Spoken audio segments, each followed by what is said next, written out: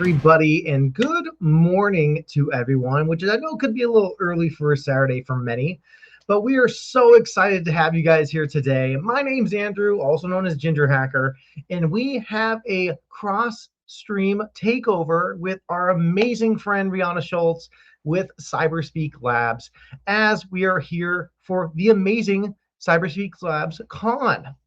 Now, if you've stumbled upon this channel thinking that we're doing something with breaking into cyber, you're not half wrong.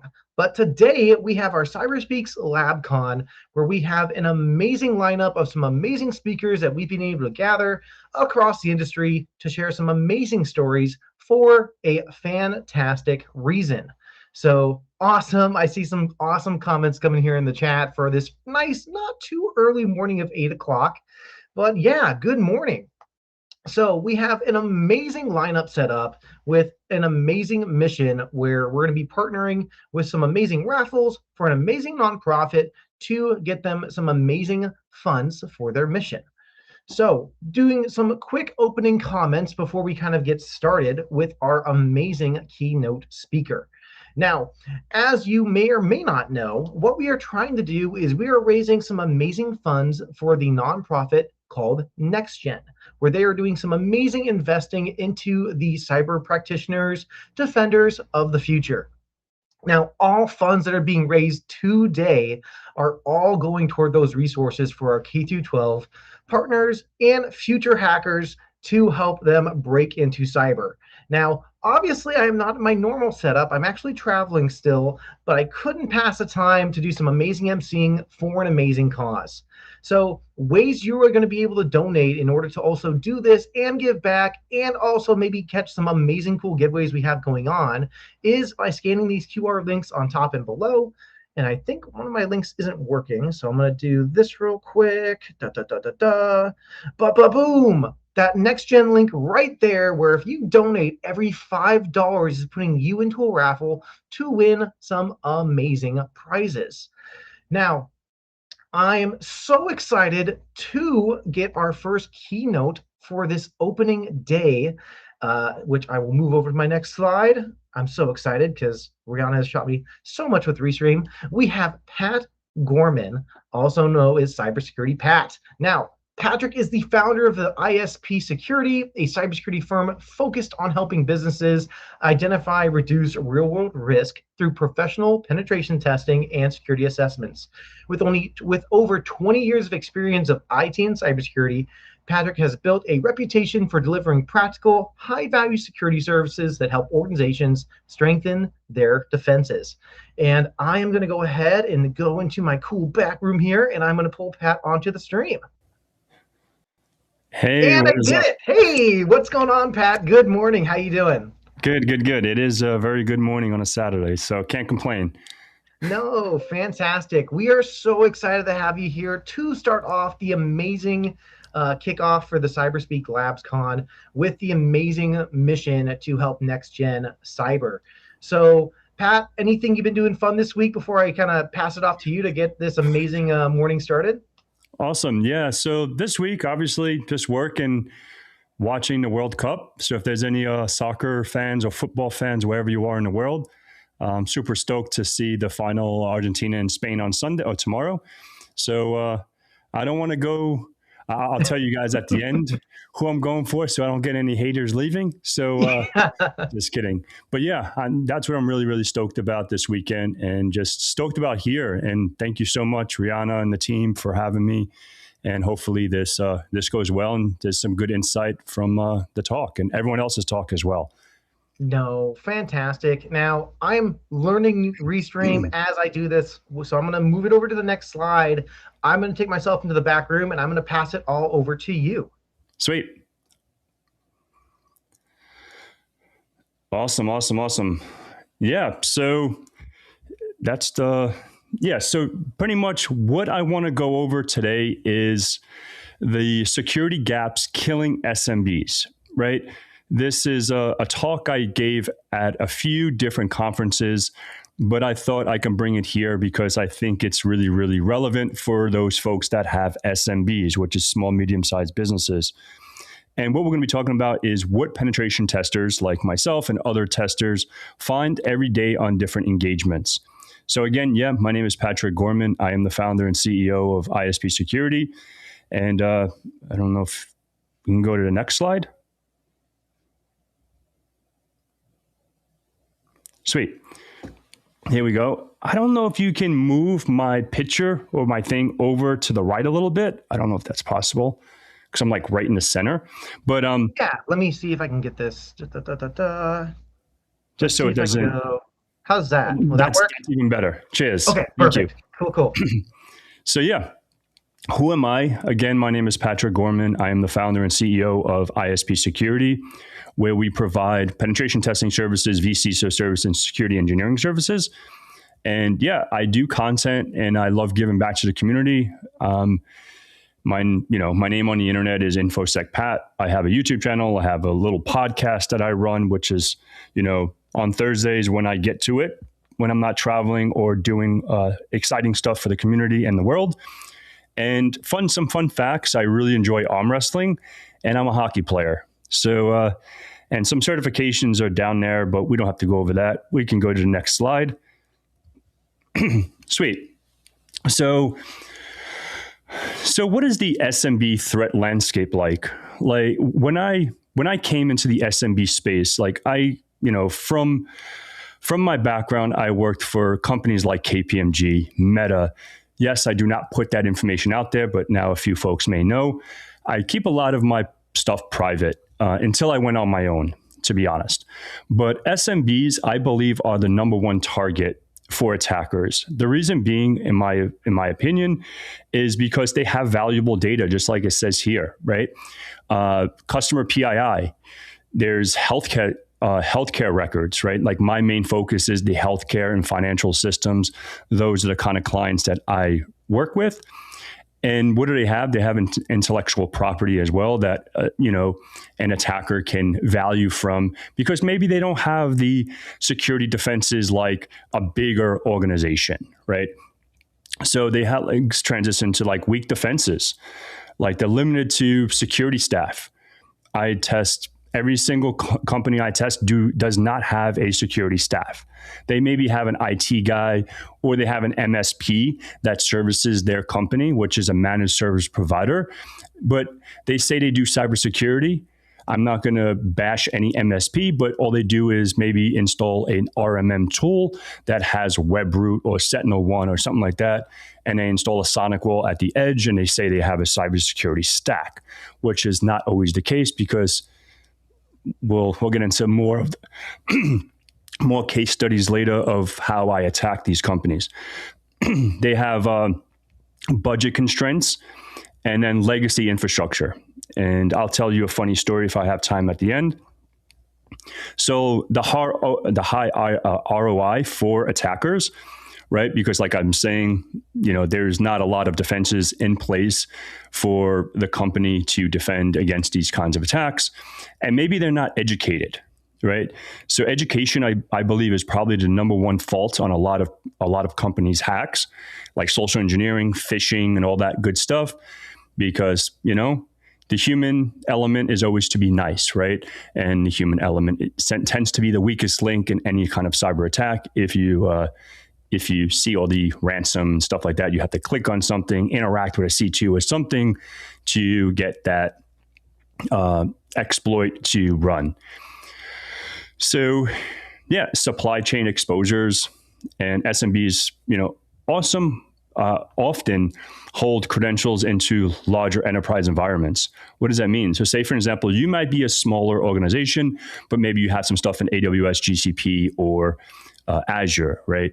And then if we find like an S3 bucket and, a GitHub repository or something like an Azure DevOps, there's some stuff that we can leverage there if there's an outsourced developer or something.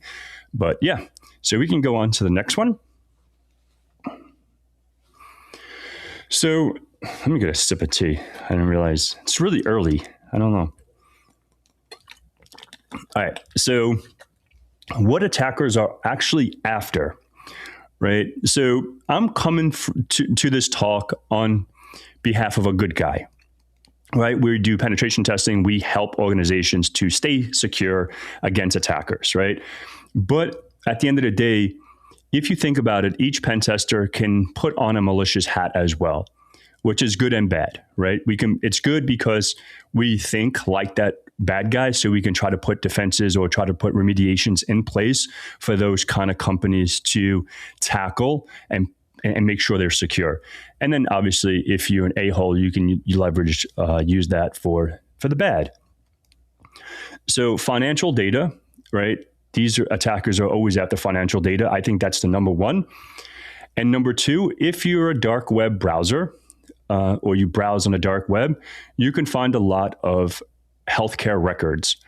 So that's why these are the top two industries that I normally work with, because I have a soft spot for them. So financial data, they have bank credentials. Obviously, hopefully you have MFA, but we'll get into MFA and all that stuff later. Credit card informations, payment records, and then wire transfer access. So say, for an example, you buy a house. I don't know if anyone has ever heard of the wire transfer frauds. So people somehow, some way, when you buy a house, the title company sends you documentation. Somehow these attackers start understanding and noticing, and it's very easy to, right? I don't want to get into how and all that stuff, but it's, if you're buying a house, if you find a house that's, say, for example, pending or in contingent or something like that on Zillow or whatever, now you can see who, you can start connecting the dots. If you're a hacker, you could start chaining the attacks. So say, for example, I find Sally Mae as the realtor, and Sally Mae is working at, whatever brokerage company. And then I can start like doing some reconnaissance and getting their email, and then you can see where it's going. So it's a really, really interesting, fascinating, and easy attack to pull off. And I've done it in an ethical way, testing companies with this, real estate companies and title companies. So I'm pretty familiar with that process. So the next one here is healthcare records. So healthcare records, we have PHI, we have patient files. Maybe you ever heard of Epic. You ever heard of these kind of EMR applications that they house data for their patients. If that gets breached, it's no bueno. It's going to be a crappy day for that company. And then insurance data. And pretty much I've seen, on the dark web, when I actually did this talk, I was seeing records going for like $250, right? On the dark web. So this is true. If you know where to look, you know where to look, if you know what I mean. Credentials and access, right? Domain admin, VPN accounts, like I said, cloud consoles access, privileged service accounts. Maybe someone's over-privileging an account. And I always use me as an example, because before my days in this world, I was a system administrator, system engineer, a long time ago, over 12 years ago now. And I always say this because it's the God honest truth. When, for an example, we'll use Sally Mae as an example, she calls in or puts in a ticket and she can't access her share on her home directory or whatever on a server, whack, server name, whack, share name. I'm going to go ahead and do something called NTFS permissions and share permissions. When you go to the folder, you right click, go to properties. And what I used to do, so I don't have to hear from Sally Mae, I used to put everyone. I found out this quote unquote trick.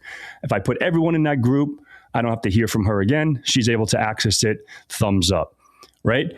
And to be honest, it still happens today.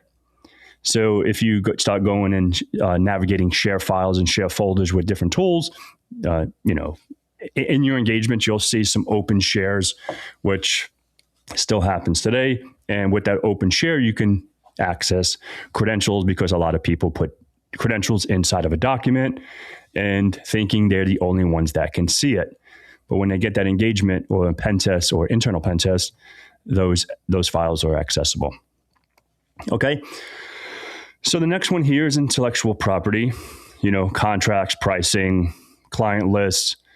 So all this stuff, right? Trade secrets and all this good stuff. So this is another things that attackers are after. And then supply chain access and then ransomware payouts. At the end of the day, either you're doing it for a ransomware payout, or then, you're doing it just for clout, or you're doing it for props or bragging rights, right? But for the most part, people want to get a payout, if an attacker is going to attack a company. So how are they going to accomplish that? They encrypt your backups, plus your active data, and then they leverage, for 4 to 6 figures, sometimes 7 figures, right? Sometimes in the millions. It all depends. But remember, this is more of like SMBs. So if you get someone saying, okay, it's a $10,000 or $20,000 payout for 10 little small companies, that's $100,000. It's easier for someone to pay 10 grand versus 100 grand. So you understand why they actually target these SMBs. And I had to put myself in those shoes. Okay, like, why wouldn't you go for the big honcho? Because the big fish in the sea is harder to, you're not going to be able to fish a whale. You're going to be able to get the little guppies out of the sea, right? So that's the same kind of concept here. You can go ahead and go to the next one, please.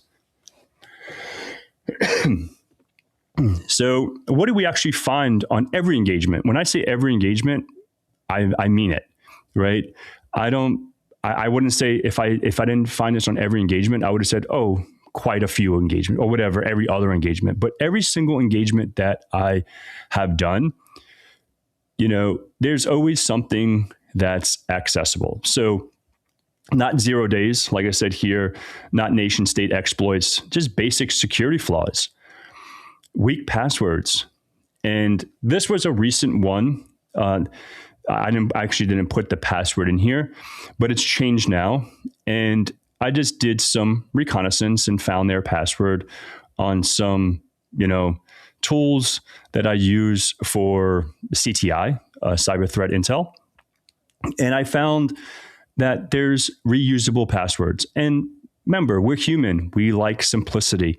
So if I have, I love my dog for my password, I'm probably going to use I love my dog everywhere. Right?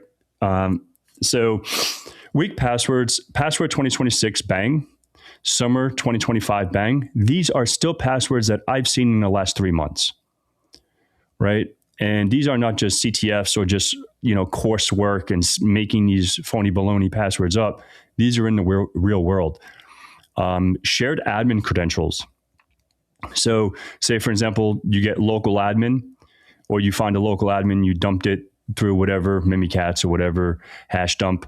And now you can reutilize that. And this is normally the same kind of password as a DA. And remember, SMBs, we don't have a PAM. We don't have anything, installed on or enabled on these in these environments. Default vendor passwords, credentials, etc. And, say, for example, they have a brand new HP switch because they're a small business. They're not going to go for Cisco and all these crazy expensive ones, or, maybe a layer 3, Ubiquity switch, which is like Ubiquity for username password. Because I do a lot of pen tests, and Ubiquity is on a lot of these engagements. They're using Unify for their firewalls. So no MFA, right? Critical systems, VPN, cloud, email, admin portals, just protected by an email, by a password, right? So this is, I see this all the time, and everyone's like, oh, but you need MFA by default for Office 365 and Microsoft. Yeah, but this is that. This is what I'm talking about for local internal networks once I drop my NUC inside your network or on an external test. Misconfigured AD. If you have an Active Directory, 99% of the time, it's really hard. If someone has a way to fully secure AD, put your hand up, talk to me after this conference, and I want to hear it, because I never seen a fully patched AD or fully configured AD that's unhackable. So co-browsable accounts, service accounts, etc. Excessive permissions, privileges, delegation misconfigurations, and just flat AD. When I say when I mean flat AD, sorry, my phone is going bananas. It's asking me who I want to call. I don't want to call anyone. So when I say flat AD, so say for an example, if it's a 25 or 50 or 100 person network, usually you're going to use something called a 24-bit subnet mask, which is 254 hosts. And now, why am I going to go to start subnetting that out and making things more complicated when I know I don't have more than 254 hosts? So they just say one flat network, the printers, the scanners. So what is normally you have a printer or a scanner or something like that tying into your LDAP configuration, right? And you can start doing something called passback attacks. There's so many cool things you can do with printers, but yeah. So misconfigured AD is definitely a way to leverage, or what I see on a lot of engagements, or every engagement in this case. Unpatched systems and poor asset visibility. I'll tell you a quick story about poor asset visibility. Shadow IT, forgotten service. This is a true story. And I said this in, I think, a few of my talks on this. I had a Raspberry Pi. This was about four years ago. And I put in a client, and I had, like, I used to use little nooks, like little HP nooks for, access to internal engagements. But at this time, I had a little Raspberry Pi. I put it in the server room, put it in the stack. Raspberry Pis are really small. And I forgot what, this is crazy because I had so much stuff going on. I forgot what client that Raspberry Pi was at. Right? To be honest, I just forgot about it. Now I have asset management. Now, if I want to deploy a NUC, I know what NUC is going where, because I'm a little more organized now. 4 years ago, I wasn't. But so then 2 years later, in 2024, this was in 2022, 2024, we went back and did an engagement. And, you do your Nmap, and I was like, oh, that host name looks familiar. And that back then it was called this InfoSec Pi or something like that. I named it. And there you go. They didn't, and for 2 years, this thing been sitting on the internet or sitting on their environment. They didn't even know. So they didn't do any asset visibility. And if, God forbid, that was something malicious, it would have been game over. They would have been owned, right? So shadow IT is really real. And I think a lot of engagements, they have poor visibility on their assets. But yeah, we can go to the next one. Sweet. All right, let me do. All right, so I'm gonna try to speed it up a little bit so we can make sure I cover everything. So weak passwords and credential hygiene. We have, these are going back to gap number 1, weak passwords. So discovered passwords like password 2026. And for a backup service account, I didn't put the actual service backup account. It was a Veeam, but for whatever, the username was different, but the password was summer 2025. And if you have a service account, what don't you do? Change your password because you break the service account. So this was an actual password on an engagement about a year ago in 2025. J Smith, obviously that's a phony baloney name, but that was the actual password, company123. And administrator, this was on another engagement. It was welcome1, bang. And I asked them why they had that. And that was when they set up a new user account, they put welcome1, bang, and then the user's supposed to change the password. At this point, the domain admin password, they never changed, which was really outrageous, but this is a true story. VPN user, there was a password like that. I think they watched a YouTube video saying, oh, change your password to password with a 0, and they did. And then DB database admins was like, QuickBooks and other, regular backup database accounts with vendor default creds. And yeah, how do these attackers exploit these? Password spraying, credential stuffing, brute forcing, online, offline, phishing, plus reuse, like I was saying prior. And it's pretty easy to fix this. This is the remediation I say. right? 14 plus characters, passphrases versus a password, right? Instead of saying, I don't know, New York Rangers, because I'm a big hockey guy, say the Rangers are the best team ever, and then put 1994 because that's when they won the cup. That's not my password. But unique credentials per system, and then privileged account audits. Make sure you audit those. And there's a whole bunch of tools out there today that can audit, admin and regular user accounts. Dark web credential monitoring, make sure you do. And there's a lot of low-cost tools out there in software and services that can do this. But yeah, go ahead and go to the next one. And the next one is missing MFA. I don't want to sound redundant, but stolen passwords equal full access, right? Because if you have no MFA, if I get your credentials, you get logged in, game over, right? I don't have to be prompted for any MFA. And these are on VPN, emails, cloud services, admin portals, RDP. I made a few videos on like real engagements that I've done, like that had RDP, had IIS servers exposed to the internet, that had anonymous logins. It's been fun out there the last couple of years doing these engagements. And so what do we recommend, or what should you do? Obviously, enforce, no matter if people push back, especially SMBs, depending on what kind of client you have some guy or some folks out there that are, how can I say this in professional terms? They're pushbackers, if you know what I mean. They'll push back and say, I don't need this. It's another pain in the butt to have MFA. So if I lose my phone, if my phone's in another room, I just want to have a username and password.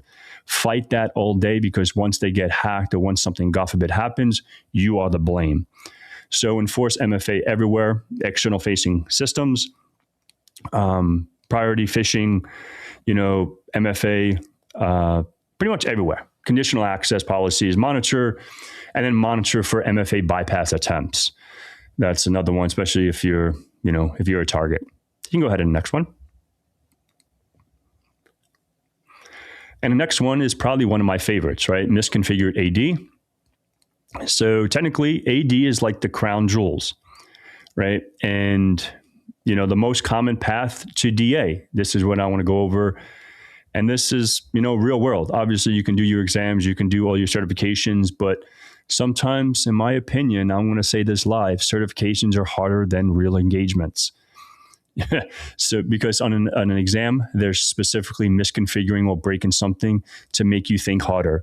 In the real world, they're just configuring things to make it work, and they don't think about the security perspective. People don't think about that, right? When you go to do an exam, who are preparing these exams? Hackers, right? So they're going to make your life a little harder. When you go into a real environment, who's configuring those systems? Sysadmins, they don't think security. Remember that.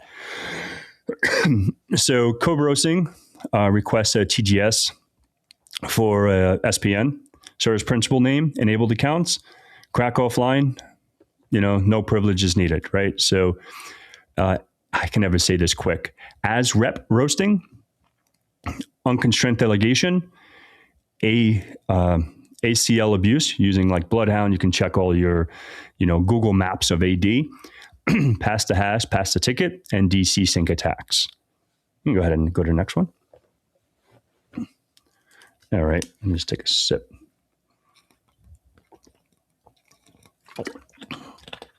Hearing the Boston accent. No, I'm not from Boston. No, don't get that twisted. I'll turn New York real quick, but trying to keep it professional. But sorry, my ADD got kicked in. So gap number 4, unpatched systems and, outdated servers. People think like I've seen, and I said this in, I think the Tampa, besides Tampa, I did an engagement for a financial firm, a small credit union, and their ATM systems were Windows XP embedded. And I don't know how they did on their PCI DSS audit. It wasn't in a CDE environment. So it was just sometimes these small credit unions, this is another whole ball of wax of a conversation. You have to be careful who you bank with. That's why I kept my money under my bed. But you just have to be really, really careful and do your own due diligence on them. If you're going for small credit unions, a lot of people like them because they get better interest rates. They do, better deals than larger institutions. But just be careful because not only them, like a lot of people running outdated servers like Server 2008, 2012. I can't believe that's like old now. It's crazy. I remember when that just came out.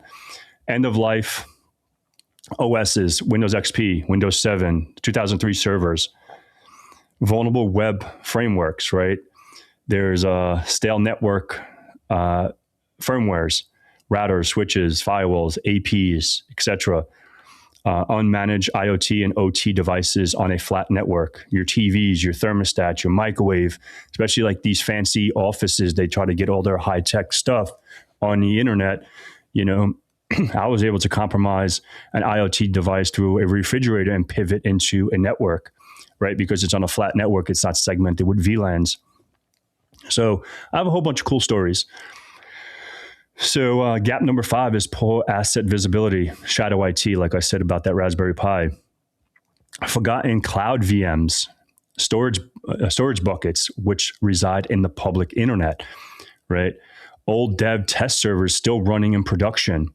That's a big one, and that happens more often than you think. And then rogue access points. And this happens a ton, especially like I did a wireless engagement about a month ago, and someone was testing a new wireless network that they plugged into their desk. It was an on-site visit. And they just, were testing it just to see how things performed. Before they put it onto their wireless controller and put it into their mesh, into their topology. And they left it hanging out there, and it was a rogue device, and people were trying to connect to it, but it wasn't connecting to the internet, right? Because it was just like contained, and he was just testing some things. I don't know, but and yeah, so that was that, and they just left it there, and people complaining. And then when I went in there, I was able to do some fun stuff to clone and pivot and broadcast that network for folks to try to connect to. And unmanaged endpoints without EDR coverage. This is another big one, right? Maybe they had a computer that they ran CrowdStrike, MDE, whatever you want to call it, and now what they're doing is they re-image that machine for later use for a new user, but they have it still on their bench of machines that they re-image, but they're still connected to the internet or the network because they're plugged into a managed switch that connects to uplinks to the full network. And now it's an unmanaged, so it's a pivot. If someone gets onto that machine, it's easy to compromise it because there's no alerts that's alerting. So these are things that every day we see. Not every day, not that one, but you know what I mean. Yeah, we can go ahead and go to the next one. So how attackers move through your environment. So obviously, first things first, recon information gathering is numero uno all the time, right? OSINT, LinkedIn scraping, DNS subdomain enumeration, Shodan, credential leak searches. You can figure out where you want to go ahead and look for those leaks. Initial access, get that through phishing, password spraying, expose VPN, RDP sessions, or any public-facing vulnerability. Persistence, Privesc, lateral movement, and then the impact. The impact is obviously data exfiltration, ransomware deployment, credential dumping, or business disruption. Go ahead and go to the next one, please. So why does penetration testing matter, right? So the question is not if your organization will be tested. It is whether you test it first or an attacker does. I like this phrase, and I use this a lot, and even on my, briefing calls or just like getting to know someone, because you will be a target. And people are like, oh, I'm too small. I have a funny story. I have a friend that's in South Florida. He inherited his parents' or his dad's company. And I always told him, not the dentist, this is a different story, but I always told him, dude, like you need to get a pen test. And they said, he's like, oh, I don't need that. I don't need that. You can see where I'm going. And I don't know why, because it's not like a great mate that I just talk to all the time. It was like one day, I don't know if it was just something that was inside of me. I just Googled that company, right? And it's a public. And crazy enough, they got ransomed. They got ransomed because they needed to be PCI DSS, and it was a flat network. But it was like, and I text him right away. I'm like, dude, what happened here? And he goes, oh, I should have listened. I never reached out to you because I was embarrassed. And it's like, it doesn't matter if you're this small or a giant in the sea, you're a target. Like if someone doesn't like you, someone knows a hacker. Trust me, someone knows someone that can do some damage. So just make sure you can get your stuff tested before the attackers do. It's a God honest truth. It is what it is. But so just find gaps before those attackers do. Test your defenses, validate security controls, and then meet compliance requirements. And in this case, I don't even know how. I think he was paying off the auditors because no way he was PCI DSS compliant. But and then reduce insurance premiums. Go ahead and go to the next one. So here we go. Excuse me. So these are some real world case studies that has really happened for me and my team. So go ahead and go to the first one, this initial pen test. Internal pen test, excuse me. I don't know why it's really tiny on my end. So this one was through an ADCS exploit. Correct me if I'm wrong, folks. And this was a law firm with 85 employees, a Windows 80 environment. So I want to ask folks on here that are pen testers or previous, whatever, if you're working in this industry, like how often are you able to run your responder, get a hash, crack that, and get domain admin that way? I really want to hear, like maybe after the conference, or just hit me up. I'm really, really curious because I feel like ADCS is a big attack vector. And that's why I think a lot of the CTFs and training is pushing this way. And so ADCS is definitely a fun one. But yeah, the foothold was obviously anytime you're doing any kind of internal engagement, I think this was a non-assumed breach. If I remember this one, because we do a lot of pen tests, I would have to go back, and I did this one I think in February or March. So I'm old, so I forget. But I'm not that old. But standard domain user, phishing simulation. We did a phishing simulation for this client. We did ADCS enumeration, use your certify. And then we found a ESC1 template. And definitely under 40, right? No, I'm not under 40. I'm 40. But so ADCS ESC1. Now I can't even say that quick. And then we got a TGT to domain admin, and then we did DC sync plus getting all the hashes. Yes. Law firms are terrible. Yeah, they are. Yeah, I'll keep my comments to myself. But yeah, they can be a nuisance, to say the least. But yeah, what we did, we got initial access. Then we, ADCS enumeration, started enumerating, and then we were able to find this template. Then we're able to privask via PK init, and then we got full domain compromise. So that was a real case study that we were able to do for a client or on a client, and it was really, really interesting. Tea time. Yeah, tea time for fun. Yeah, I don't really drink coffee, so I'm like hooked on these green teas. It doesn't matter what time of the day it is. Like I have friends like, dude, you can drink that at 10 o'clock at night and go to sleep. I'm like, yeah, my body's like addicted to that stuff. But Yeah, go ahead and go to the next one. Tea time. That's a good one. I like that. Tea time. I should get a shirt that says tea time. But a wireless, because wireless is probably, if it's not internal AD stuff, wireless is probably one of my favorite kinds of hacking and pen testing and all that stuff. So here we did, and this was for a restaurant, and this was like a one-off because the funny thing is on this one, it was an interesting. I was back in my old town or my old neighborhood in South Florida because I'm not living in South Florida anymore. I went to go eat and I had a hacker shirt on. I don't know which shirt I had. I had one of my nerd shirts, and the owner came up to me and said, "Hey, like, do you hack?" And I'm like, "Oh man, is this like a are you like part of the feds?"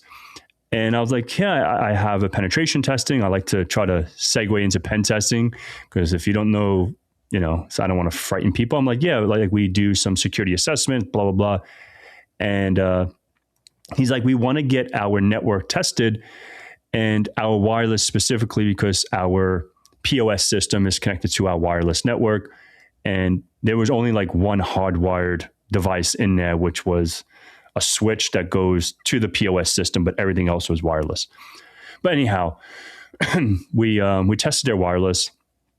We obviously you start out with your recon, you run your Airmon NG and do all that stuff, or Wi-Fi or whatever you're using. For this one, it was a really small engagement, so I didn't use no Wi-Fi Pineapple. I didn't do any fancy stuff. And then WPA2 pre-shared key SSID via Arrow Dump NG. And then we, get your four-way handshake, get that, captioned in about 3 minutes. And the reason, because there was a lot of activity and we did some deauthentication. And then we were able to crack the password in about 22 minutes. I would say 20, 25 minutes, but I put it in the middle, 22. And then we were able to pivot because it was on the same network as the POS system on a 24-bit subnet, which that's normally the default if you're running, like I said, 254 hosts or less. And then we're able to access some data on the POS system and the cardholder data. So, and this is something I just remembered. Remember, maybe I shouldn't say that because, hackers can probably put two and two together, but it was really, really interesting stuff. So what we did was do some wireless recon, credential capture, network pivot, and then the impact demonstration, how we were able to enumerate the POS terminals. And it was running it was, like I said, it was running outdated Windows embedded with no EDR. And then we're able to access some shares, which they had how they did their share was really ghetto, I think. They had like a laptop, Toshiba. There was an old Toshiba laptop that they had like a little like Western Digital hard drive. And then I guess it was like one of the guys in there that thought they knew computers, and then just shared out the drive. And then they pointed the logs to a UNC path that it was like, and it was all open. Like you do whack, and then everyone can get there. You don't get prompts for like your credentials to authenticate, which again, no bueno. But yeah, you can go ahead and go to the next one. I want to try to wrap it up quick now because I can talk for ages. And the physical pen test, OSINT recon, tailgating, implant, C2 callback, and then full access. And you can go on to the next one. I know we have 2 minutes. Is that the countdown? So, yep. So like the good news, obviously everything is preventable, right? Here's what I would recommend. If anyone here, if you want to ask your family, tell your friends, your coworkers, whatever, no matter what, MFA everywhere, strong password policy for your organization, patch management, network segmentation, no matter what, right? So if you're running a small organization, put everything in different subnets, and security monitoring, EDR on all your endpoints, centralize your login, and you should be good. All right, we can go to the next one.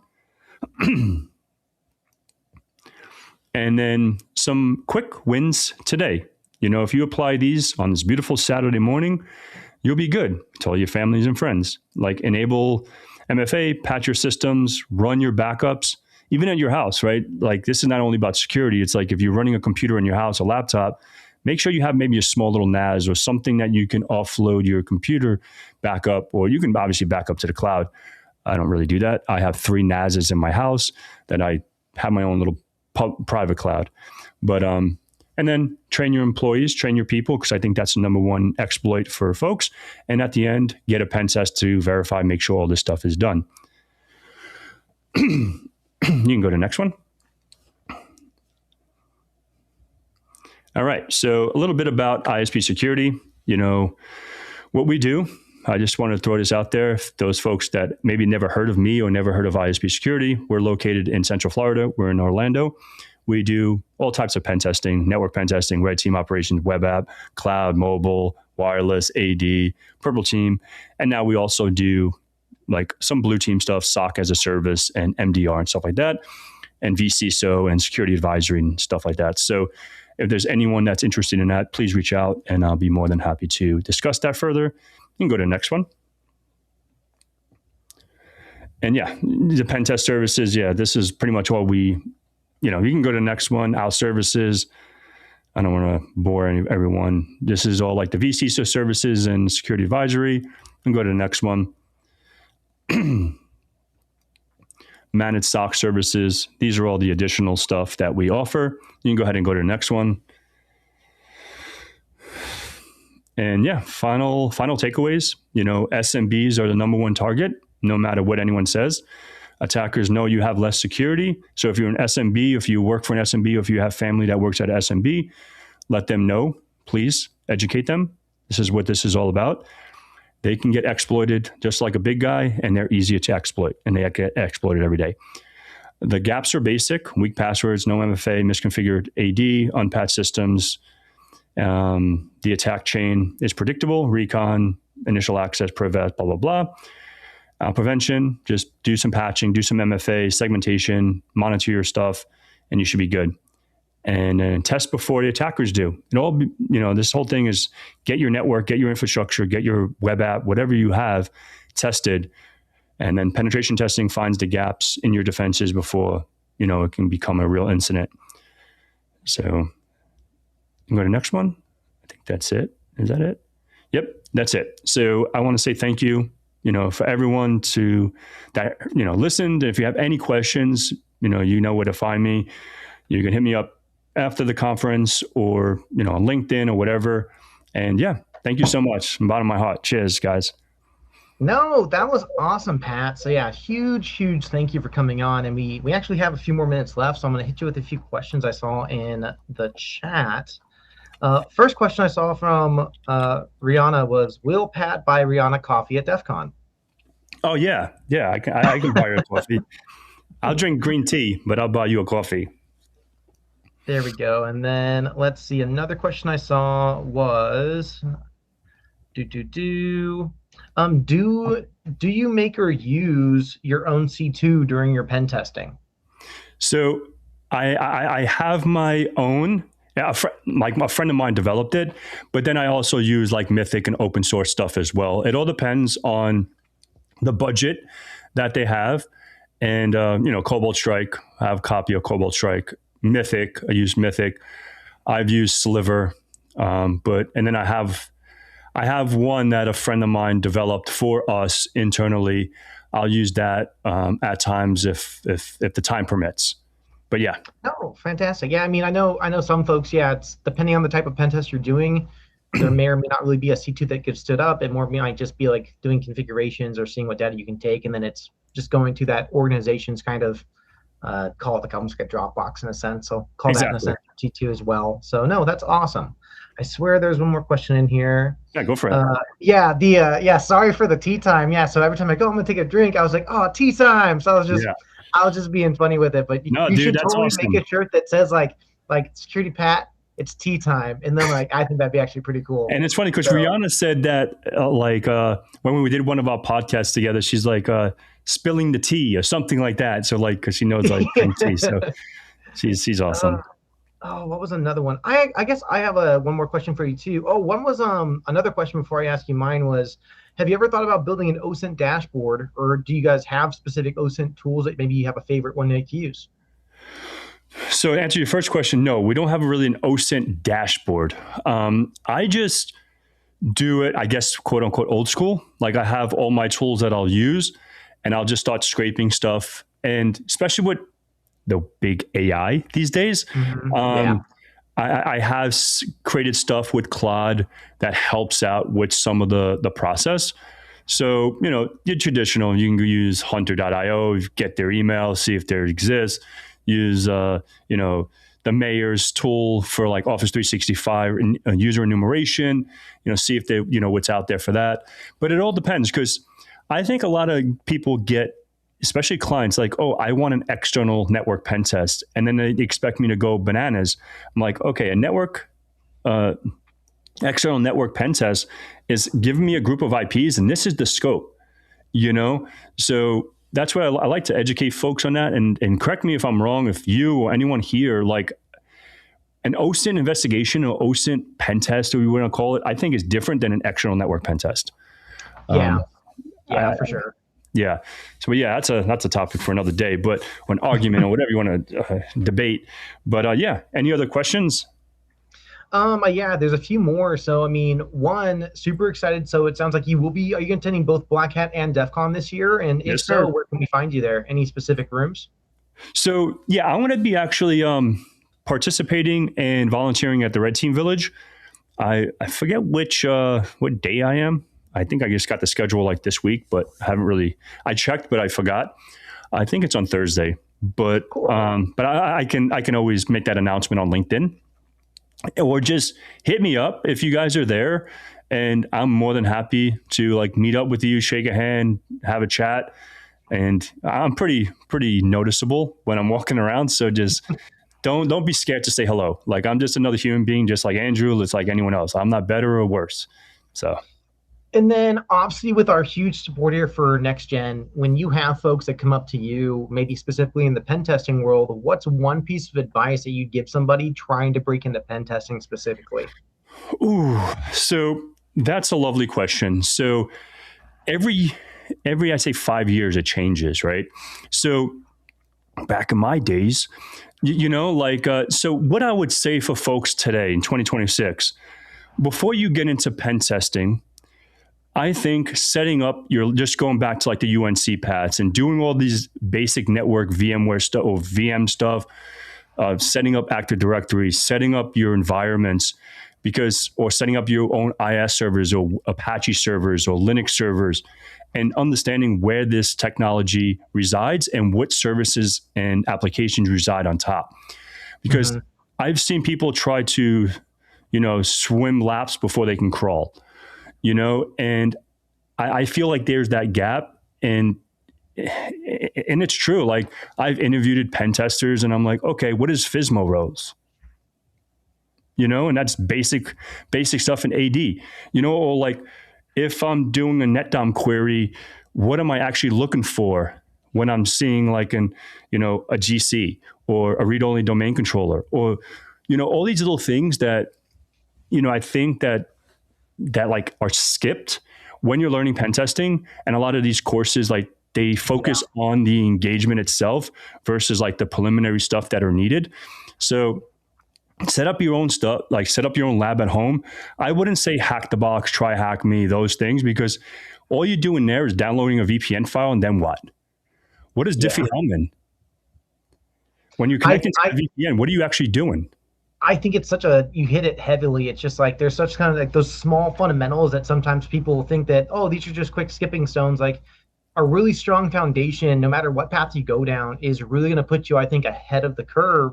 Because just like you said, like on many engagements, sometimes you're not finding that 0-day or that one line of 5,000 pieces of code. You're finding something that's maybe super minuscule. That's like, oh man, like their website's configured incorrectly. I can do a simple SQL injection and get into this. Like, and it's not going to take anyone that has like the OSCP or anything drastic or crazy. But those different skills are going to help you out. But yeah, having a strong foundation and having those kind of building blocks that you kind of, just like riding a bike, they say, oh, you never forget. You always got to keep trying. Yeah, hit those skills when it comes into kind of bettering yourself. So no, I think that was awesome, Pat. And yeah, we're so excited to see you. We're so glad that you were here to hop on. I'm gonna make sure I see you as well to get you a Ginger Hacker Initiative sticker as well. Love it. And Love it. no, man. Last question before I kick you loose Hmm? is Pat attending B-Sides Vegas this year or again? No, so I'm not because I'm going there with a friend that's not in cyber, that he's going to hang out with me on Saturday, Sunday, Monday. And so, yeah, I won't be at Vegas. I'll be at just Black Hat and DEF CON because then he Cool. flies home Tuesday or Wednesday morning. So, like, we're going to do like normal touristy stuff first couple days. So, no, I will not be at B-Side Vegas. All good. And no, I totally get that. Yeah, we're at Black Hat and DEF CON this year, so it's super exciting. But I mean, being in Arizona, it's like the Vegas trip. Like you can do Vegas in 3 days. Anything after 3 days, it starts you start to miss your bed. So it's just Yeah. like Yep. No, 1,000%, 1,000%. So, yeah, yeah. Like I said, if there's any questions after this, that anything that I talked about, please hit me up anywhere that you can find me. I'm more than happy to answer as many questions as I can. I have time for one more question and one Go more for it. pop in the chat. What is your opinion on VulnHub over TryHackMe and Hack the Box? Ooh, that's lovely. So, all right. So, Vuln Lab, for those folks that don't know what Vuln Lab is it Vuln Hub or Vuln Lab? Now I'm The questions I think VulnHub, I think it's VulnLab. I'm gonna yeah, check yeah, right now. Vuln Hub is the one Yeah, that you just like the old OSCP, like the yeah, VulnHub. Yep. playground that used to connect to those machines that you download from there.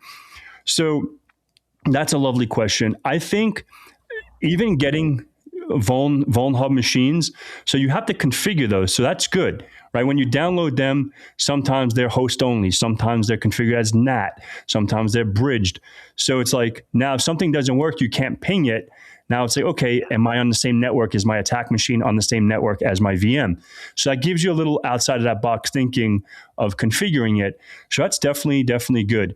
What is my opinion on it over? I think starting out with that would be awesome because I always say, oh, go start out with Metasploitable 2, and that's the same kind of concept, right? Downloading a VM and installing it in your VirtualBox or VMware, excuse me, and then I would say, like, depending on where you are in your career, like I'm assuming if you're asking this, maybe you're in your earliest stages. Try Hack Me is good, but me personally, this is my own personal opinion. Hack the Box is a lot better. And I say that now because if you asked me that 3 years ago, I'd be like, oh, you have to start with Try Hack Me because Hack the Box it's a little more crazy. But now the Yeah, fact that Hack the Box caught up with the times, like, oh, I need to get people started out here, here, and here before they get into the craziness. So I think going from VulnLab and going into Hack the Box would be a great journey. for sure. Well, awesome, Pat. Well, that's all I have before we move to our next presentation. So Awesome. amazing open note in the start to this amazing CyberLab Con 2026. Everybody, don't forget, we have our amazing QR code up here. That's how you're going to be winning and getting some amazing giving back to Next Gen, as well as getting some raffles for every $5 you donate for some amazing kick butt prizes. Well, Pat, thank you again so much for coming on. I'm going to let you drop, and as we move to our next presentation here, that is going to be starting in the next 2 minutes. All right. So as that goes on, thanks so much, man. I'll Much talk to you love, later, guys. Pat. See you soon. Cheers. All right.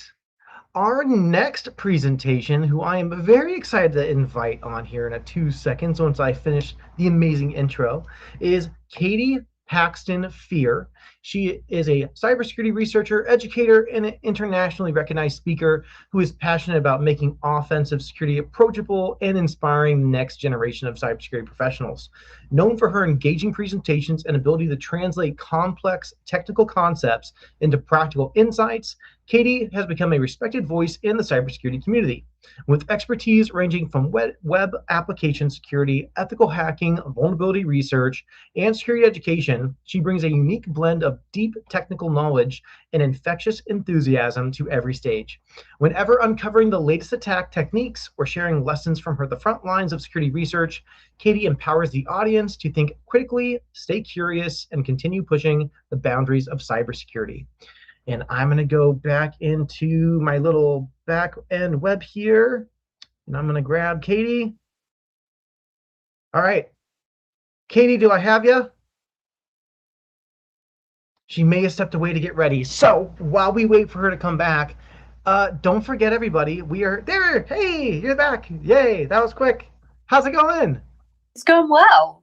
My webcam suddenly changed to my virtual webcam. I don't know why. Oh, no. in great cyber focus, it's like, oh, man, cyber issues right away. Yay. Well, fantastic. Well, I'm so excited to have you on. With you being here, I will just say this real quick. So everyone, please remember, we're here for the amazing Next Gen. We have the amazing raffle prizes with every first 100 donations of $5 or more. You will also be receiving the backdoors and breaches. So make sure you scan that QR code. We'll leave it there for about 2-3 seconds. We also have that QR code on the top right. But with that, Katie, are you excited for today's talk and getting to be on with CyberLab Con? I am. I will say that as somebody who I like, as much as you have just pitched me as an expert, I am not an expert in all things cybersecurity. So I'm hoping to share something that I've learned for the next generation, because we're always learning, we're always growing, and learning never stops in cybersecurity. Well, I'm so excited to hear your talk. So yeah, everybody, scan that QR code. Make sure you guys putting in, like I said, the first 100 get the backdoors and breaches card game. So if you've never played that before, it is so amazing. It is such a fun. We bring it into our SOC and we play with our analysts, and it's always a. Did you see that there's a PvP version now as well of backdoors and breaches? It's so cool. No, I know we'll probably be playing it at Black Hat and DEF CON, especially inside New Village. So make sure if you're there, you come by and say hi to us. We'll have some tables playing it. But with that, I want to kick it to your slide. I will quickly push myself. We're going to do this because I think it's easier to make sure we're not in the way of your slides. I'm going to go ahead and jump into the back, and I'll be doing some cool commenting. And as you're dropping in some information, be posting stuff in. But without further ado, Katie Paxton. Thank you so much. Thank you, everybody, for being here and listening to me waffle about AI. So I do not like AI. I have been pretty clear that I'm not a big AI person. I was super skeptical about AI, especially in offensive security. And I was wrong. Like, in short, I was very wrong. I really didn't understand it as well as I thought I did. And there is nothing wrong with being wrong. Like, nothing wrong with it. This is a talk I originally gave at Hacking APIs Con. I wasn't sure if I was going to give it again, though, because I was like, man, this is me just talking about how, like, the basics of AI, and like, this is stuff that I feel like everybody knows. I'm like the latecomer because I was really skeptical about AI. But I decided to give it again because I've been doing some more wannabe security research. I should say my job title is LARPing security researcher, not because anybody is like, Katie's not a real security researcher, but because I don't think I'm a real security researcher. Can we go to the next slide? So if you don't already know who I am, my name is Dr. Katie. I'm a security advocate at a company called SemGrep. I have a PhD in AI and cybersecurity. Don't worry, I know how ironic that is. But I did get that before AI was cool, right? That was pre-ChatGPT. So you definitely know I wrote my thesis myself. But if you know who I am, it's not for anything I've done academically. It's definitely for what I do outside of my work. So I am a part-time bug bounty hunter. I specialize in API hacking and more broadly now, like interconnected systems, which often include AI. I am a speaker, a trainer. I do a lot about teaching people how to get started in cybersecurity and kind of demystifying and making security just a little bit more approachable for people who feel very overwhelmed by it. And like I said, I'm LARPing as a security researcher. And this is the story of some security research I did, because SemGrep has a security research team, but they're all too busy doing actual research. So I am the backup security researcher. Next slide, please. So one is I'm going to talk about how I got into this entire mess and the actual story I'm going to tell. Two, I'm going to be talking a bit about turning SAST findings into bug bounty reports / CVEs using Claude. I'm going to talk about reporting the vulnerabilities and what happened next. And then I'm going to tell you how am I supposed to learn from this presentation, Katie? I can't believe I came and listened to this presentation just to hear you talk about AI. And what about Mythos anyway? We'll get into it. Next slide. So this is the story of how me, AI skeptic, worked with Claude and found some vulnerabilities. That's fundamentally the story I'm going to tell. By the way, this is Shrek themed. Yes, I do have like videos in here and GIFs. I have no idea if they're going to work. But fair warning, there is some audio visual elements. Next slide. So this is the mesh that started it all. This is Drew. Drew is one of the founders of SemGrep. So when he emails you and sends you a Slack message saying, hey, how do I send a vulnerability report to Apple? I can email them, but I don't really know what I'm doing. One, Drew is messaging you, you answer. It's the founder of one of the founders of the company. And he didn't know how much Apple pays for bug bounty reports. And I really like this answer by my colleague Kurt. By the way, my colleague Kurt does some excellent work, especially in AI. Strongly recommend all of his work. He's got some great blogs on the SemGrep website. And the SemGrep blog, but just in general, amazing security researchers. And I was like, lol, yes, Kurt is right. Like, this is $1 million bug. Next slide. But here's the thing. The security researchers are busy doing actual work and say, actually, I can't really help with this. So what do you get? Well, you get discount security researcher, right? You get Katie, who's got some familiarity with bug bounty. She's not like officially a security researcher. She's not officially, that's not her official job title. But everybody else is busy. So it gets left to me. Next slide, please. And this is me. I don't know if we can do the next slide. That might play the video. I don't know if it will. No, it didn't. So that is Shrek, by the way, leaving his toilet in the swamp. So where did the vulnerabilities actually come from? Because I said they came from Drew's Slack message. Now, I can't talk too much about this because there is some special source and an internal project that we use with customers, unfortunately. But what I can talk about is, let's just assume that Drew used AI and gave a prompt that was something like, find a vulnerability in this open source package. They were AI generated. They came from Claude. We were using Claude 4.6. By the way, if you are interested in getting into like AI pen testing or using AI in bug bounty, 4.6 is by far the best Claude to use, because it doesn't, the cyber capabilities, it's not as easy to trip them up. But I will say some ways that I found around this is one, asking it specifically to not necessarily find vulnerabilities, but go through the code and find potential vulnerabilities that you can then fix, because you're a developer, you're contributing to this project. And then my other top tip is, when Claude prepared a vulnerability report, I'll actually talk a bit more about it, is you go, I received this report as a bug bounty. Anyway, it's quite amusing. Next slide. And when I looked at this list, I was like, oh, Jesus Christ. Drew, I thought you said you had findings for Apple. There were 81 findings for whatever Drew was doing. And Drew was doing some static analysis. That's what SemGrep does. If you're not familiar with static analysis, it's essentially looking through the code for vulnerabilities rather than dynamic analysis, which is when you like send an application like inputs and then change them in some way, shape, or form.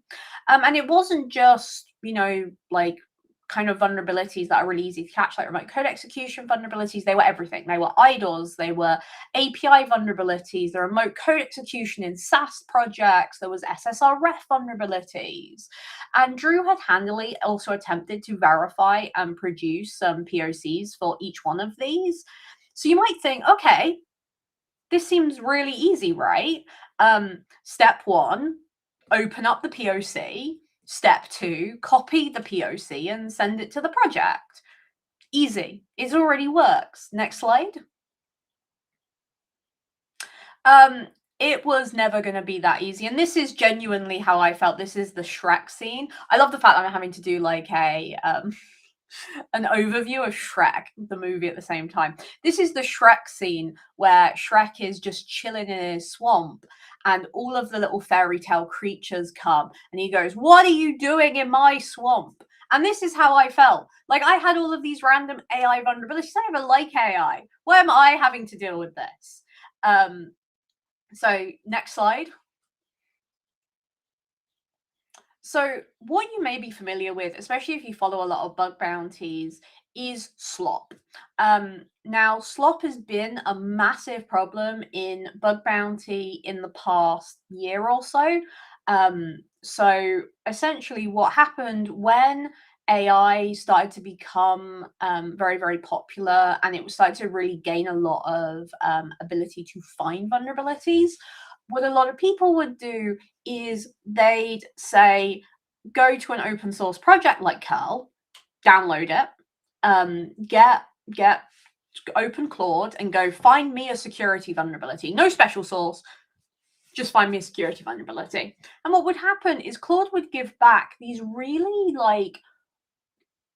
really well hallucinated vulnerabilities, because it would be code that like fathomably could exist. It wasn't like complete and utter BS, kind of this code really obviously doesn't exist, or it was code that did exist, or it's code that used to exist but now doesn't.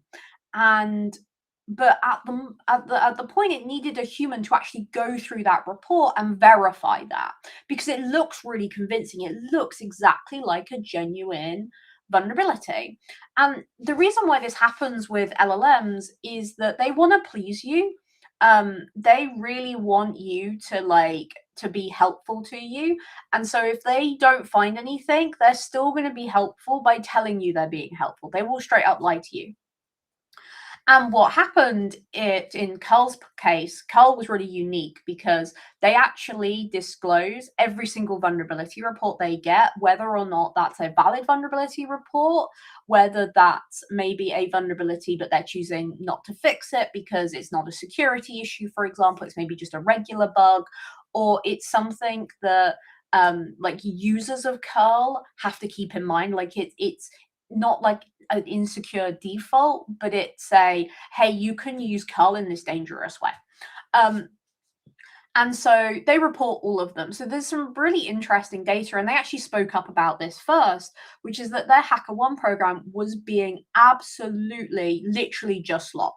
Everything was slop. All the vulnerability reports were slop. They went from getting like really high quality reports to basically getting absolute garbage. They ended up turning off their HackerOne bug bounty because they were getting like so much additional work for zero additional security. And when I was looking at these findings from AI and I saw the fact they had a POC associated with them, I was really thinking about this problem, because as somebody who is involved in bug bounty, you know, I've also seen my reports take forever to get triaged because there is so many vulnerabilities in the queue. I've had situations where like I've had a real vulnerability, but for whatever reason it can't be reproduced, so it ends up kind of falling to the bottom of the triage line, and then no one ever really looks at it. However, on the same kind of coin here, curl actually got early access to Mythos as part of the kind of what's called a Glasswing project that Anthropic was doing with a few like well-known cybersecurity companies. And Mythos actually found a vulnerability in curl, but just one vulnerability in curl, which is really interesting because especially if you looked at the marketing around Mythos and some of the results it got from other projects, there were a lot more than just one vulnerability it found. And by the way, these two blogs are really interesting to see the dichotomy of where AI and cybersecurity, particularly in vulnerability finding, is at the moment, where you've got an awful lot of slop, but there are models that are able to find really good stuff. And when I was looking at these, I was like, man, I don't want to be part of the slot problem. I can't just report these. I need to verify them. You know, trust but verify. Next slide. So how do you actually report a vulnerability to a project? Well, step one is to confirm the vulnerability actually exists. As we just mentioned, that's important. Step two, find the security contact. So that could be a bug bounty program, that could be a security at email, that could be a VDP disclosure. You give them your step one, the steps to reproduce the vulnerability. You explain the impact of the finding in context to their software and business. You press send, you obviously get ignored, and then you resort to random people who work there. You might be thinking, Katie, that seems kind of defeatist. Don't you think people care about security? No. Quite often when you report security findings, particularly if they don't have a bug bounty program or vulnerability disclosure process, it takes some work to actually get those vulnerabilities fixed. And it's a huge problem in security research. By the way, shout out to my friend Casey John Ellis, who founded BugCrowd. He has founded disclose.io. If you're ever struggling to find a security contact and actually like disclose a vulnerability responsibly, it's a great tool. So step one is, of course, the most important here. I'm dealing with AI findings. I need to verify they actually exist. Next slide. Next slide. So this is one of these findings. So this affected redash, get redash, and it was a path traversal to RCE script runner. And you can see it's been fully verified. And you can see here all of the user supplied query text run, bunch of SAST, and it tells us what to do. Look at the code. This, by the way, is a false positive. This is not a real finding. Because while there is an RCE, when you go and you look into this, you realize it is intentionally insecure. So a lot of these findings were findings where this was an intended feature of this particular library, not security problems. A lot of applications allow you to do insecure things.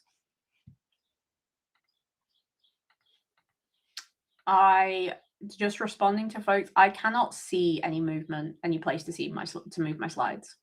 Just FYI. Sorry. Next slide. Sorry. So, okay, quick primer on SaaS so we can actually start to understand this. So in SaaS, we have these really three big concepts. The first is sources, the second is sinks, and the third is taint. These all sound super technical and very cybery. They're really not. So a source is just where it's a function in an application where untrusted data enters it. So this could be like a HTTP request header or a parameter or a form field or an environment variable or a database read. These are just places user input comes from. And sinks is what happens downstream. So sinks are functions where dangerous operations happen. So this is things like an exec, right? This could be where SQL queries are being run directly. This could be where HTML is rendered. So the source is where bad data comes from, and the sink is where it ends up. And when we talk about the idea of traveling from a source to a sink, this is called taint. This is the contamination which travels from these inputs to where it goes to a dangerous function. And taint analysis is the kind of process of tracking this taint through all of this. So what SaaS does is not so much go through code, find like regex, right, where you're using it. It's more about understanding how data flows from untrustworthy sources to dangerous actions. And this happens across files. It can happen from libraries. It can happen through multiple projects. There's a bunch of different ways this taint can happen, but this is primarily what we're doing in SaaS. When we get a result like this, what we're saying is, hey, there is a source. If we could go back to the last slide. So where it says source, user supplied query text, this is saying, hey, this is where, in this case, on post API query results, and then the query here, this is where we are getting some user input. It's then saying it's going to script.py on line 70, then it's going to run query on line 72, then it's calling a function called query to script path, then it's going on line 9 to an OS path join, blah, blah, blah, blah, blah, until it gets to the very bottom here where it says sync subprocess.check output script shell. This is essentially telling us these are the files in which we have to travel through in order to go from this post request to API/query results to the output of this, which is the subprocess check output and then script OS path join. Next slide. And the next slide. So to break it down, this is what we're looking at. So one, our source is an API request that we have to make. So we need to make a post request to API/query results, and we need to supply query, and then we need to supply some data here. Here you can see we're doing like just a regular bash command, but in theory we could put anything here. The orange path is showing us the path in which this input takes through the application. So you can see this kind of hits a bunch of different files. And this, by the way, is what makes static analysis very different from dynamic analysis, where in dynamic analysis, we have an input and we see a result and we try to infer something about that process. Instead, we kind of work the other way around. We have some kind of process and we have to infer what we think the input and the result should be. And then we can see in the purple, this is where that actually, that code ends up, right? So when I'm reading these, this is what I'm looking at. I'm looking for, what do I have to do to cause this? I don't really care about the orange because I kind of got my start in bug bounty hunting. So we don't really care about the actual code. And then I want to be able to get to this last bit of code. Next slide, please. So again, we need to confirm that this vulnerability is real and not a false positive. Like I said, this one, as an example, was a false positive because it's something the application just allowed you to do. It was just insecure, but you've got to, if you are setting this up, it makes a lot more sense. Next slide. So how are my colleagues figuring out, how do we actually verify these? Well, my colleagues are experts in SAST and they are experts in code security. So what they do is they read the code and go, yes, looks legit, very complicated flow, needs verification, but this looks legit. I am not my colleagues. I work in marketing. The last time I read production code when I was a developer in 2017. I am a bug bounty hunter though. So while they can just define the answer from their incredibly intelligent brains, we need to work for it. Next slide.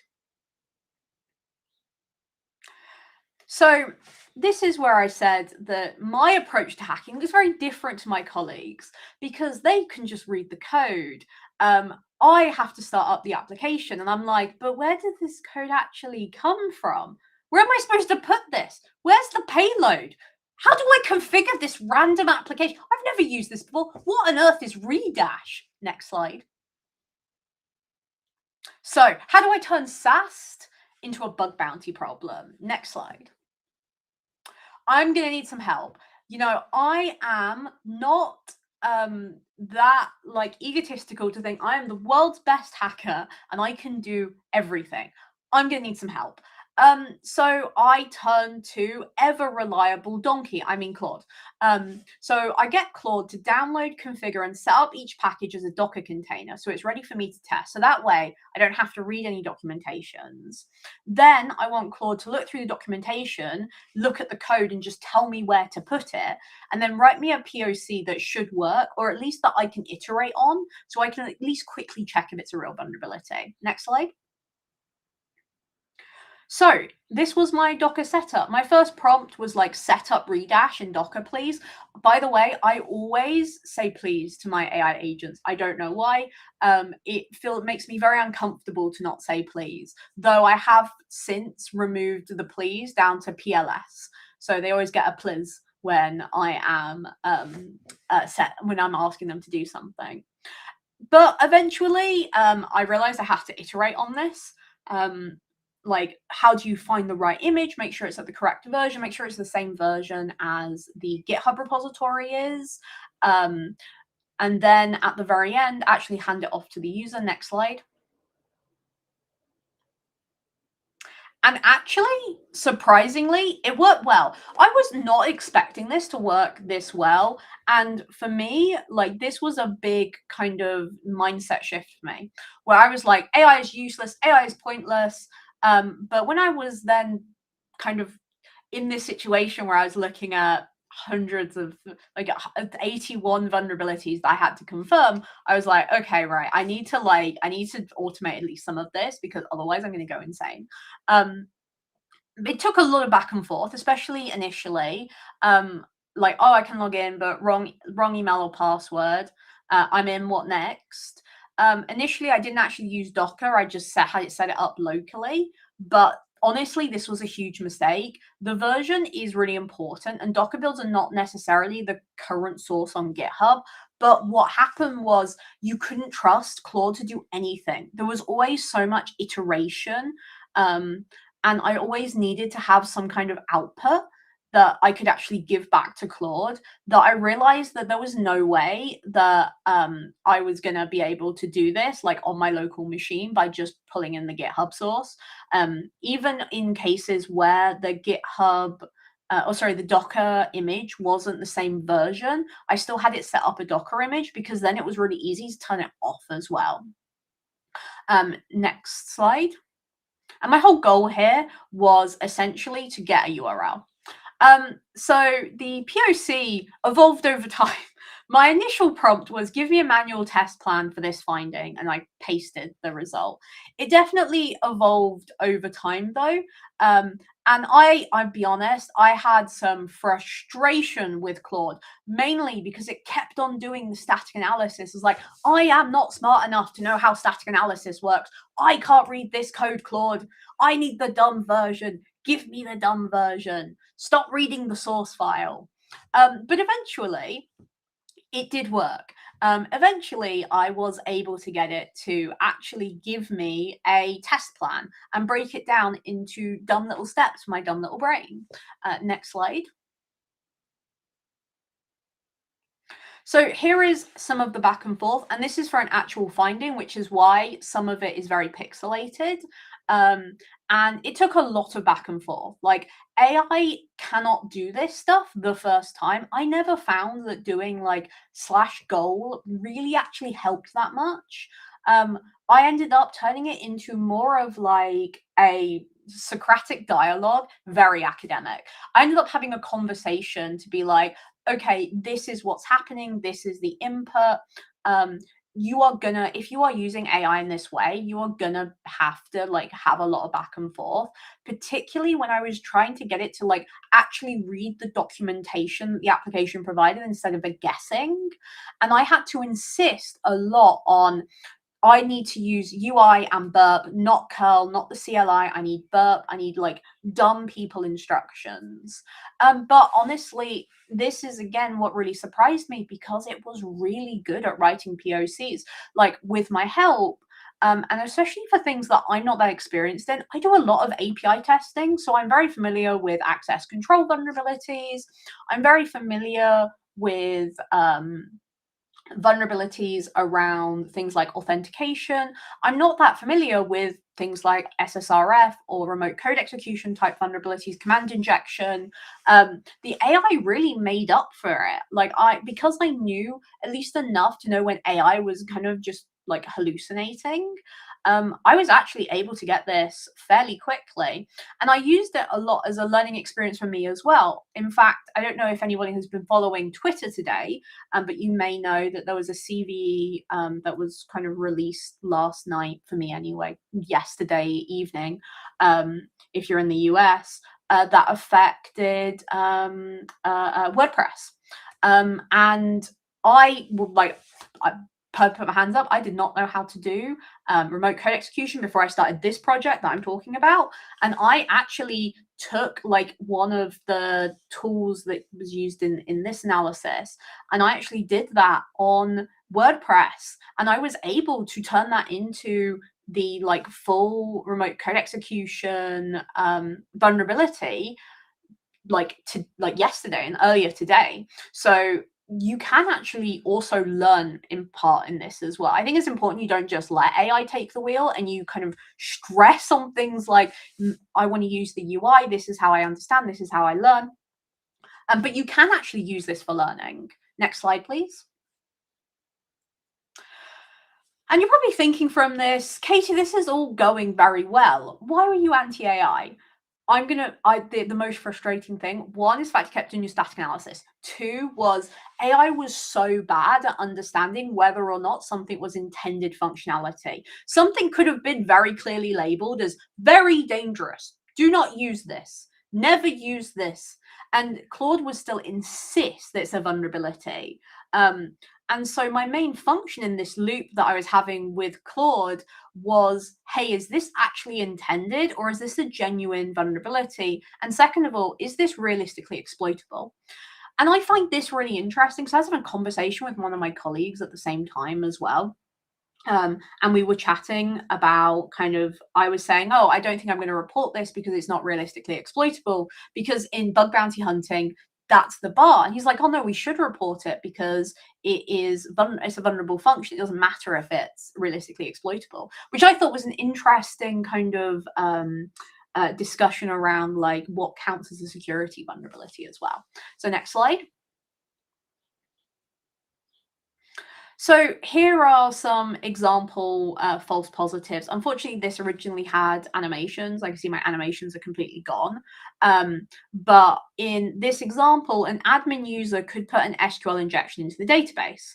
But because they were already an admin, it's not a vulnerability. They could have done that anyway. They already have access to all the data.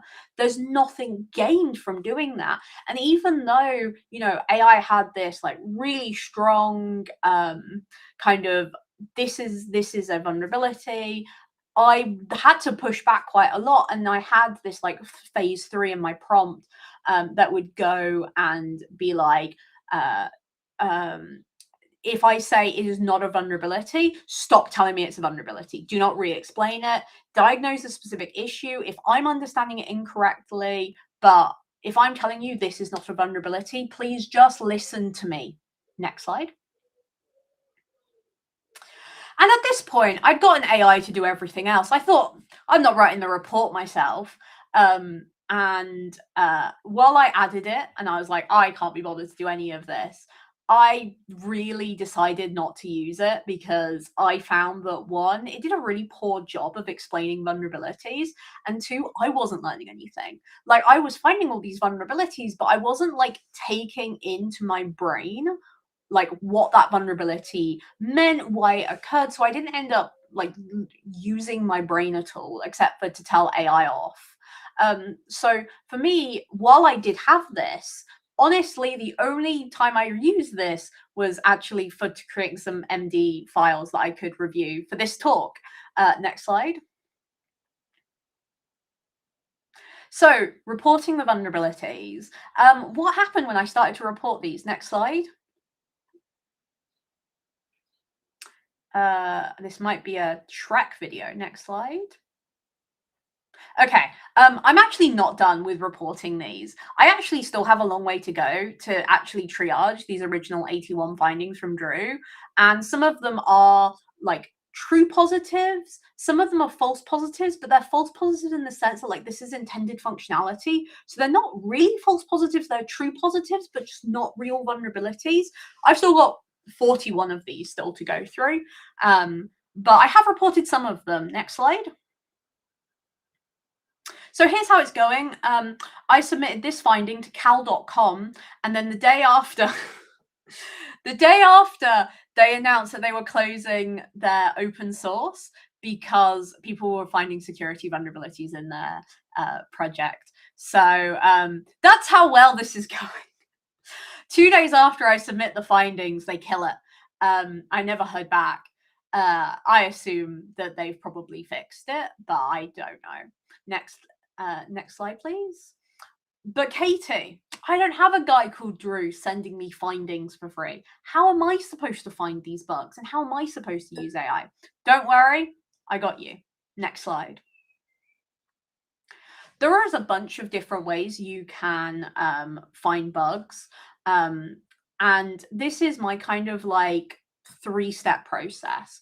One is find some open source projects. There's a lot of open source projects that if you do not submit slop to, and you submit findings that you've actually used your human eyeballs and your human brain to analyze and make sure is real, they actually do want to hear from people who found security vulnerabilities. Now, ideally, do this with security disclosures that are already in place. Choose projects that won't sue you and that have some kind of process in place. And also, as like a tip, a lot of these vulnerabilities were found in like data apps. So like dashboard, low code, no code, where you can just like easily pull together a bunch of different data sources and produce some kind of artifact, like a report, like a dashboard. They were primarily what the AI found issues in.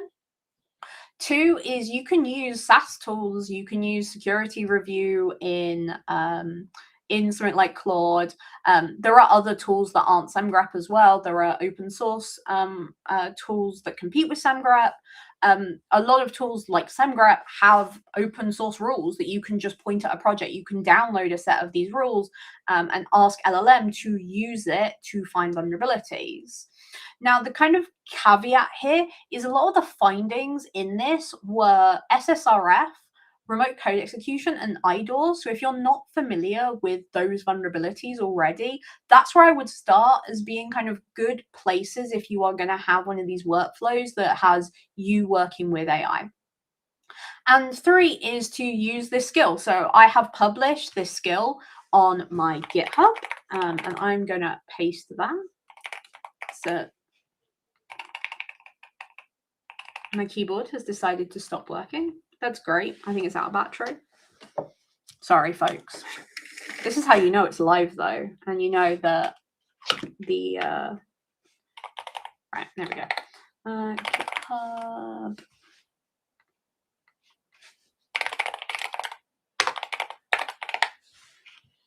GitHub. I should have really done doing this before this slipstream, but there you go. I'm going to stick it in Ginger Hacker's chat. You can use this skill. It's completely free. Feel free to use it. This is the skill that I was using to verify all these findings. So what I had it do was get a project, have it set it up for me. So that's like part... you can see like it has like your role. Then it's got phase 1, which is the Docker setup, phase 2, which is the initial POC, and then it's got the kind of write-up. Again, the write-up, not that useful. Everything else, though, very good. Like using AI for that. Next slide. And this is the skill. I've got a QR code. This QR code is definitely safe. My only request is that if you use this skill and you find a bug that you then get a bounty for, please do donate it. It would be great to be able to have more folks come and be able to take advantage of training and start their careers in cyber. And that's really the goal of this conference. Next slide. So am I a believer in AI? AI is an onion. I think the more you get into AI, the more you realize that AI isn't really what makes AI good. What really makes AI good is the squishy human at the center of it. AI alone is never going to find vulnerabilities, right? It doesn't matter how many mythos you have, you still need a human to go in and understand the context in which an application is working. So am I a believer? Honestly, I'm still not a big fan of AI. I definitely use it more now in my kind of security research / bug bounty. But I do think this project kind of changed my mind a lot. I think that while I am a believer, I'm like very specific, narrow, qualified, like lots of asterisks at the end. I think really where AI has a lot of value in kind of bug bounty and security research is kind of as a lead generator to give you ideas of what to do. I don't think AI as autonomous security researcher works, to be honest. And maybe this is harness related and I just don't have the right harness or I'm not using the right mod. Maybe. I fully accept that I do not know any, like most stuff about AI. Like I said, I'm very new to using this for this. But I think the workflow that I'm using and that I'm kind of creating for myself now is not valuable because of AI. It's valuable because I'm there thinking about this and like using my experience behind it. And I think at the core of any AI hacking methodology always needs to be a human. The human executes, verifies AI steps, but the more important role that humans play is applying that context, that deployment context, that intent, was this intended functionality, understanding the impact of a finding, going, yeah, I could see these people really care about this. And to use an example again from earlier today when I was looking at this WordPress finding, when I sent the finding first to AI very confidently told me this was a false positive, that this was not a vulnerability, that the report was overblown, and that it was complete hype and no speculation, and there was no way the POC would work. And then it took me looking at it and going, oh, I need more than one of these. Like the AI is doing one, I need more than one of them to get the exploit to work. So while again, I think that AI can be a very helpful tool, you still got to have the squishy human center. Thank you very much, everybody, for listening to me yak about AI. Happy to take any questions. Oh, I should say, this is the final scene of Shrek where it plays I'm a Believer, and it's the marriage ceremony. Now you've watched at least all of Shrek 1. Here's how you can find me over the internet. Katie, I will not lie, I love your Shrek themed presentation as well. And I think almost on top of the amazing conversation, your breakdown of the videos that didn't play, like, and no, this is what happened. Like, what are you doing in the swamp? It was just, I heard it in my head and it was super funny. So it's great. This was amazing and fantastic. When the technology fails, right? I'm thinking about it now. I picked like a kind of outdoory background because it's actually quite sunny here today. And I was like, oh, it's nice in nature. I should have picked a swamp. I should have just picked something from Shrek. Well, we have some time for some questions before we kick you loose. So I guess my first question, Katie, is, has this kind of always been a passion? And I honestly know leveraging and using AI, because it's the big hype right now. It's the new buzzword for all companies even. And I agree with you where it's like there's some pros, I think, into it, but I think there's also still a lot of cons, and having that human in the middle is a huge important piece of it. What really drove you to kind of get into this, leveraging it to help you kind of do these bug bounties? Was it specifically that message from Drew? It's because the founder of the company sent me a Slack message and asked me to do it. And I was like, he's the founder of the company. And I realized there was no way I was going to be able to do that and all the other work I had to do. So I used to be a lecturer at a university, like a professor, and I would always have students who would panic and then turn to AI. So I did the same thing they did. I panicked and I turned to AI in a time of need. And isn't that just representational of all of us? Now I do it with a bit more intention though. Like I learned a lot from doing this. I did this like a few months ago. So I have learned a lot more now. And the way I use Claude hasn't really changed, but it's less panicked now. Now I'm like, I wonder what Claude would say in this situation, or I wonder what I'm missing, or I wonder what I don't know about. And the questions I ask Claude have also changed as well. It's very much me trying to better my understanding than to try and skip my understanding to just get Claude to produce a POC. So I have a few questions here coming in through chat. Have you gone to the Shrek play? I have not, but you know what? I have seen the advertisement for it in London. I really wanted to go. There was a HackerOne live event that was happening the same week as the Shrek play, and I was very desperate. But this was many years ago now. All right, I have another one here saying, Katie, congrats on the truck. How are you going to make it look different from the black cab? Okay, for everybody else, I was like, I had a week I don't know off. the context. The context is I had a week off of work, and my brain was like, I'm so security pilled now that I can't like take a week off of work without actually taking a week off of work. So I got very interested in cars, specifically niche Japanese cars, because I like how boxy they look. And I found out about this car. It's called a BB Open Deck. It's basically a pickup truck that is tiny. It's like a K car size pickup truck. The truck bed is like 3 feet. It's this tiny truck. It's great. And I became obsessed with it. And so I bought one. I've never bought a car. I'm gonna drop an image. I just found it. I feel like everyone should see the BB Open Deck. That is awesome. But they come in yellow. Like the default color is yellow, and I've got a black one. But I'm gonna get it resprayed yellow. I think resprayed or maybe wrapped. I don't know. It depends on budget. Hey, that's the car I bought as well. That's the actual car. Oh my gosh, is it really? Yeah. Shout out the Car Warehouse. Fantastic guys. They import cars into the UK from Japan. Wow, that's actually really cool. Yeah, I saw that. That is a funny looking truck. That borderline wants me to almost look into that of how I get that to the US. That is well, you know funny. What? So they turned 25 years old. This is why this truck is so hard. It turned 25 years old this year, so they can now be imported into the US. So a bunch of Americans are buying them, and I had to fight an American for this truck. Somebody else. It was manufactured in November, so they had to wait until November so they could import it into the. Anyway, this is very. I'm getting into car hacking. That's my next. My next goal. I've literally got a box full of car hacking supplies. Oh, that's so cool. An old car as well. It reminded you can do things. You can. I asked Claude. Claude helped me. No, I mean the thing is, like with AI coming more and more into the day in life of every job that you can probably think of, no matter if it's even physical security of them using drones to help them fly around and find stuff. It's just like make it your helper assistant and make your job easier. I don't think there's any issues with that.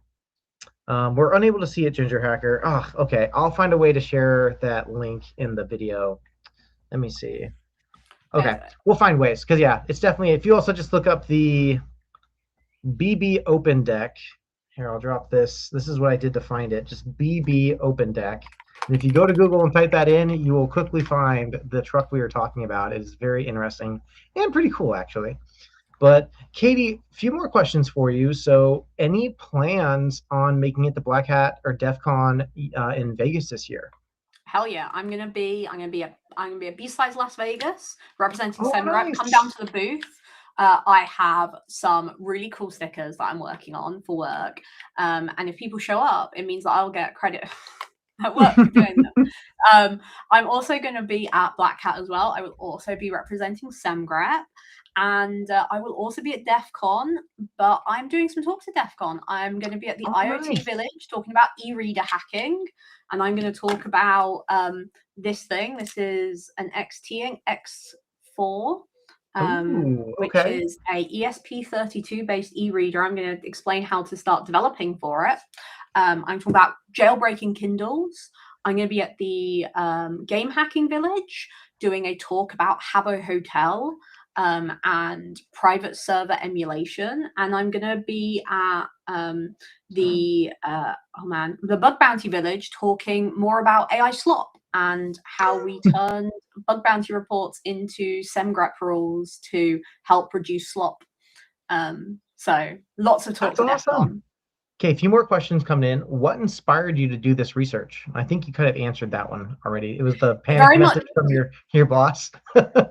Very much that, but I think the reason why I'm still doing it, which might be a more interesting question, is that when I initially joined SemGrep, I'm not gonna lie, I totally did not understand what static analysis was. I totally thought it was regex expressions over code, and I was like, this is like, I wasn't like in a point where I just didn't really understand it, right? So like I knew it was important. I knew that lots of customers liked it. I knew that it's important for security research, but I don't think I really understood how it worked until I worked at SEMGREP. And for me, like, I don't like not knowing things. I really want to be the kind of person who understands how systems come together. So what really motivates me to continue on doing this is that I really enjoy like getting better at things like static code analysis. Like, I've learned a ton about how to take a SaaS like report, this taint analysis, and turn it into a vulnerability. And before, I didn't really know how to do that, and I'm getting better and better, and I can see myself improving and really understanding.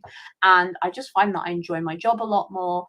I feel more informed, and that's really why I keep going. And I think AI is really Oh, helpful awesome. for that. No, very cool. Well, I'm going to be also at all three, so I'm definitely going to make sure I come by and say hi. And Please do. also make sure I hand you one of our awesome Ginger Hacker Initiative stickers. I will And make sure you get this has swag. been such a, oh, yay. Yeah, this has been, I've loved this talk. I think so far, it's so early in the day, but definitely one of my favorite talks so far. So, Katie, thank you so much for coming on. We're going to make our next pivot to, or hopefully our next presenter if they get in here soon.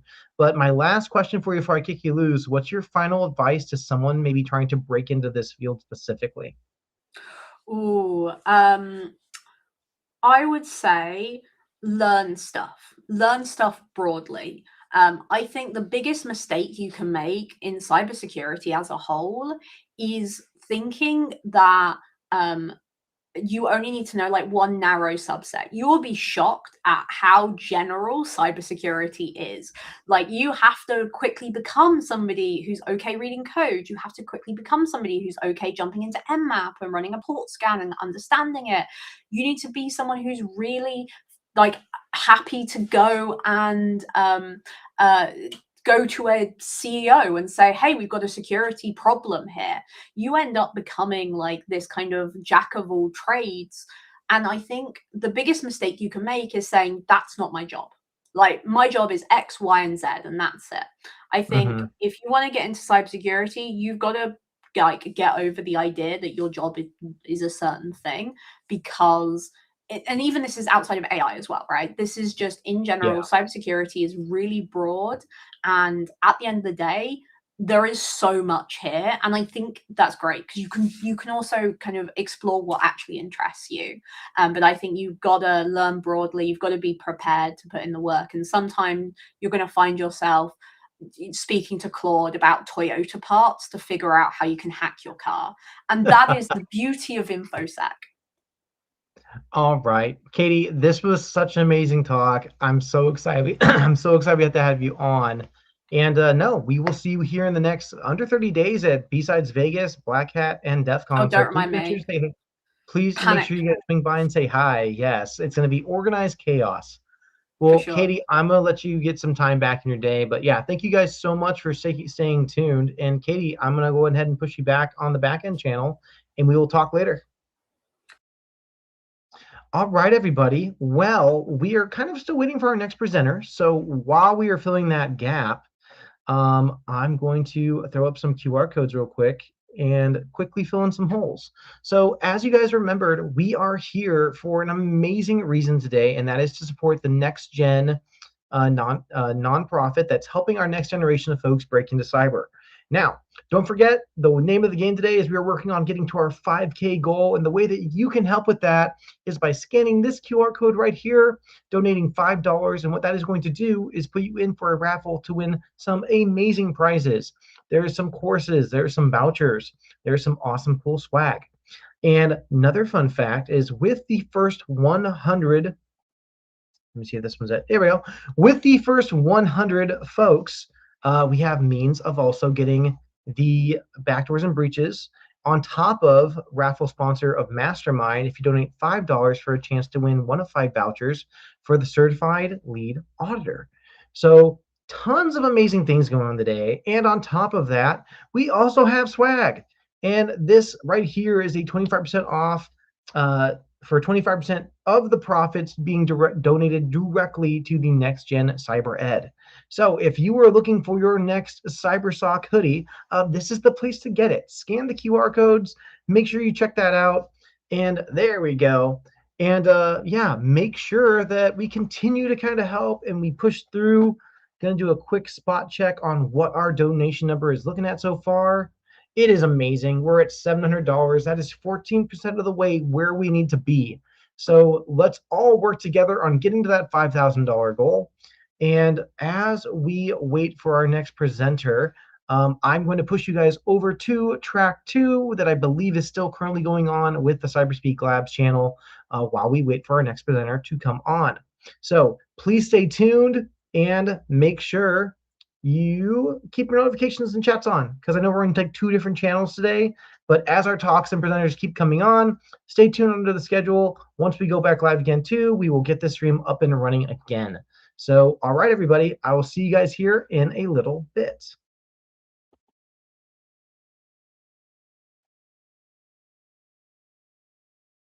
Oh, if I can get it to work. Hold on. All right, there we go. Hello.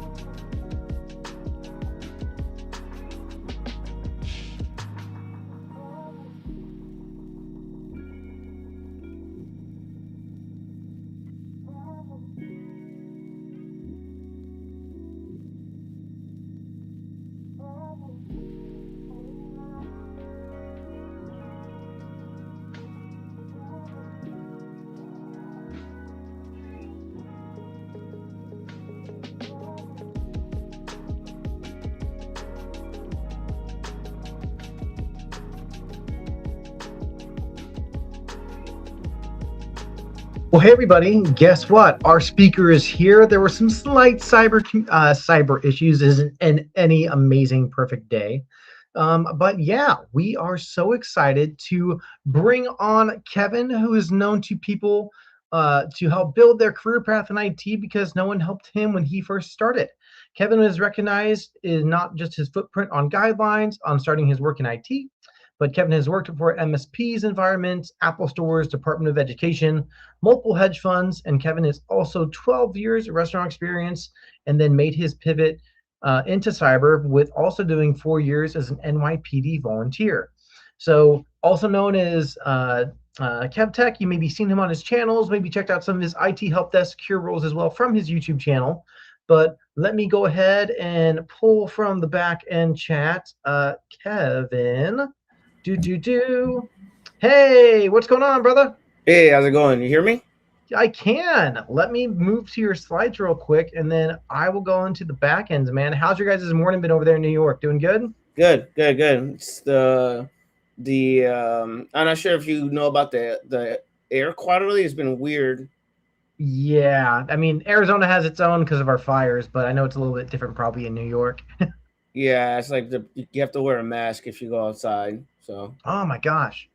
Well, we're so excited you were able to still make it, man. I'm going to go ahead and pass it to you so we can keep on track on time. But if you have any questions, just let me know and I'll be on the back. All right, everybody, without further ado, I provide you guys Kevin's great expertise on his experience of getting into cyber. thank you, appreciate it. Hope you guys could hear me. I hope you guys are having a good day. I'm sorry, I apologize for being late. I was having some technical issues on my end.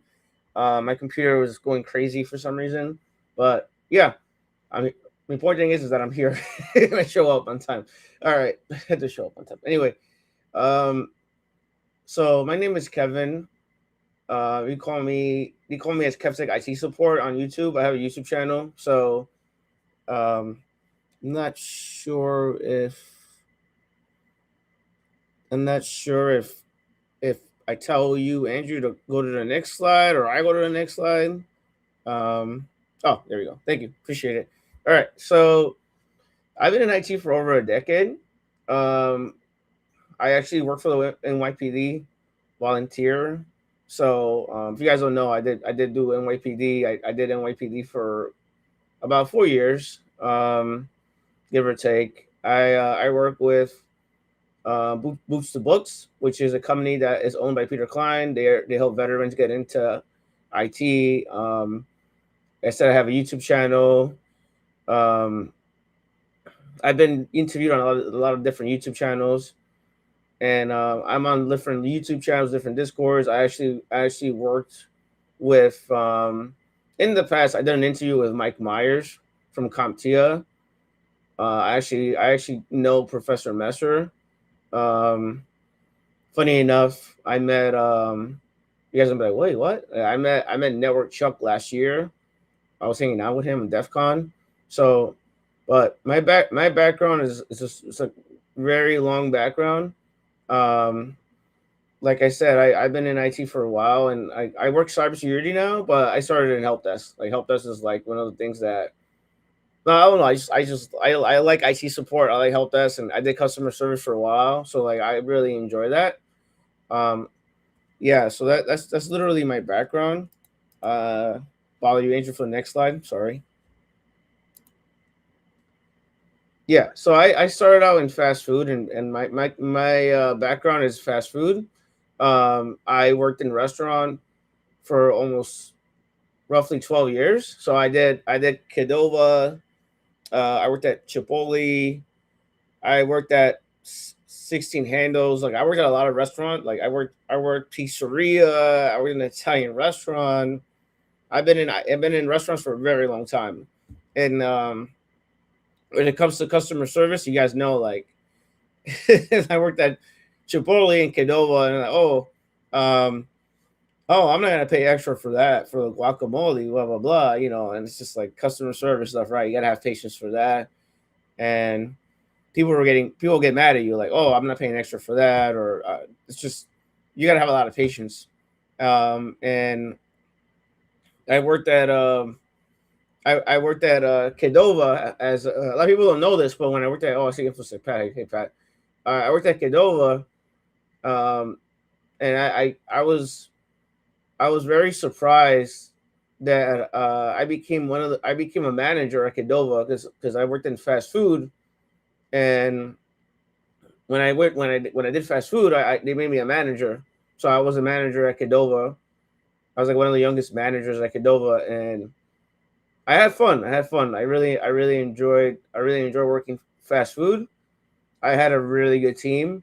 Obviously when you're a manager or you work in management position, you lead by example. So like I worked and I led by example. I'm not just like ordering people around. You can't do that as a manager. You actually, you delegate, but also you work, right? So when I was a manager, I did both. I delegated and I worked, and never had any issues with any of the employees that I work with. They really liked me. I got along with the team. Never had any issues. And being in fast food, that really helped me with having good customer service, having patience, having good teamwork, and having empathy. And I brought those things with me when I got into IT. Like when I got my first job in IT, I went and learned about IT support because it's a long story. So like I'm gonna bug you to go to the next slide, Andrew. Sorry. Yeah. So when I first started IT, and this is gonna be like a long story, like a really long story. I don't want to bore you guys to death, but when I first started IT, people don't know. Like I literally asked for help. I see InfoSec Pat is here, and I know InfoSec Pat, so I know InfoSec Pat. Like I know, kind of relatable to him. Like he asked for help. People were trolling him. It was the same thing with me. Like I asked for help, and people were trolling me. Like I got trolled on social media. So I was on Reddit. I literally asked for help, and people were trolling me. Like people were like, "Oh yeah, like you're dumb. You're stupid." I don't want to use these words. Well, that's basically what happened to me on social media when I first started. When I was on Reddit, oh yeah, you can't. I don't know why you're trying to work IT. Blah blah blah. Like, I got all this like negative comments on social media. This is like before I started my YouTube channel. So I was trying to ask for help. I was trying to get more information about how to get into IT, and people were like kind of extremely rude to me. Unfortunately, I didn't have the best experience trying to get into IT.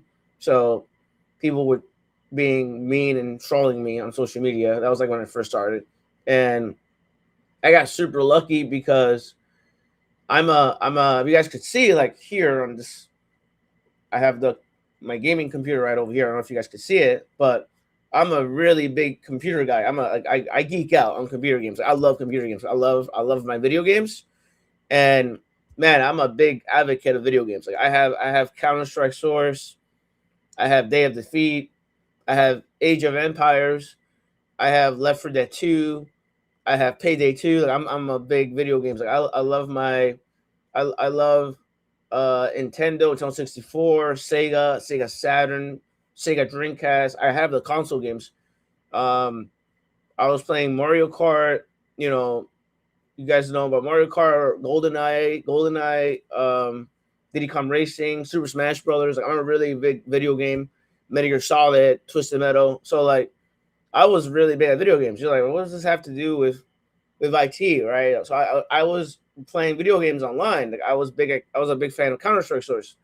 So I play video games online, and lo and behold, I got super lucky because the guys that I play video games with, they were like retired veterans. These are veterans that came from the war in Iraq. So I played video games with the guys from the war in Iraq, and we use Discord. Not Discord, sorry. We use Ventrilo. No, I said Discord. We use Ventrilo. I have my Discord open over here. We use Ventrilo. So Ventrilo is an app that you could have a voice conversation with somebody else. So I was on Ventrilo, and I had a conversation with the veterans that play video games with me, and they told me about, oh, go get your A+, and I'm like, the A+ is like, what was that, like a grade? Or no, that's a certification, Kevin. Oh, okay. So I went, I got my CompTIA A+, and I learned about the A+. So I didn't know about A+, I didn't know about CompTIA, I didn't know about Network Plus, Unity Plus. I had a friend that he actually works for the White House, and he told me about the A+. I didn't know that was a thing. So this guy is a veteran. He works for, and I have these other guys that are veterans that will retire from the war in Iraq, and they told me about CompTIA. They told me about certifications, and I actually got lucky because what happened with me was when I got like lucky, not lucky. You know, I don't know how to describe it, but basically, I had my last job was working at a frozen yogurt place, and they had layoffs. So I got hit with layoffs. I was like, oh shoot, I got hit with layoffs, right? So they had layoffs. I got let go of my fast food job, and I had the option like, oh, what do you want to do, Kevin? Do you want to collect unemployment, or do you want to like go study at a school? And I'm like, there's like, you have the option for school. Like, what do you mean? Like, oh, you go to school. And that's where I found Brooklyn Adult Learning Center. And Brooklyn Adult Learning Center, they do your GED, they do nursing, and they do CompTIA. They do CompTIA A+ certification training with vouchers and everything. So I went to Brooklyn Adult Learning Center, and I literally got my A+ after that. So that's literally what happened. So I left my job working at fast food because obviously we had layoffs, and I ended up getting a job working for the Department of Education. But before I did that, I actually did A+ training. So I did A+ training. I got into a school. We were doing A+ training, and then when I was in that school, my teacher really liked how I was like very curious because when I was younger, and this is super random because I'm like, wait, what? When I was younger, me and my brother, we found a broken PS2 outside in the street, and we fixed it. I fixed the PlayStation 2. So I'm really good with fixing stuff. So I was like curious about how that works. So actually, we ended up fixing two. We found two broken PlayStation 2s, and we fixed it because I don't know. We're curious about it. And I always been good with like fixing stuff. Even before I got my first job in IT, I had my own business cards. So like I used Vistaprint, and I made business cards, and I was fixing the iPhone screen. Like the iPhone screen was cracked. I would replace the cracked screens for the people that asked me for help. Like, oh, my screen is all messed up. Like, that's perfect. I know how to fix it. I could fix that for you. I got you. So I was curious about that. So like I was fixing iPhone screens, changing batteries on the iPhone screens, and helping people with their computers. I was doing virus removal, and before I even got a job in IT, I was doing virus removal. I was traveling like in the city in New York, fixing people's computers, helping them with their printers, helping them with their desktops, helping them with their laptops. So that was like way before I got a job in IT. And then when I was at the school, my teacher, he really liked me, and he told me to make a video on what I learned. And this is where I got my YouTube channel started. He said, oh, you're pretty good at teaching. You should make a video on YouTube. Talk about like what you learn or what you know how to do, blah, blah, blah. So I'm like, oh, okay, I'm going to do that. So I remember I made my first video on YouTube, which was how to install a printer if you have a Mac or a Windows machine. And that video got a lot of views, actually. I was like, oh, okay, got a lot of views. It's pretty cool. So that was my first video. And then from there, I started making more and more and more videos on YouTube. And going back to school, I was in school. And when I was in school, I was upgrading computers. So my teacher, instead of hiring someone, he didn't hire me, but he gave me the option to help with upgrading machines from Windows XP to Windows 7. So I was in charge of that. So I literally upgraded all the machines from Windows XP to Windows 7 at my school that I studied the A+. And it was pretty funny because like we would upgrade like some machines would like you will upgrade the machine, and then some of them would upgrade to Windows 7, but then like some of them would not upgrade, they would get a blue screen of death. I'm like, why is this machine getting a blue screen of death? supposed to work. And I asked my teacher, and he said, oh no, it's not gonna work on that machine. I'm like, really? Yeah, it's not gonna work. So we're upgrading like Windows XP to 7, and then like some machines I had to change the memory because it will get a blue screen of death because of the memory. Some machines will get a BSOD because of the hard drives. It was like, all right, or the motherboard's all messed up. I'm like, all right, whatever. I'm just gonna figure it out. It's fine. But I did that. That's literally what I did when I when before I got into IT. This is a long story. Before I got into IT, I did all that. And then I remember trying to land my first job in IT, and I talked to my teacher or my professor, and he's like, "Hey, Kevin, like, if you want to get into IT, I have something for you. I have a proposition for you. How about if I invite the hiring manager to come and interview you, and then if they like you, they'll hire you." I'm like, "Okay, that's fine with me." So I remember I showed up with a suit, a tie. And I went to the school, and then the hiring manager for the Department of Education, he's actually was there, and then he interviewed me, and he said, "Hey, tell me a little bit more about yourself. Tell me what you like to do. What do you do? What are your hobbies? Tell me why we should hire you. Things like that. Windows on Mac? No. Windows of Mac? No. So I did a video on how to install printers on a Mac OS X machine and on a Windows machine. Those were my first video. But yeah, so I had this guy interview me, and I remember doing the interview, and I got hired for my first job because of that. But this is the reason why the slide, it says like I learned fundamentals, because when I first started IT, when I was brand new, like I'm talking about like brand new, like I didn't know about like some people that are in IT, they went to college and did computer science or information systems, or they did something that's IT related. I don't have that background. I have a fast food background. So it's like, for me to learn about computers was super hard because I didn't know what memory was. I didn't know what a hard drive is. I didn't know what a motherboard is. I didn't even know what an operating system is. I didn't even know how to uninstall an application. Like certain things I didn't know how to do. Like it's just not easy for me when I was brand new, when I first started. So like I did the A+, learned the basics, learned about operating systems, learned about networking, learned about hardware, software, learned about troubleshooting. I didn't know about you could go on regedit and change the registry. I didn't know you could change things on the C drive.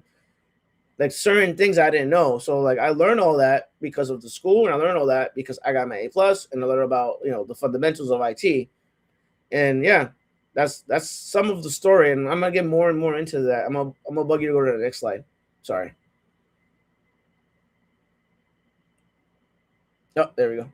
Yeah, so like I said, I learned fundamentals, learned about the A+, learn about fixing computers. I trained from my teacher, learn about how to master fundamentals. And my background is interesting because people ask me like, oh, so you got your first job, like what did you do your first job? I worked for the Department of Education, so I was a field technician. And when I was a field technician, I was traveling all 5 boroughs, like Queens, Manhattan, Brooklyn, just traveling all the boroughs of New York. I had a book bag with me, and I had computer parts. So like I had computer parts, I had memory, hard drive, motherboards. I had pieces for printers, like maintenance kit. And you see me like running around like this, the whole 5 boroughs of New York, fixing computers. That was literally my first job in IT, and it was interesting. It was very interesting. Like I didn't have a car, so I had to do public transportation. So that's why like I'm laughing about it, because I had to go like everywhere, and it was like, oh my goodness, I was traveling everywhere. So I didn't have a car, so they had me go everywhere with the public transportation, and that was literally my first job. So I did that, and after that, I got a job working as a Mac repairman. So I was a Mac repair guy for a Mac. It was not a Mac store. I worked for a company that's like they have like the rights to be a Mac store, like a third party kind of deal. So I worked for a third party Mac store, and I was a Mac repair guy for that store. So I fixed MacBooks, MacBook Airs, iPads, iPhones, because I was Apple certified. So I had my ACMT, which is Apple Certified Macintosh Technician certification. I got that certification from the school, and I was doing Mac repair. So I did Mac repair at that place. I did that for a couple of months, and then I left that job, and I got my first job working at a MSP company. So I got a job at an MSP company, which MSP is a managed service provider, and it's not your regular IT support, because a lot of companies do IT support differently. A lot of companies will say, "Oh, I was like, yeah, oh, so I need to I need to talk about that." So that's literally how I got started in IT, and then give me a second.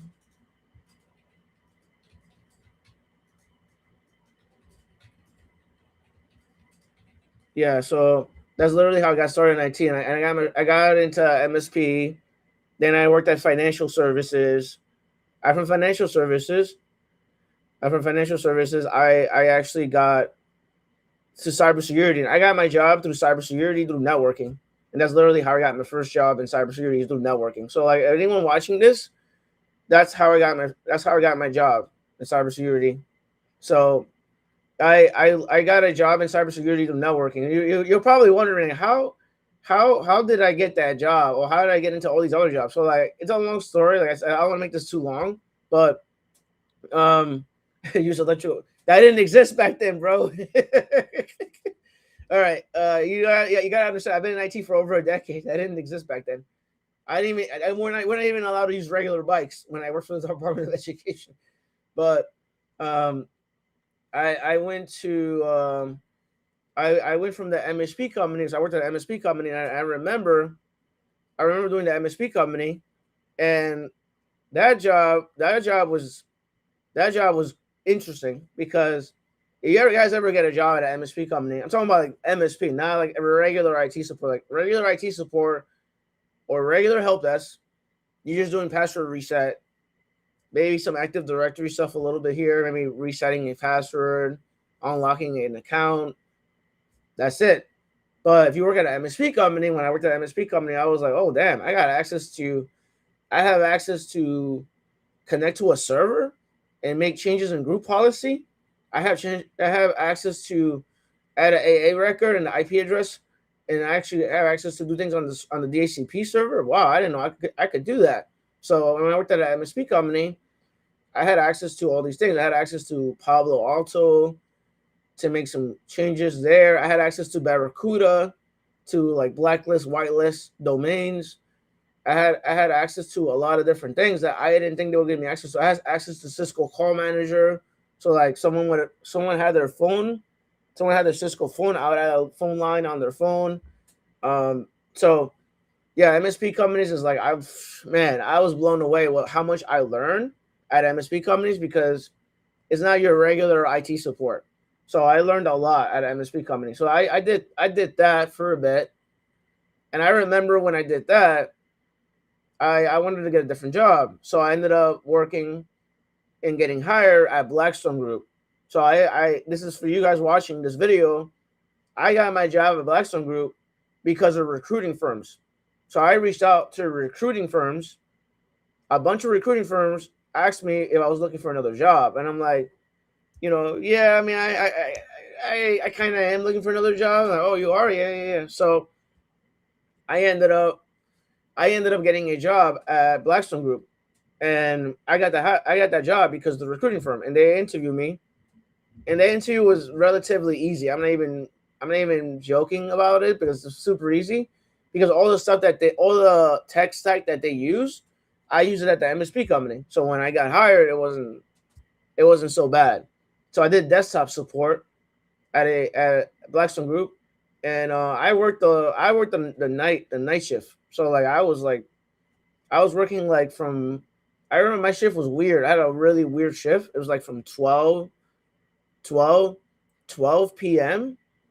to 11 p.m., something like that. It was like 12 p.m. to 11 p.m. It was a weird shift. I have like 10, 12. I was doing like 10, 11 hours a day, something like that. It was a very, very long shift. So I worked at financial services, and yeah, it's actually slow. Like I was not busy at night, so I worked a night shift.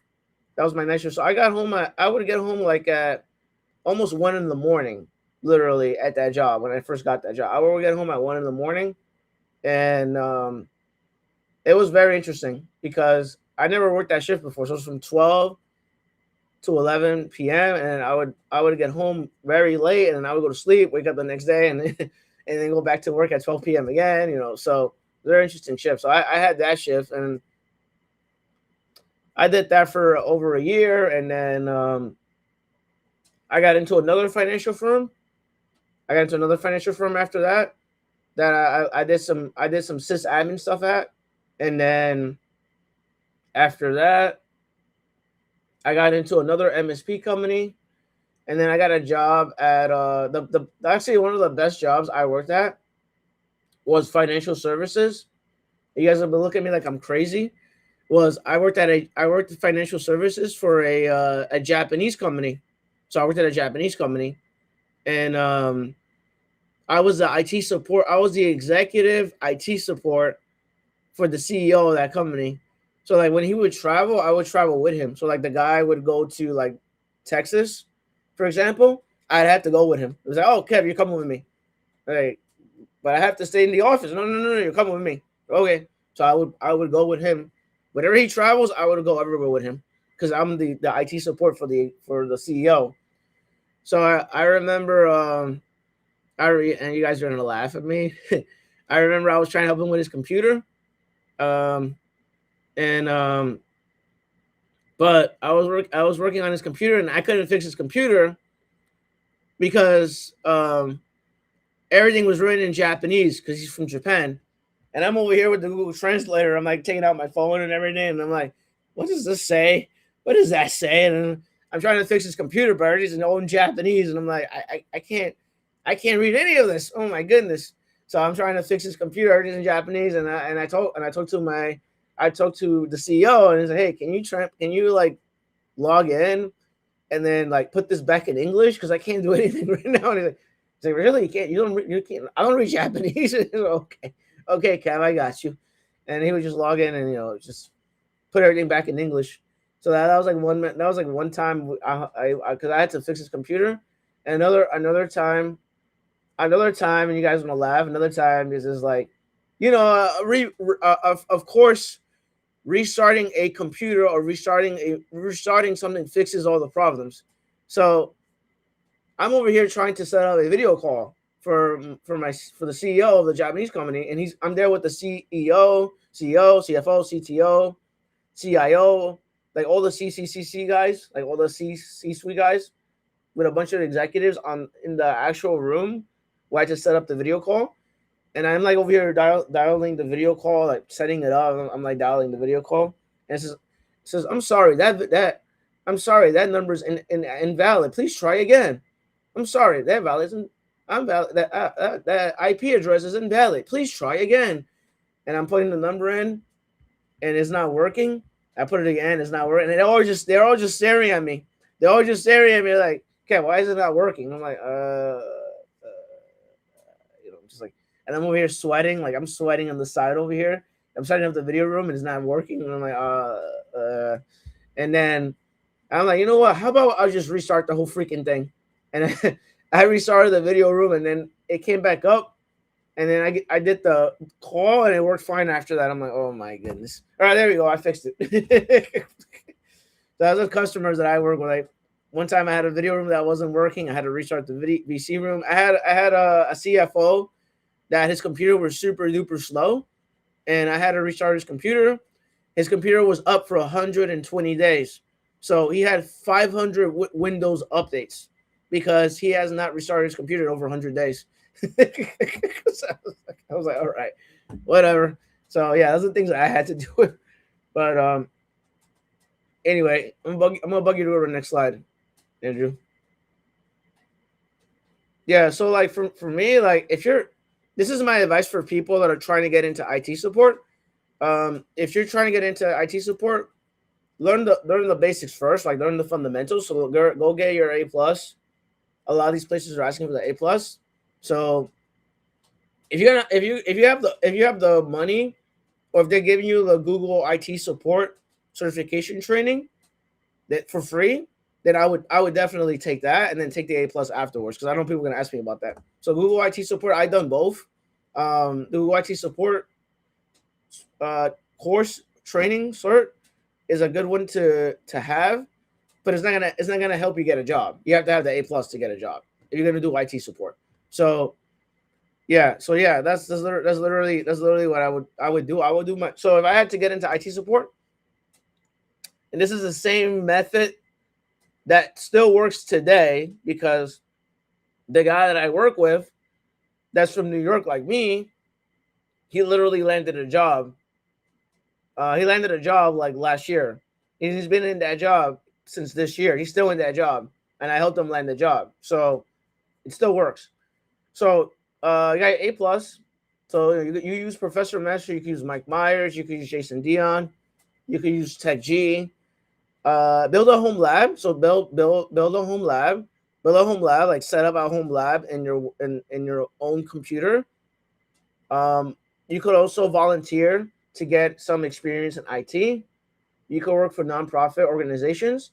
I work for a couple of them. Like I work for Boost the Books. I work for Rice is Cyber. Like there's also Blacks in Cybersecurity. There's also Women in Cybersecurity. There's also Women in Tech. There's a lot of organizations out there that they actually do free training, or they do mentoring. They do certifications. They give things for free if you go and volunteer for them. Obviously, for getting a job in IT as well, you have to have a good LinkedIn profile. And I always say, like, fix your LinkedIn profile. Make sure your LinkedIn profile is good. And then the last one is network. So networking is important. So go to conference events. Go to B-Sides. Go to meetups. B-Sides are not expensive. They're like cheap. They're not really expensive. So like, I would argue to go to B-Sides to network. If you're trying to get a job in IT, is always who you know, not what you know. So whoever you know is the one's going to get you a job. Like the referrals, the references are very important. All right, go to the next slide.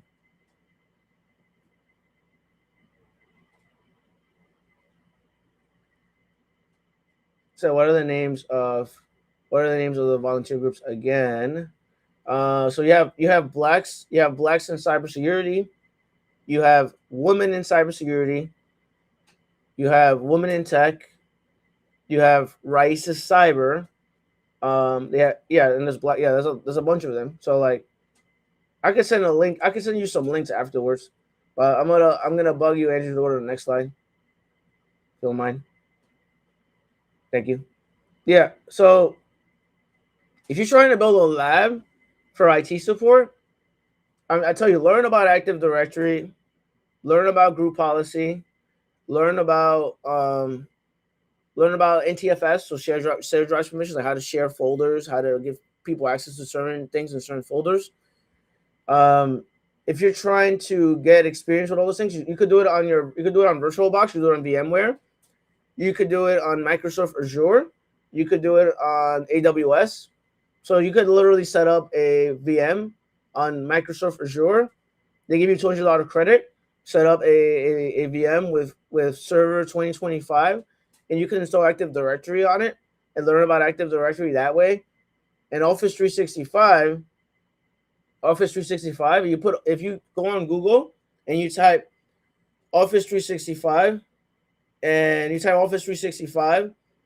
pull Office 365 admin trial, they give you an admin trial for 30 days. So you have an admin trial for 30 days for Office 365. And when you get a trial for Office 365, you can learn about Exchange admin, SharePoint admin, OneDrive admin. You could learn all the admin stuff, and you could put all that on your resume. I actually have resume templates that are free on my YouTube channel. I actually show you how to write a resume if you have no experience. And people have gotten jobs using that resume template. I'm not making that up. So I have testimonials of people getting jobs using my resume template on Reddit and also on my YouTube channel. So I would recommend you make sure your resume is tech related. You have a good LinkedIn profile. But also, what I'm gonna recommend, like with the guy that I trained, what he did was he actually made a Medium website, like like GitHub.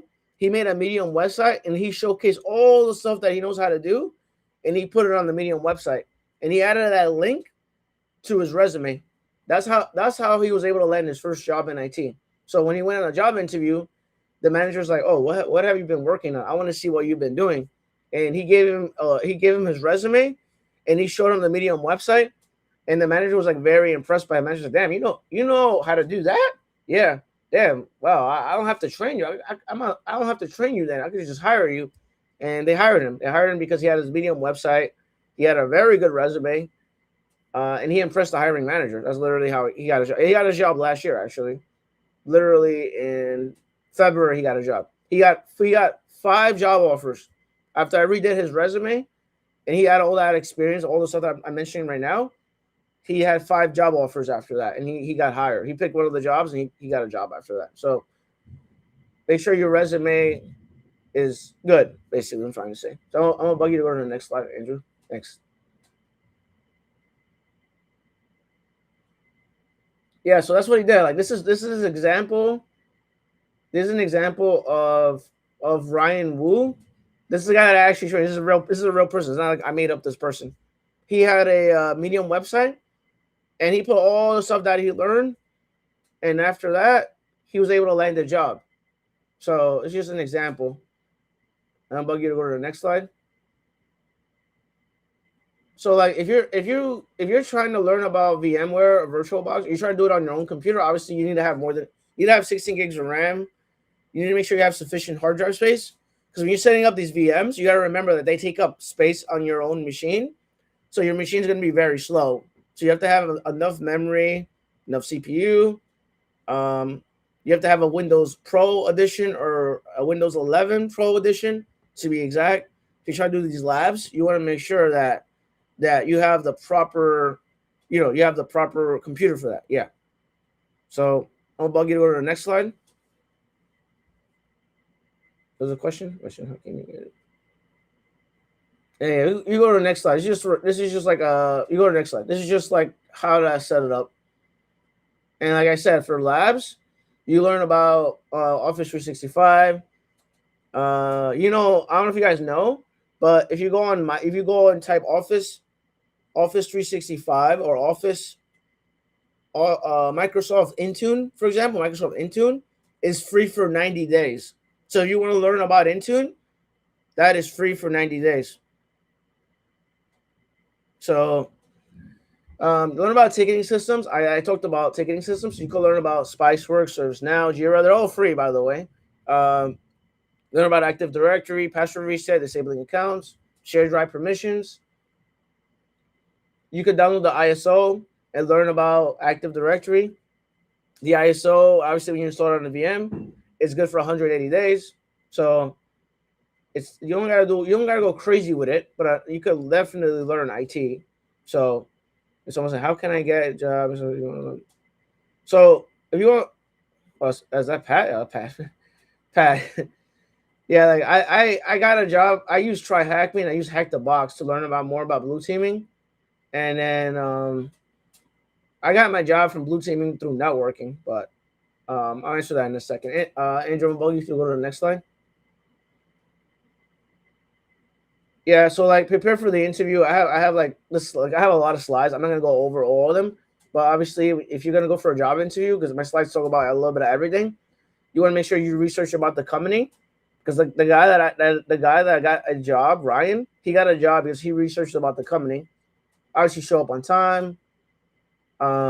Practice interview questions with your loved one, your family members, to try to get better at interview. Because we're not that, like, a lot of us are not good at interviewing. So what you want to do is, right, you wanna go into, like, when you do interviews, go to your mirror and practice interviewing So that way you're less nervous and less stressed out when you're interviewing.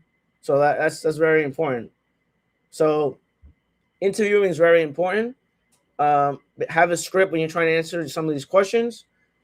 Carry copies of your resume. Has happened to me. I got into a job interview. The guy that literally forgot to print out my resume, so I bought a copy of my resume. I gave it to him. Don't look like you're Googling the answer during an actual interview. I've seen that before. Like one time I interviewed a guy. I asked him a simple question one time, interviewing him, and the guy was like this, and I'm like, I could see that you're Googling the answers. It's like so obvious. He's like looking around, and like this guy. So like, don't do that. Do research about the company. I always say, like, when you're doing interviews, when you're doing job interviews, you're interviewing them like they're interviewing you. So make sure you guys fit well with each other, if that makes sense. I'm bug you to go to the next slide. So make sure you build genuine connections. Add a professional picture of yourself on LinkedIn. I actually have a video about LinkedIn branding. If you guys don't know, I do have a video on that. Don't put a picture of yourself having a party. You know, people like selfie photos, like they're like drinking a party, whatever. Like make sure it's professional, right? When you're setting up your LinkedIn profile, it has to be professional. I'm gonna bug you to go to the next slide. Headline party. And I say, get yourself a mentor. Mentors are very important. Like if you're trying to get into IT, they are mentors. So like, find a mentor. They keep you accountable for your actions. The mentors you want to look for are people that actually has worked IT. Obviously, if your teacher has never worked IT, well, it doesn't really make sense to get that person the person that has to be a mentor is someone that already has a job in IT. And then talk to that person. You know, talk to someone. What I find that works too is if you go on LinkedIn and reach out to people through private messaging them and say, hey, listen, I wanna pick your brain. I want to know more about you. I want to know how you got into IT or how you got into cybersecurity. And if you're open to it, I'll buy you breakfast or I'll buy you a cup of coffee or whatever. Like I would pay for someone's coffee or their breakfast and I try to do a call with them or talk to them on Zoom to learn more about what certifications they did, how they got into IT, et cetera, et cetera. I'm gonna bug you for the next slide, Andrew. I said networking. Networking is important. I would never put pictures of yourself on your resume. Just letting you know right now, I would never do that. Don't do that. Join Discord, talk to hiring managers. I like vets to industry because vets to industry, it's for veterans and the civilians, right? So like they put you in the room and you're networking with people and it's free. So that's why I like vets to industry. They put you in small breakout rooms and you have to talk to hiring managers and recruiters, and it's free. Like I said, it's free. You could do Toastmasters as well, and you could join conferences like B-Sides, like B-Sides. There's B-Sides New York, B-Sides Orlando. There's DEF CON. There's Black Hat. So all those conferences, you could definitely join it and put yourself out there. So that's very important. Yeah, so I'm about to go to the next slide. So like networking is important, by the way. It's very important. So how did I get a job in cybersecurity? This is an answer to a bunch of questions for everyone. So I helped other people. I did free training online. I network. And I got hired because I went through a conference event. I literally went to AWS Summit event. The AWS Summit event where I got my first job in cybersecurity. I got my first job at 701. So you guys don't know, I worked at 701. I was one of the cybersecurity guys at 701. So I got that job through networking. I went to the conference event. I got along with the people that were there, and then I ended up putting someone as a reference. And I remember they had about 200, 300 applicants that applied. They applied for a job. And me, I put this guy as a reference. I bypassed the ATS system and I got the interview. And I got my first job in IT after that. So I'm going to bug you to go to the next slide.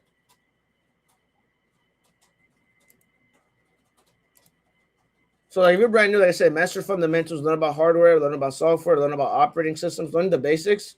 network with like-minded individuals, reach out to people on LinkedIn, create a plan of action. Don't go all over the place, and make sure you get the right certifications and the right skills. So like I said, if you're applying for IT support jobs, obviously A+ makes sense. If you're trying to get into networking, obviously the people get Network Plus, or people skip Network Plus and get CCNA. If you're trying to get into blue teaming, which is what I do, some people will get Security Plus and do the CYSA. It really depends. So if that makes sense, like those are the things I would do. I would do those things. I'm gonna bug you to go to the next slide. And then this is free resources for IT support. You could take a picture of it or whatever, and yeah, and that's it. That's pretty much it for me. That's pretty much it. That's pretty much it for me for the slides and everything. That is my last slide. Fantastic. Let's have one more. Okay, cool. We'll leave it on this one while we're chatting. But no, this was amazing, man. So good to have you on the stream and see, man. I mean, so a few questions I know that were popping up in the chat. You did a great job answering on the fly. But one question I have here is, what was your favorite project you worked on from your home lab? I think my most favorite one was setting up Intune from scratch. So I had to set up, like, I didn't know anything about Intune. I do have a course on Intune. I just created a course on Intune that came out recently.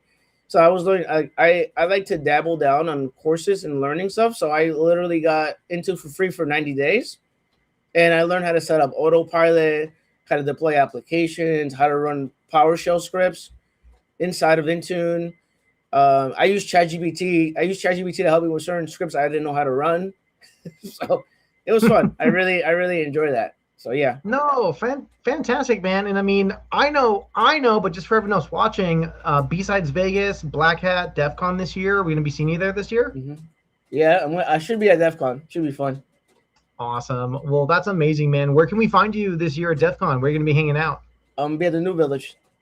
Let's go. No, amazing, man. I'm excited, dude. And then fun fact with Kevin that some don't know, he is a avid pool player at the pool house. So fun fact. How's your pool team been going, man? Any good wins lately? Yeah, we're in first place right now. So nice. No, amazing, man. Well, hey, I don't see any more questions in chat. So Kevin, before I let you bounce, man, last piece of advice you'd give somebody trying to break into tech support.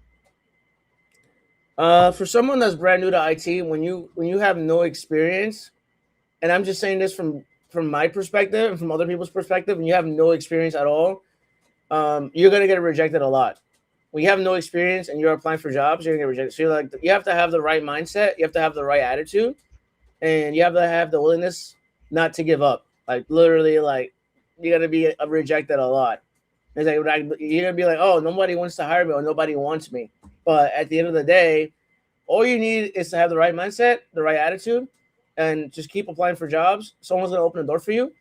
Once you get that first job in IT, that stepping stone and that experience to put on your resume, you only go up from there. That's literally how it works. So that's my advice. No. Golden advice, man. Well, hey, Kevin, thank you so much for getting on and getting to talk to everyone today. Gonna throw you into the back room, but everyone make sure you can go check out his YouTube channel as well, and that's KevTech IT Support. Some amazing videos if you're trying to break in, and amazing great home labs as well. Also, there's a school community and a ton of other things you can check out. But Kevin, thank you so much for coming on, and we will be seeing you at DEF CON, okay? Thanks for having me. I appreciate it. Awesome. Thanks, man. Okay, well, hey, everybody. We are at the next top of the hour as we're waiting for our next presentation. Same thing, we're going to do a huge shout out, and don't forget why we're here today for Next Gen Cyber Ed. We are looking for any donation to help us get to our 5K goal, and with every $5 that gets your name put in for a raffle to win some amazing prizes. That can be some vouchers from Try Hack Me, that can be certifications, and it can be so much more. And those raffles, I know there was a question on it earlier during the stream, the winners will be drawn next week. So the raffles will not be completed today, but if you donate, we'll make sure that that gets in for your chance to win next week. So don't forget, we have the amazing aspects of just simply donating right here by scanning that QR code. QR code's right there to help us reach that goal. Now, on top of that, we also have some awesome swag this year. So purchasing some swag today, where 25% of all the profits will be donated directly to the Gen Cyber Ed. So if you're looking for that next hoodie to show off at your next cyber hangout, this is the time to grab it by scanning that QR code and making sure that it's going to a great organization as the Gen Cyber Ed. Now, I know there might be a few more questions. We also have track 2 still going on as well. So same thing as I stated before, we'll be dropping some awesome lo-fi beats. If you want to just hang out here and chat, talk to those that have been in the stream. And I have a question for everyone watching. What's been your favorite part so far? What's been your favorite piece that we've been talking about? Drop it in the, oh, perfect. Actually, wildly enough, our next speaker is perfectly here on time. So I'm going to pivot to my next title screen, get to my notes, and here we go with David Meese, who is a cybersecurity leader, author, and educator dedicated to developing the next generation of security professionals. With extensive experience in cybersecurity leadership, workforce development, and security operations, he is passionate about helping individuals and organizations navigate today's evolving threat landscape. A frequent conference speaker and advocate for continuous learning, David shares practical insights on cybersecurity leadership and career growth while inspiring others to build stronger and more resilient security communities. Now, as I mentioned before, we have some amazing, awesome raffle sponsors, such as this one right here, where by donating $5, you're going to get a chance for the industry to win an industry recognized book, The Stronger Together. Now, let me just make sure he's good to get pulled into the chat. David, you good to go?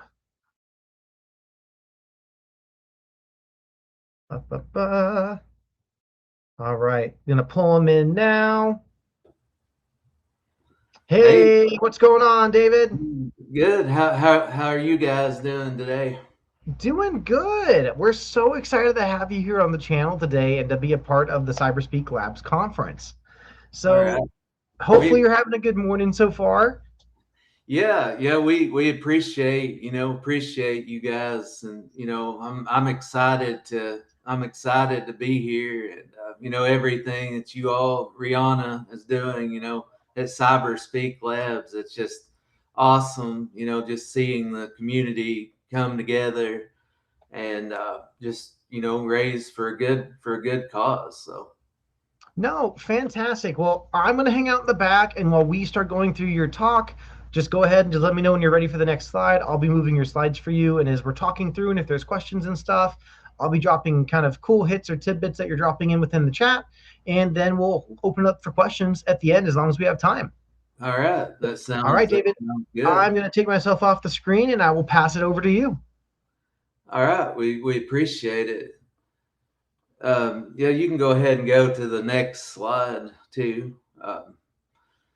But yeah, I've been in the industry, a little over on the IT side, for a little over a dozen years, and then I started in the cybersecurity in around six years ago. So, and I love what I'm doing, to help the community, and just everyone, like I mentioned, everyone coming together. That's another reason,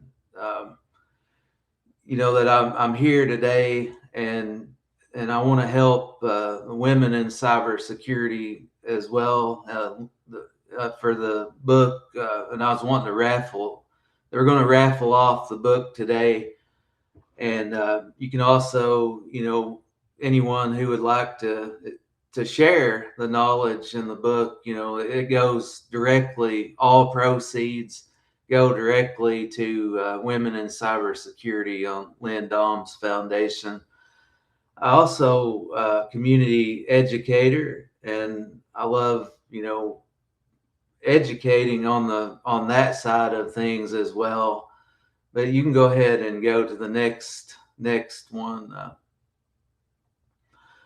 But yeah, your personal brand, it is an investment, and I've had so many opportunities come my way. I didn't start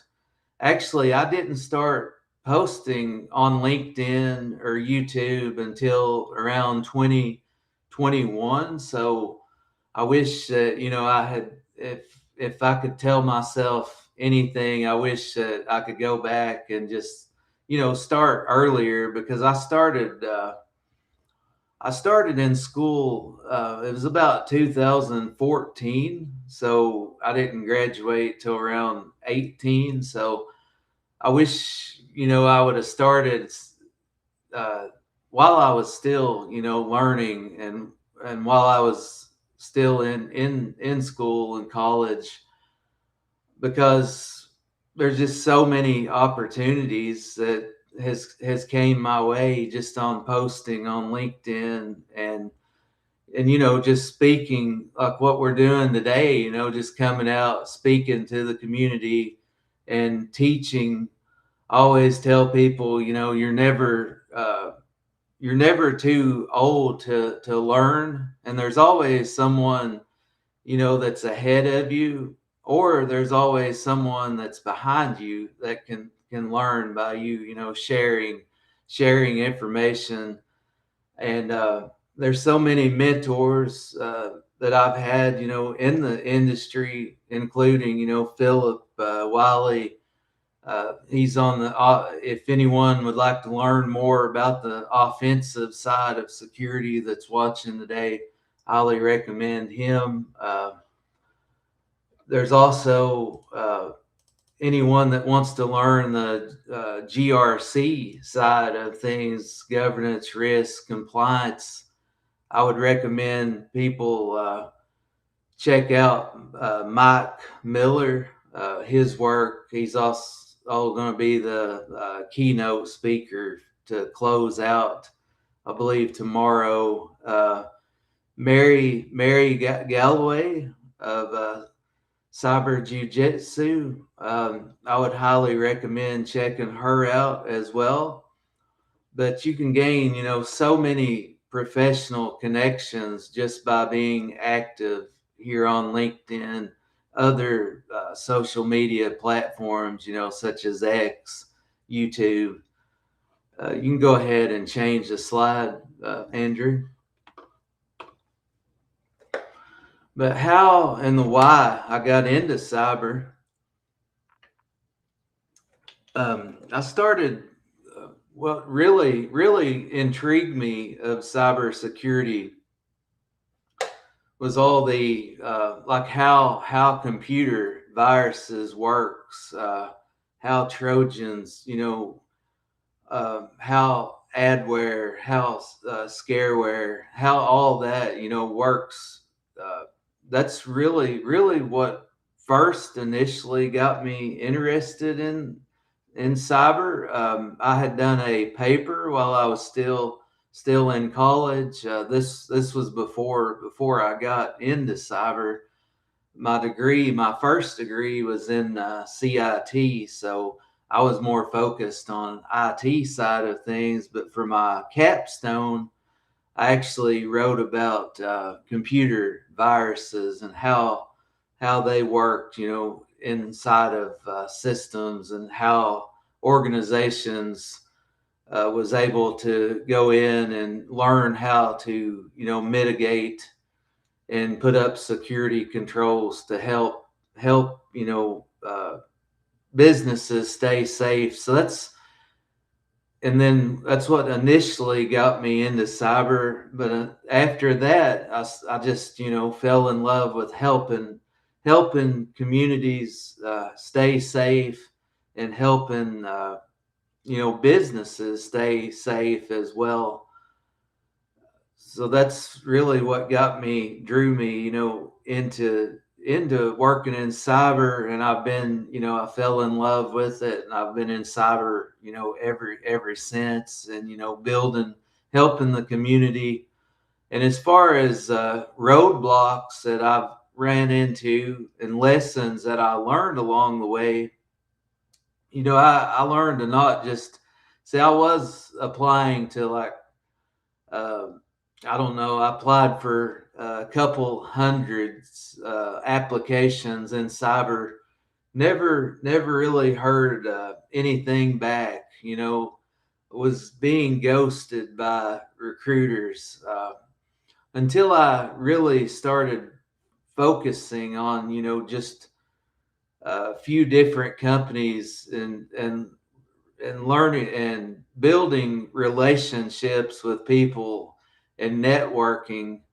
I believe that's what got my foot in the door, is just being persistent and networking with people and building the relationships, and actually reaching out to recruiters instead of just applying to jobs and just putting your application, because we know there's hundreds of people that apply to jobs, in cyber. So I knew that my resume wasn't going to get looked at unless, I reached out and talked to a recruiter, and, and that way they have a face to put to the name of my resume. And just also reaching out to people inside of the company that I had previously built relationships with. Because, I had been posting on LinkedIn for every day, or at least 2 or 3 days a week for 1 year straight, for 1 year before I even got a job in cybersecurity. Actually, my first job, this is just shows you how important your professional network and your professional brand is. However, I did get my cybersecurity security plus, CompTIA Security Plus. Of course, that did help, because some of the jobs, that you run into for DoD government jobs, some of them, of course, they require you to have Security Plus to fulfill that DoD requirement. Or some jobs, may require that you have like the Security Plus, CISA, CISSP, whatever it may be. But what actually got me my foot in the door was networking and being active on LinkedIn, because my first job, my first security operations center job, like I said, I had been posting on LinkedIn, showing what I learned, documenting what I was learning before I got my Security Plus certification. I was documenting, and I was also helping nonprofit organizations, like Kevin Alpenario was mentioning earlier. Just helping volunteering at nonprofits, and I was like writing security blogs for a nonprofit. So what I would do, I was taking what I was learning in the field at the time, doing what I was learning during my Security Plus certification. I would write a blog, like, for example, what was I learning during my first chapter? I would write a blog on it. Next week, or so, what did I learn in the second chapter, and so forth. Then I would write about that and blog about it. And I did that for about 1 year on LinkedIn. After 1 year just being consistent, I actually had a hiring manager reach out to me before a job was even posted online. So that's what I say, and they had got me and a few other people in the community at that time was volunteering at the same nonprofit. So we actually got a job, at the same place. So that's why I say to never sleep on networking and posting on LinkedIn. But you can go ahead and go to the next slide, Andrew. And just a little bit, that's kind of what I was talking about a moment ago, just sharing your journey and your education. I always tell people, no matter where you are in your journey, there is always someone that can learn that's behind you. And, and there's always someone that's going to be ahead of you. I used to think, who was I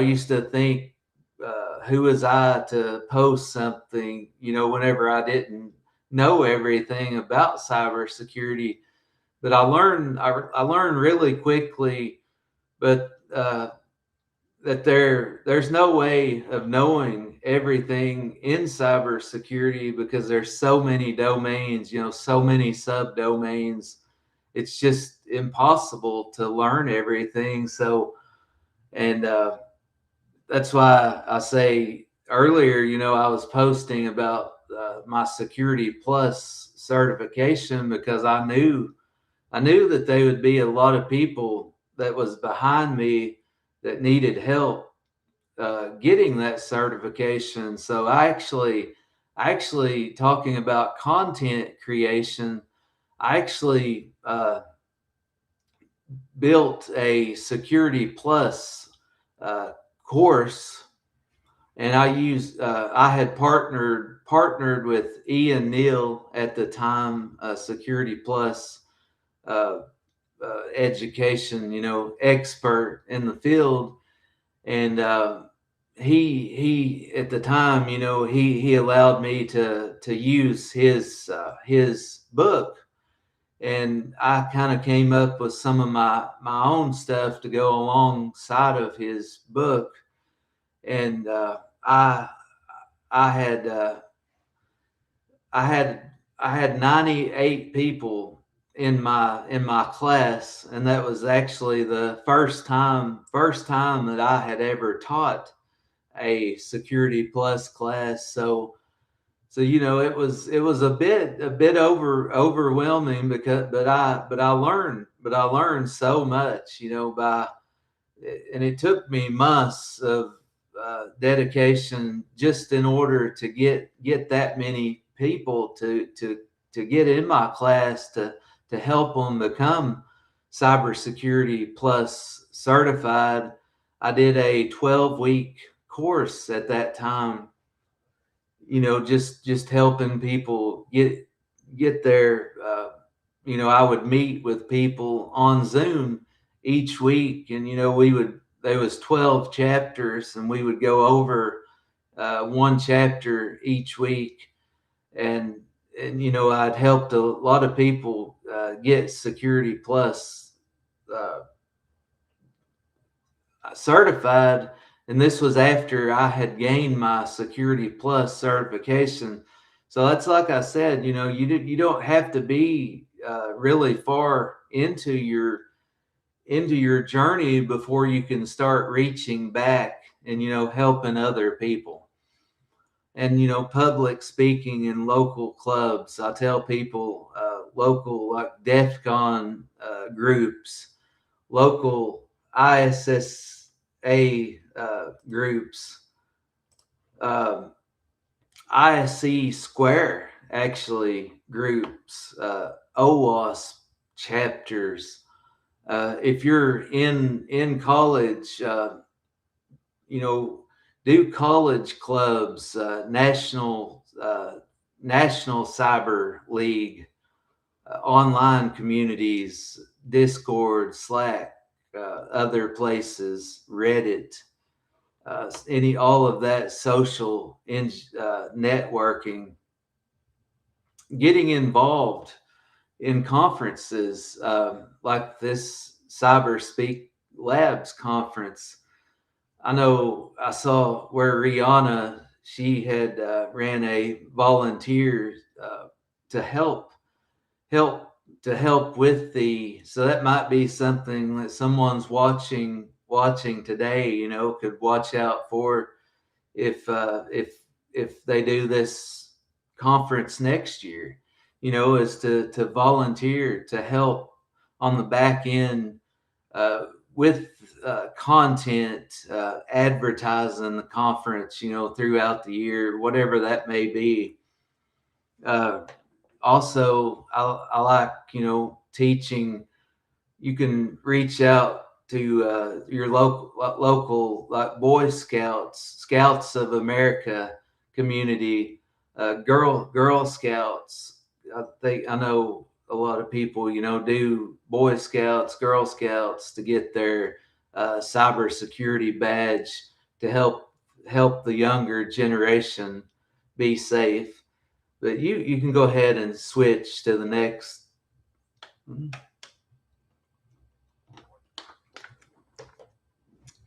Here's something I wish that I would have done early in my journey, is to find a focus in cybersecurity, because it's easy, especially when you first start cyber. It's easy to get overwhelmed with so much, because I was doing a lot of things in Try Hack Me.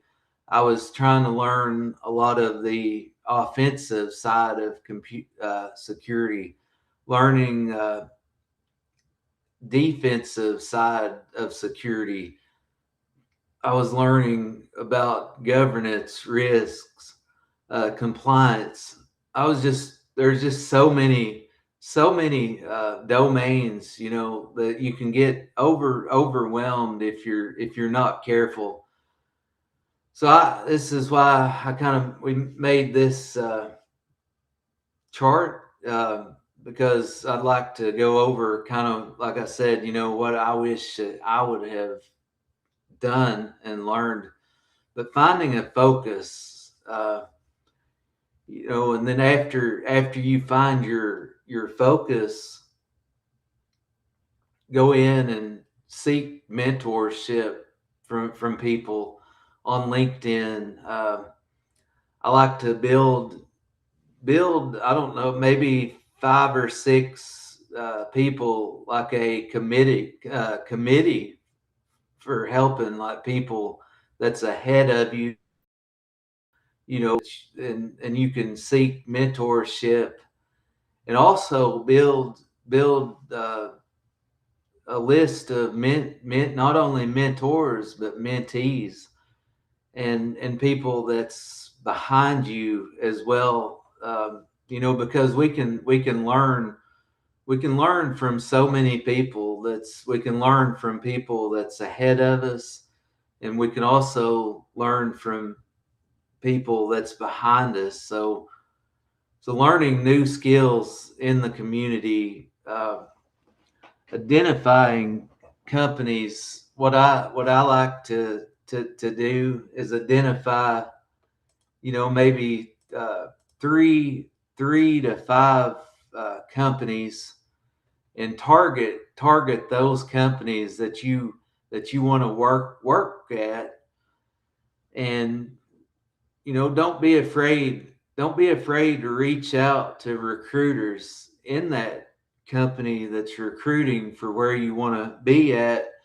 And this is what I'm saying, to only pick 3 to 5 companies at a time, because that way you can spend your time and energy and focus, just like what I was saying about finding your focus in cyber.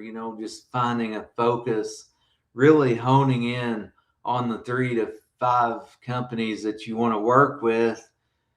And what I did and what I recommend is reaching out to recruiters, people inside the company. That's like, if you want to become a SOC analyst, reach out to people that's SOC analyst in the field.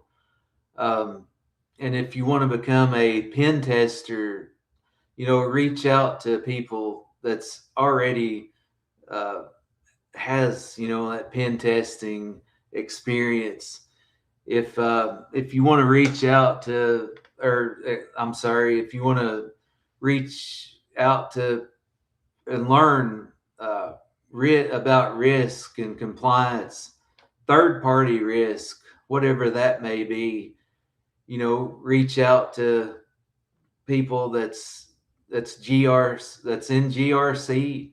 and I tell people don't be afraid to reach out to recruiters. Reach out to also don't be afraid to reach out to hiring managers that's in the I know a lot of people's afraid to reach out, especially when they're first starting in their career.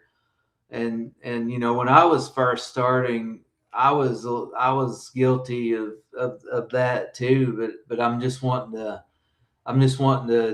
to tell people and share from my experience how much it's helped me by getting over the being scared and just reaching out to people.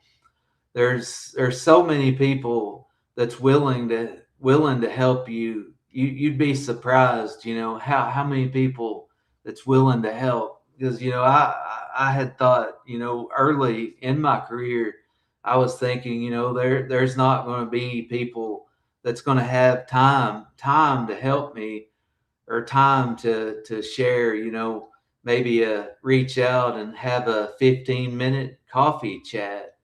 That's what I also did when I'm looking for jobs or looking to change. If someone's listening today that's looking to change, make a pivot in their career or change, don't be afraid to reach out to people and ask for a time, if they have time for maybe a 15-minute coffee chat to help you. But also if they do, and don't forget to when you do get a job in cyber, don't forget to reach back and help someone else in the community as well. You can go ahead and switch the slide, Andrew.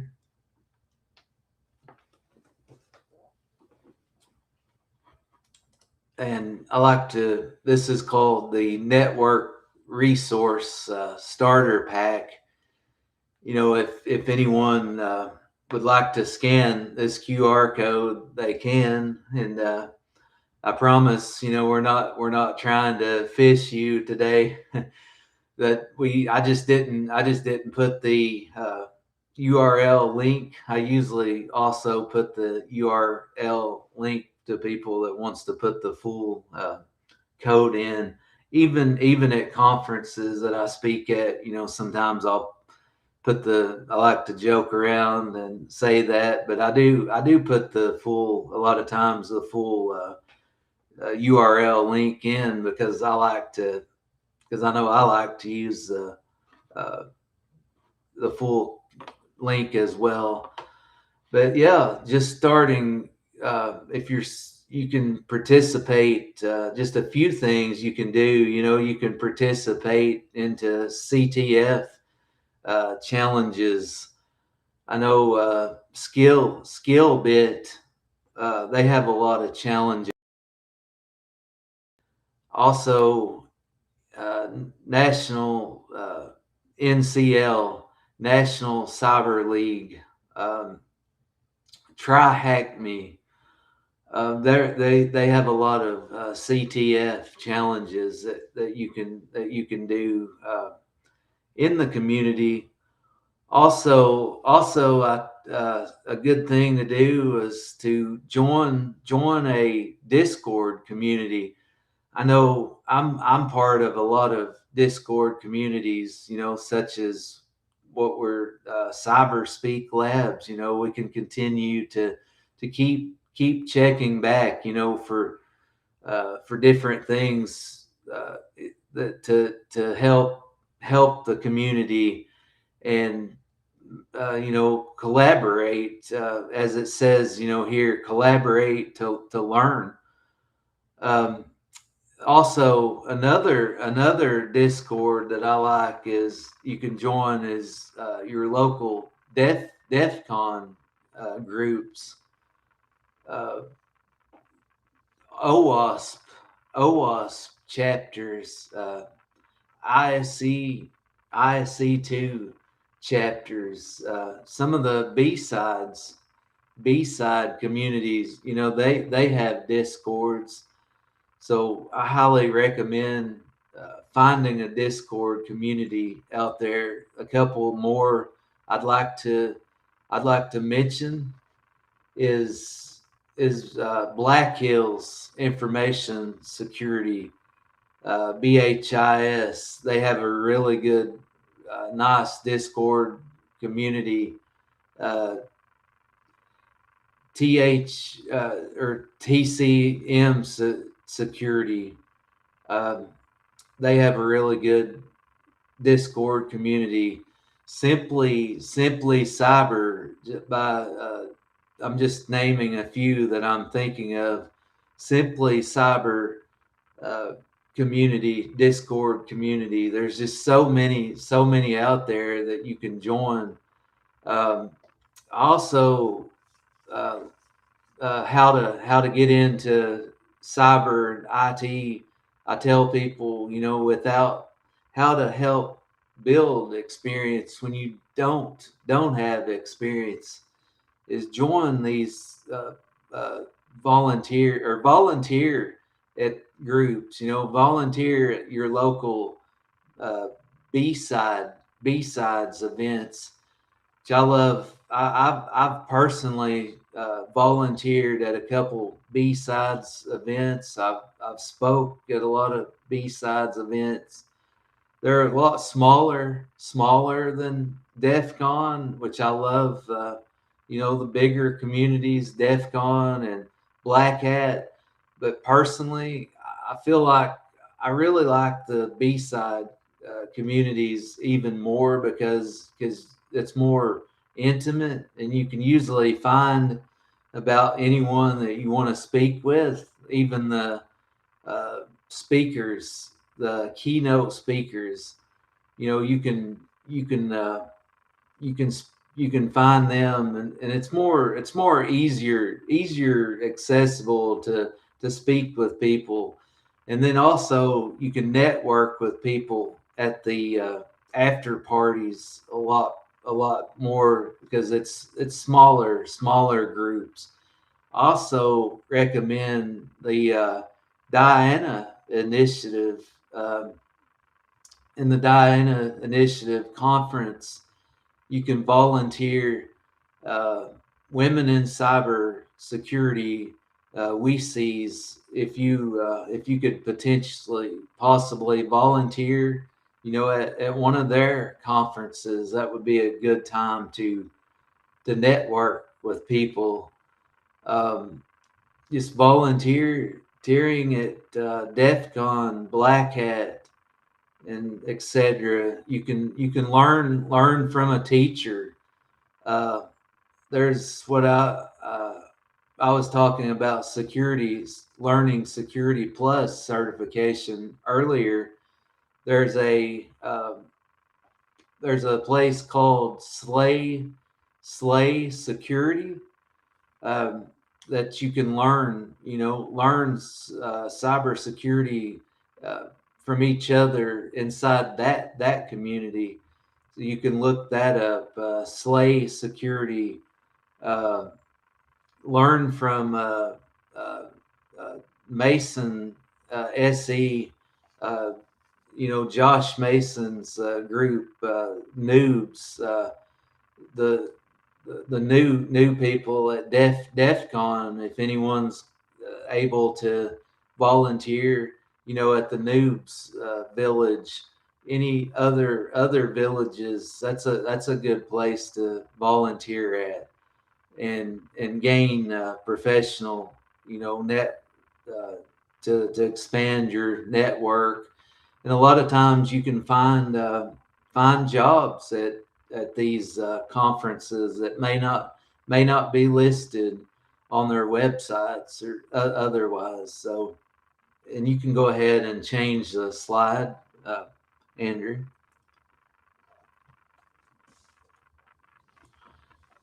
And talking about networking with people, this is a little challenge that I came up with. I've had a couple thousand people follow my hashtag.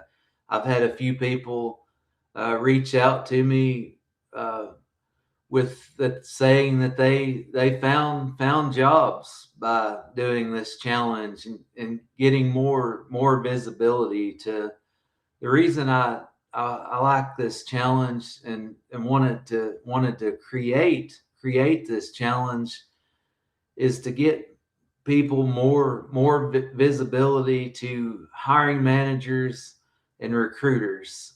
So I started out doing this challenge to post on LinkedIn for 100 days, but this has been a few years back. So I also tell people, if they can't do 100 days, just maybe do 30 days, and just be sure to include my hashtag. I know that's a mouthful, but it's hashtag CyberTechDave 100 Days of Cyber Challenge.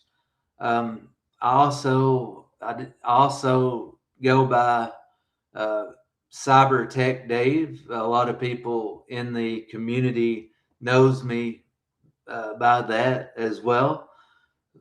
So what I do is recommend people.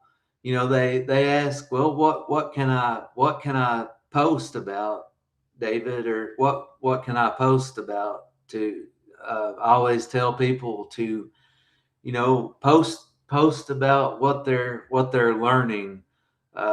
Maybe if they're learning a new certification, write about that. Write about what you're learning every single day. And it doesn't have to be real complicated. If you read, even if you read one page or a couple pages of a new book, or if you read a couple pages of a art article, it really doesn't have to be that. You don't have to read an entire chapter in one day. Just write about what you learn. If it's something new you learned about phishing today, or it could be different kinds of attack vectors.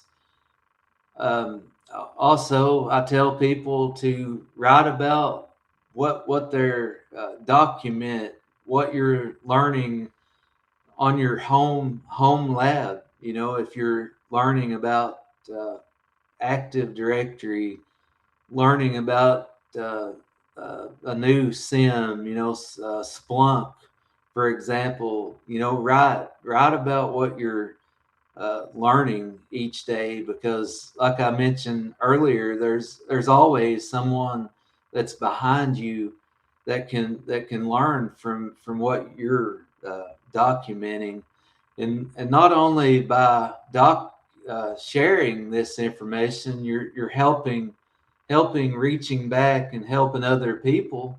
You're also helping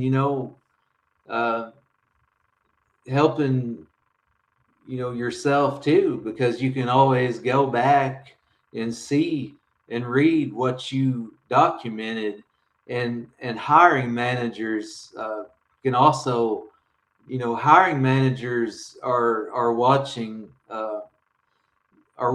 what you're doing on LinkedIn, because I know this, because I've had hiring managers reach out to me, and that's like how I mentioned that I got my first job in cybersecurity. I had a hiring manager reach out to me.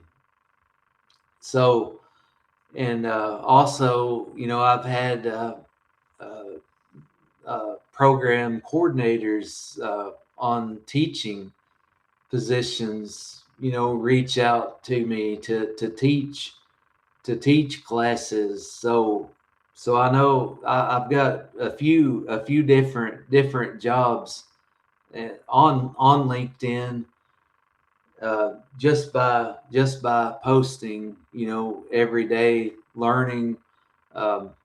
So so I was able to this is just an example, how you can grow your network and your professional network. It's crazy just to think, in 2023, I had 65,000 followers, which I like to call connections and relationships, because it's not, I don't like another thing I don't like is the word influencer, because, I like connecting with people in the community.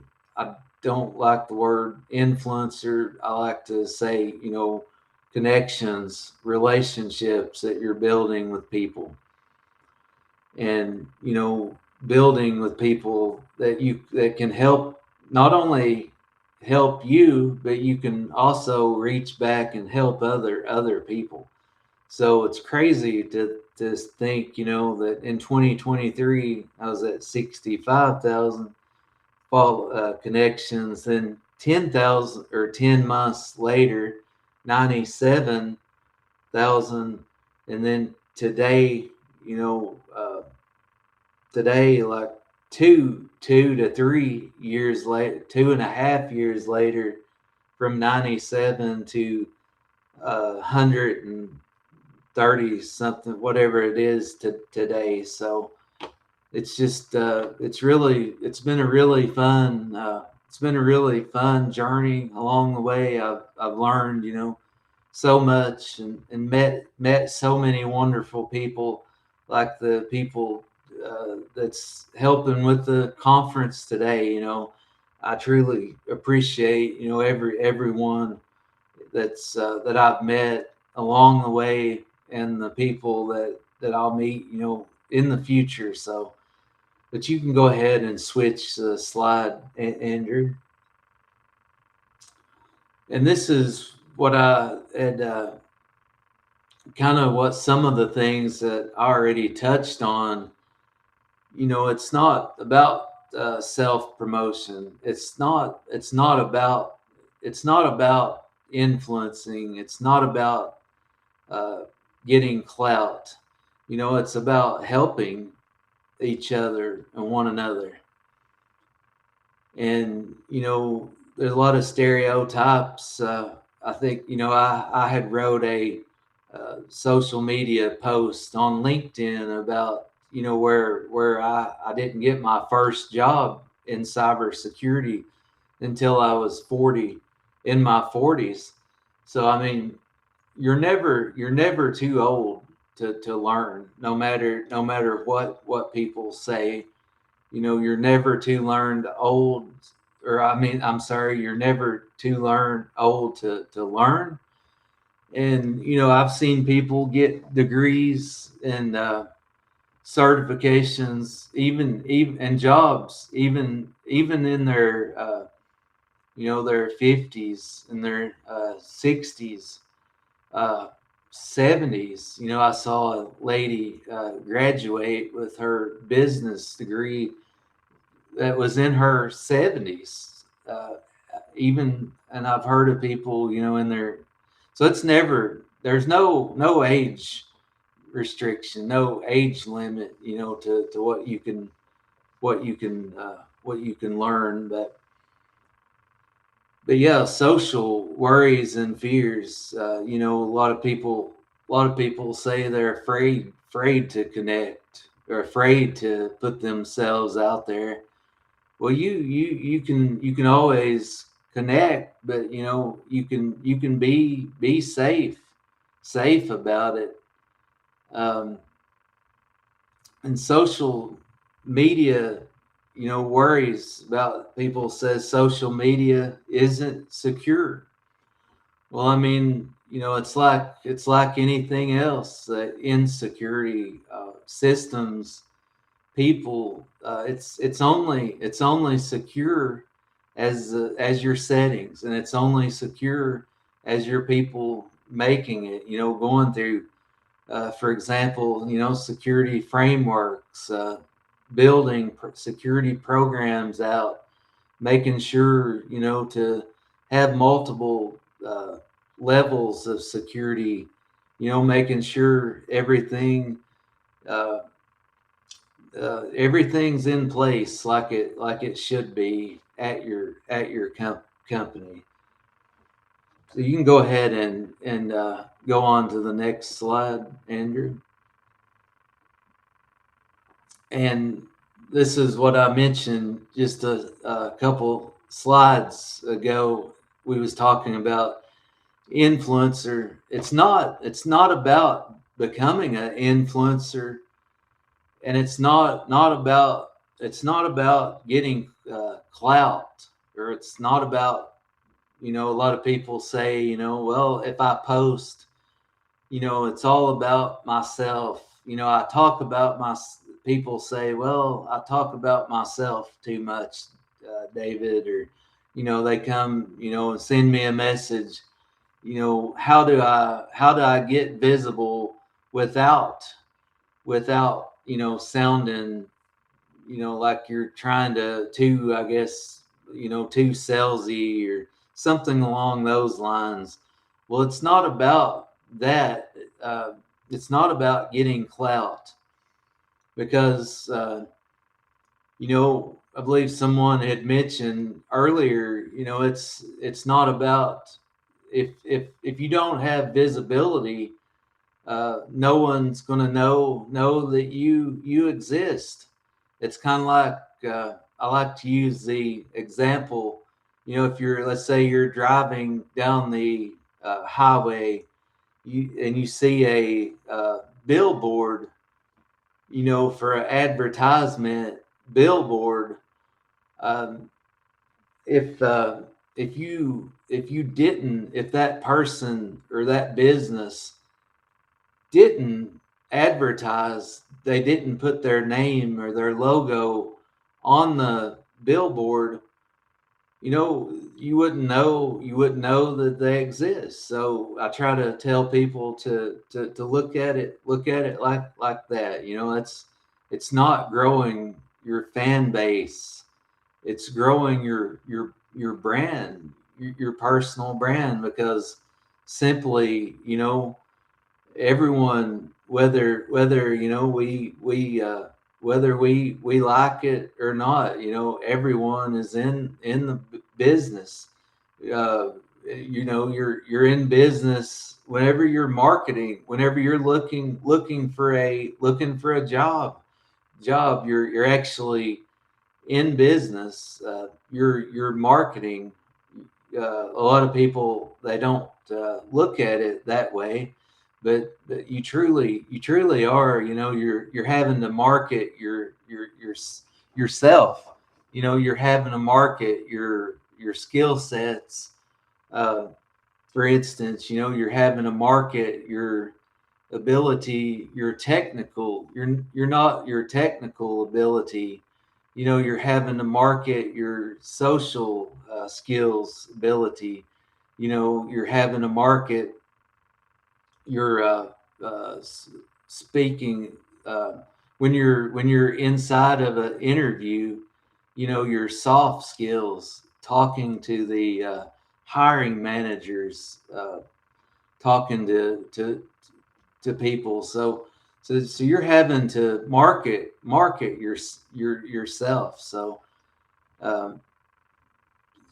but all of this, it does, when done correctly, it does help build credibility in the field. You can go ahead and switch Andrew. And what platform is best for you?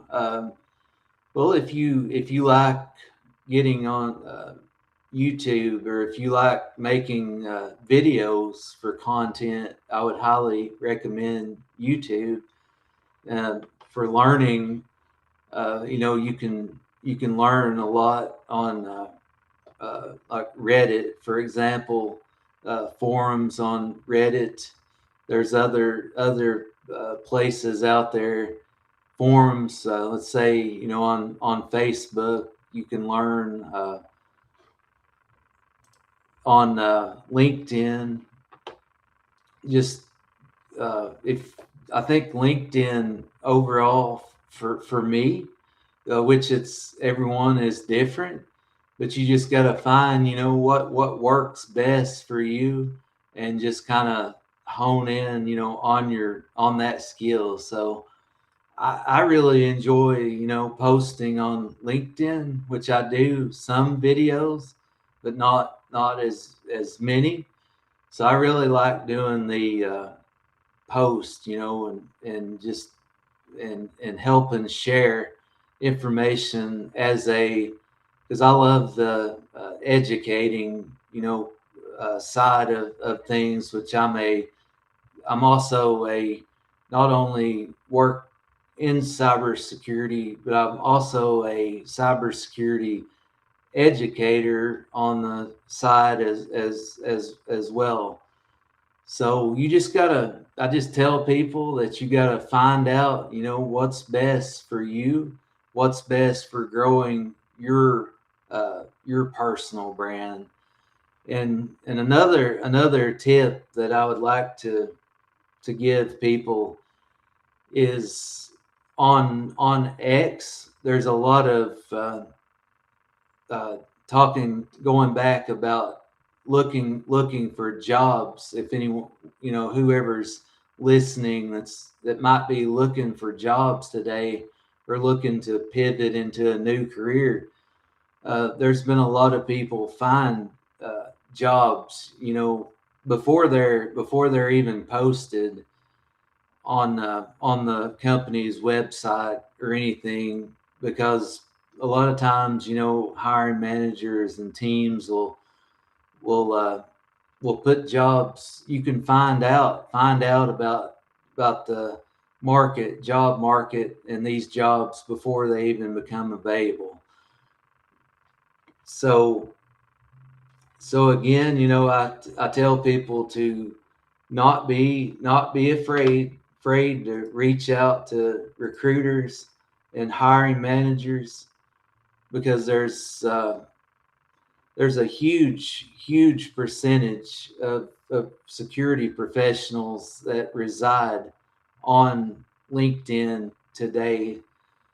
So I feel like learning LinkedIn, and especially for people that just started, for students in the community, I feel like learning LinkedIn is really a skill set that everyone needs to learn for job hunting today. But you can go ahead and switch the slide, Andrew. And this would go ahead, and I think we do have a couple questions, and I appreciate you, Andrew, and everyone for allowing me to come on today. It's been an honor to be here. So. Yeah, David. No, this was a fantastic talk, and I loved it. So one question is what would you recommend for people that want to start a channel but don't want to show their face? Should they still share their work around LinkedIn? Yeah, definitely. I actually didn't share my face for over.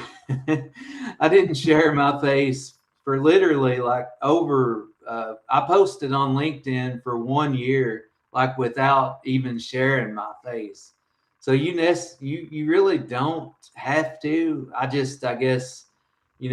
I encourage people to kind of share their face, but I mean, you don't, especially until you get used to posting, and you can post for maybe a year or so, and once you get used to it, then you don't think as much about it. So that's what I would recommend, just starting out Yeah. slow and Yeah, small. I get folks too, because it's like I get it. Not everyone wants to be. No one wants to be an influencer. No one wants to get on the YouTube and be part of the status quo.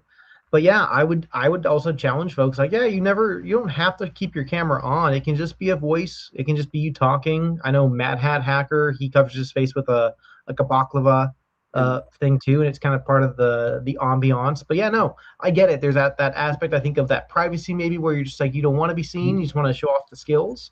And right. I think, like you mentioned before, loved your 100-day post challenge on the Oh, LinkedIn. I've done that as well, and I loved it.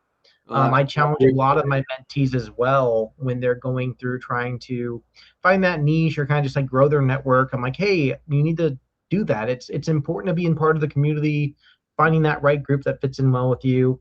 Another question we had earlier in the chat is obviously there's some guitars behind you there. Yeah. How long have you been playing? And if you have a favorite guitar, what is your favorite guitar? Well, I've been playing on and off since I've been 16, well, 15 years old. You know, my dad, he was involved in music. So I really loved, listening to him play. So I just kind of picked up the chords. And then I'm the kind of person that I play mostly by ear instead of Awesome. looking at the notes. So, but my favorite guitars, I would say, man, yeah, that's a tough. Just so many. I would think my favorite guitar would be like the Fenders. Okay, Fenders. awesome. No, fantastic. Well, David, so great to have you on today to help us out for the CyberLab Con. Love your talk. Make sure you guys scan those QR codes below. Connect with David on LinkedIn.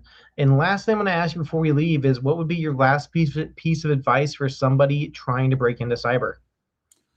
My last piece of advice would to be just don't be afraid to put yourself out there and build those connections. And I know I love talking about building connections, and I think that's really really important because every interview, that's something else I was going to touch on. Every single interview that I've gotten in the last few years is came from referrals. So just be sure to network and get those referrals from the company that you want to be at. Because if you don't have a referral, I mean, there's hundreds, like literally hundreds of people fighting for that same position. So just don't be afraid to throw your hat in the ring, even if you don't have all the experience, or if you don't meet the job requirements. That's something I encourage to apply anyway, because a lot of these honestly, a lot of these places, HR, they don't know how to write the Yeah. job description. So there's a disconnect from the HR to the real what's going to be doing in the day to day job. So that's why I say Mhm. if you can hit a couple of the bullet points, go ahead and apply anyway. So that would be my piece of advice. No, fantastic, David. Well, hey, thank you so much for coming on. That was an amazing conversation. Yeah, like, subscribe, drop in those comments below. What was your favorite piece? What was your favorite part? And David, I'm going to kick you back to the back room, but we I will catch you appreciate, later today and see you in the chats. all right. I appreciate everything, Andrew. All right. Bye. All right, everybody. Let's see if I can get this done correctly and move back up. There we go. So that was our last presentation for this piece of it. As we wait for our next speaker to hop online, make sure, as you guys remember, we have a 5K donation goal that we are trying to reach today for our amazing Cyber Lab Conference sponsors, Next Gen Cyber Ed. I'm gonna hit the quick refresh button because we have been doing some awesome donations as have been going in. So, yep, we're still at 732. So you guys are doing a fantastic job. So I love it. You guys are doing great. And it looks like our next speaker is actually queued up. So I'm going to go ahead and get it all set for the next introduction. There we go. So, very excited to introduce this next speaker, by the way, who recently was also on the channel for Ginger Hacker. And this is Philip Wiley, who is a globally recognized ethical hacker, cybersecurity educator, author, and keynote speaker with more than 2 decades of experience in information security, specializing in penetration testing, application security, and red teaming. He is passionate about helping others build successful careers in offensive security through education, mentorship, and hands-on training. Now, Philip is the co-author of the Pen Tester Blueprint, starting a career as an ethical hacker and the host of the Philip Wiley Show, where he interviews cybersecurity leaders, ethical hackers, industry innovators, and offensive security on offense security, emerging threats and career development, and the future of cyber. Prior to launching his current show, he also hosted the Hacker Factory podcast, further establishing himself as a trusted voice in the cybersecurity community. And I see him here in the back room, so I'm going to pull him over real fast and we'll do a quick little sound check. But also reference our raffle sponsor before I do that. We also have right down here, you donate $5, and this is now a chance to win one of 3 TryHackMe Premium account access for 30 days.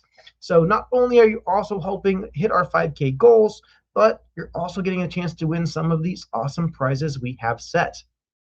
All right, let me go here real quick, and I'm going to pull in the man, the myth, the legend, Philip Wiley. What's going on, man? How's it going? Good. How about you? I'm doing good, man. How was your weekend? Or I'm sorry, how was your week? Yeah, the week has been good. Did an event for Threat Locker last week. They had a a dinner in town, and they did a meet and greet with Network Chuck and myself. So it was a lot of fun. Oh, fun. Yeah, I saw Recorded the about 5 or 6 podcast episodes this week. nice, very busy. Well, Yeah. awesome. Well, I'm going to be in the background hitting through your slides and stuff. So just let me know when you're ready for the next slide. And then as you're talking through your presentation, I'll be dropping tips and tricks and cool little tidbits that we talk about. I'll be keeping an eye on the clock in the chat as well. So if we have questions in time for the end, we'll make sure to get those questions asked for the audience that are watching. And with no further ado, I will pass it over to you. Thanks. Oh, did the wrong one. Okay, let me see if I can click the right box. I will now pass it over to you. Thanks for the introduction, Andrew. I look forward to seeing you at summer camp in the Noob Village. So this presentation was inspired by my role at Phosphorus. Phosphorus is a company that has an IoT and OT security solution. And while I was there, I learned about the Akira ransomware attack. And it kind of reminded me as a pen tester how over the years we've leveraged things like printers, security cameras, and different things to get a foothold in the environment. And it was interesting to see that threat actors are starting to do that as well. What's happened is the endpoint detection systems are getting a lot better, and it's a lot more difficult for threat actors to get a foothold. And so this is becoming a more common problem. And one of the things a lot of times people don't think about when securing IoT, they're just thinking about securing IoT, not realizing that IoT can be used to be exploited to gain access to the IT environment. So it could lead to even bigger risks and breaches. So next slide. Next slide. Okay, thank you. And so for those of you who don't know me, I'm the chief security evangelist and senior consultant at Suzu Labs. So I'm an offensive security professional and instructor, former adjunct instructor. I taught at Dallas College for over 3.5 years. While I was at Dallas College, I did a presentation called at the time wasn't the Pen Tester Blueprint, but it was a talk about getting into pen testing and the prerequisites needed to become a pen tester. And by the end of the year, November of 2018, I turned this into a conference talk, giving it at B-Sides DFW for the very first time. And one of the things I saw the need for the book was there was so much great content out there on learning pen testing, but no one was really telling you what you needed to know before embarking on a journey to educate yourself and become a pen tester. So that book was kind of, I got the opportunity because I was featured in the Tribe of Hackers Red Team edition. They did interviews with different people in offensive security and wrote this book. Wiley Publishing reached out to me and said, do you have any ideas for a book? And so I thought it would be a great idea to turn the Pentester Blueprint into a book. I'm also currently I'm hosting 3 different podcasts: the Philip Wiley Show, Simply Offensive, and I co-host Cyber Hackcast. I'm the founder of CyberLab Con, and Cyber Hackcast is a podcast that we use to promote the conference with. Next slide. And so some fun facts. I used to just share this slide when I did educational talks and career talks, helping people, get into offensive security or security in general. Use this slide to kind of help motivate people, because when I graduated high school, I was a power lifter. I didn't know what I wanted to do for a career. I took the college entrance exams, the ACT, but my ACT scores were too low compared to my grade point average in high school. I would have had to have gotten like 8 letters of recommendation from my teachers at school, or either take the ACT over again and get a better score. So I really wasn't motivated to go to school, really didn't know what I wanted to do. So some of my high school buddies said, hey, you should be a pro wrestler. So I ended up going to wrestling school and wrestled for a few years. And this is me wrestling here. So on the right-hand side, this is me doing a little independent wrestling match at the bar I was a bouncer at. This is like one of the only good pictures I have from my wrestling days, because the camera quality and everything else was like on video from the matches I did. So I really have anything good to share. But this is also another picture of me wrestling a bear at that same nightclub. They had a special event where it wasn't just me, it was open to anyone to wrestle, but I actually did better than anyone else against the bear. And it was a good experience. And far as like a personal branding thing, this is one of the reasons I share the slides too, is people will remember me because I wrestled a bear and I used to be a pro wrestler. So it's just good branding, and then motivation, because if a former meathead powerlifter pro wrestler can do cybersecurity, then anyone else can, if they just put their mind to it, just basically do what I did. Next slide. So invisible gateways, how threat actors exploit IoT to breach organizations. So IoT is an overlooked, underestimated insider threat or invisible gateway for threat actors. Threat actors exploit connected devices to gain access to organizations going undetected. Next slide. IoT devices are no longer convenience tools. They're invisible gateways that sophisticated threat actors are actively exploiting to bypass traditional security controls and compromise enterprise networks. In this presentation, we'll discuss real-world attacks, attack techniques, current threat landscape, and practical defense strategies. Next slide.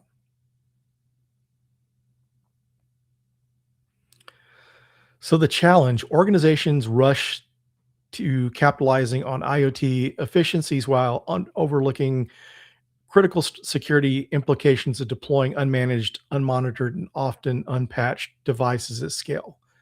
So expanding attack surface, 75 plus billion IoT devices were projected by 2025. Security gaps, 97% of organizations struggle with IoT security challenges.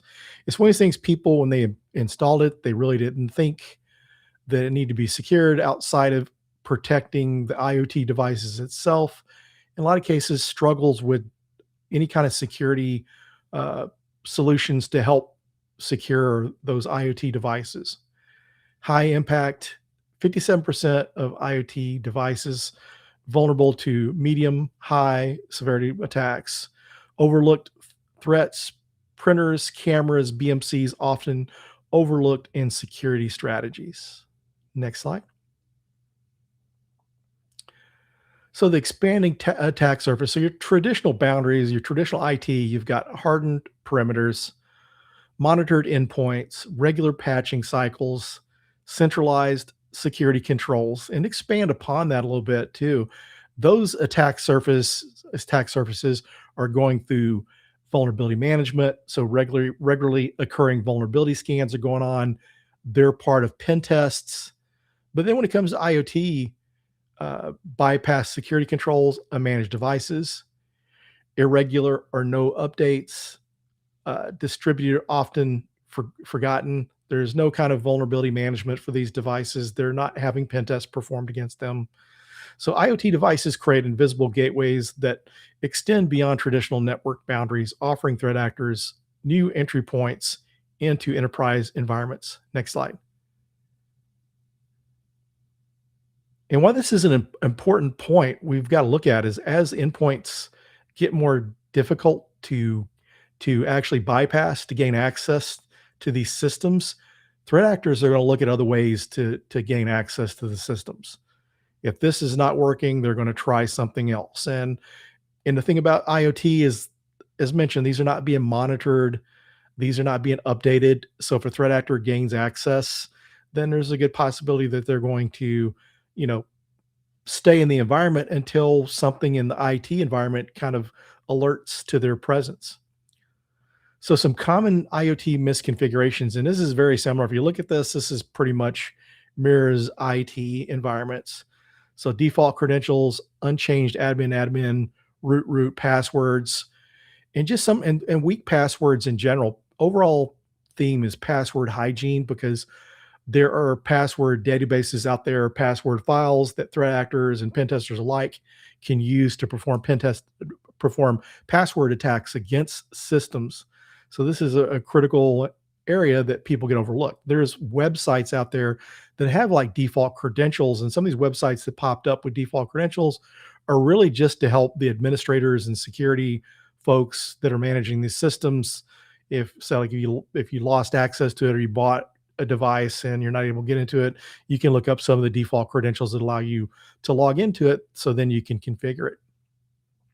So unencrypted communications, so plain text protocols using HTTP instead of HTTPS, Telnet and FTP instead of other encrypted and secure methods of authentication. And then missing authentication altogether, open management interface. So you see stuff like this on Shodan.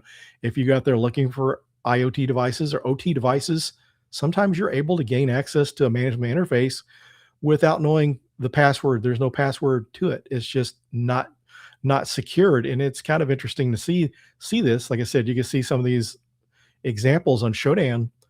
I once worked for an external attack surface management solution company, and one of the scans they did for a customer, one of the HDMIs, one of the interfaces that controls an OT device, which OT is more kind of an industrial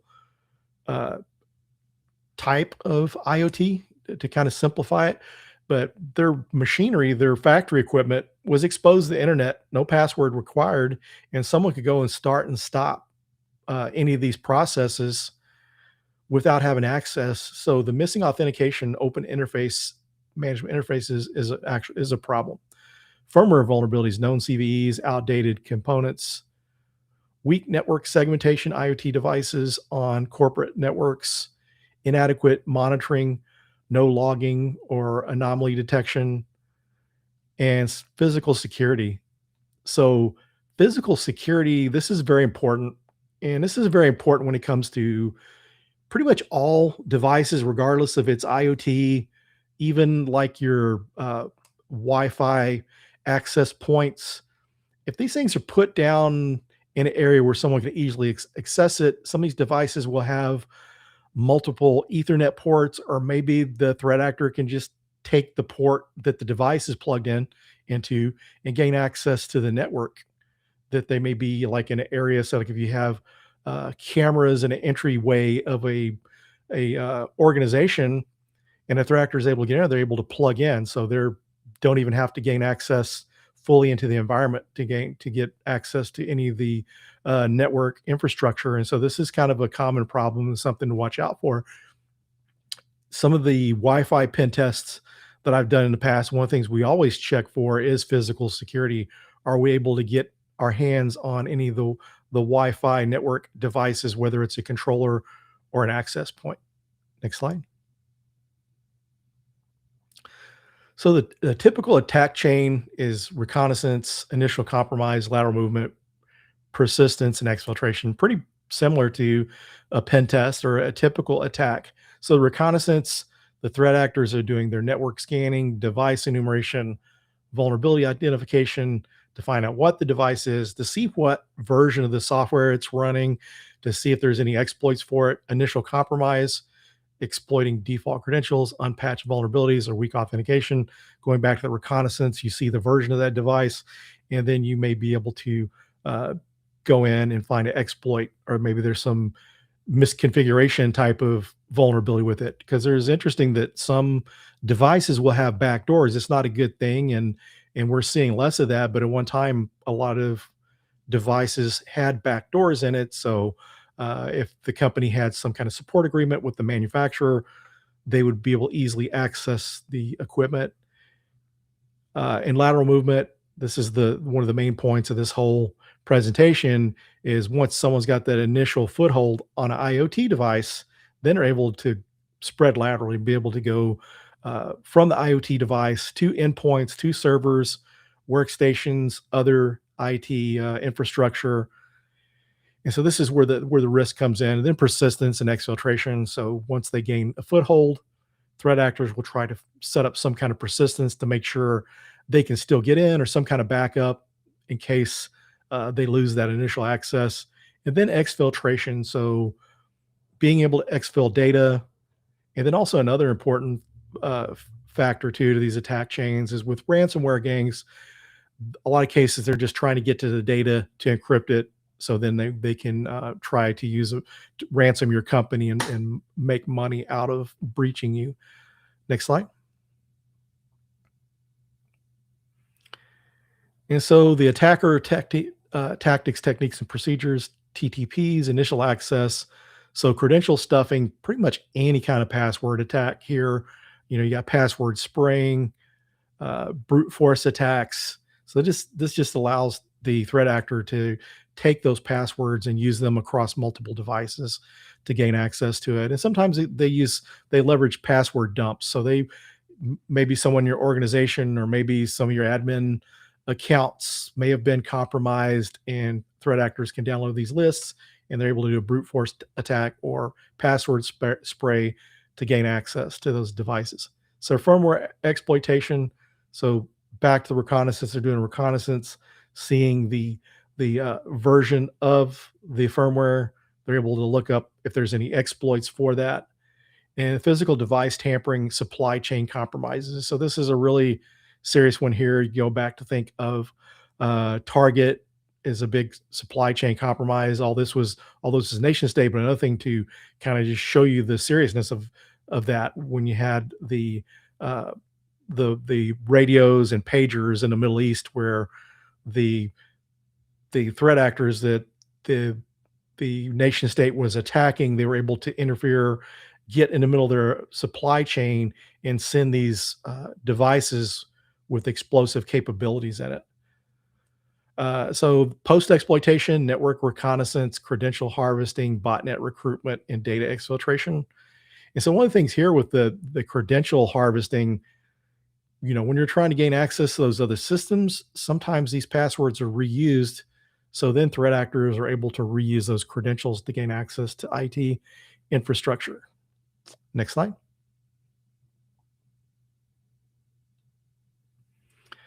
So real world case studies. So the Target breach back in 2013, this has affected their HVA system.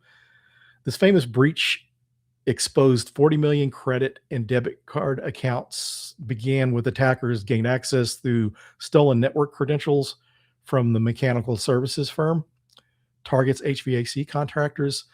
This demonstrates how IoT and building systems can serve as an entry point to corporate networks. This was, according to Krebs on security, but a famous, well-known attack. And just kind of an interesting fact, if anyone knows of Scythe, the company that has the breach and attack simulation solution, actually Bryson Bort wrote that because he was doing a project for Target, writing some software for them, and he got permission to keep his intellectual property and sell it as a product. But this was one of the original things that influenced Bryson to write that product and form the company Scythe using that breach and attack simulation tool. Next slide.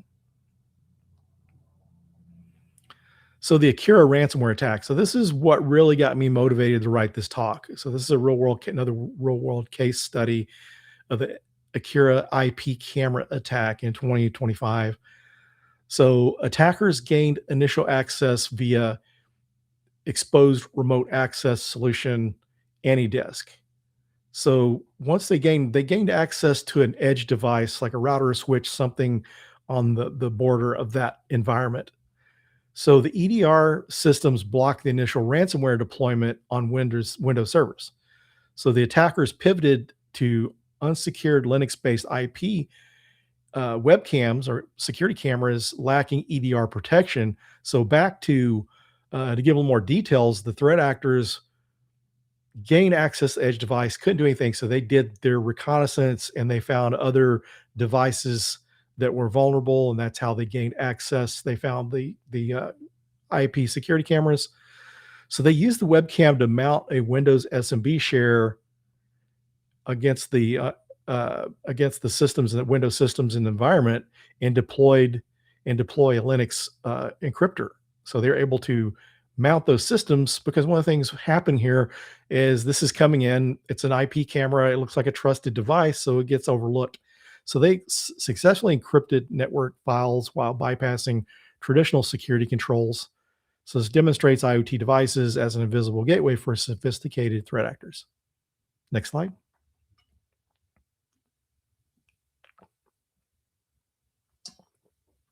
So another real world case study here was Print Nightmare from 2021. And this is like one of the first devices I ever learned of that could be used to exploit environments. And these usually set on the network of an environment. So this could have been one of those cases where Akira could have been in the environment on that webcam, and maybe they could have gotten some information from a printer. So Print Nightmare is a critical Windows print spooler vulnerability affecting two different CVEs listed above.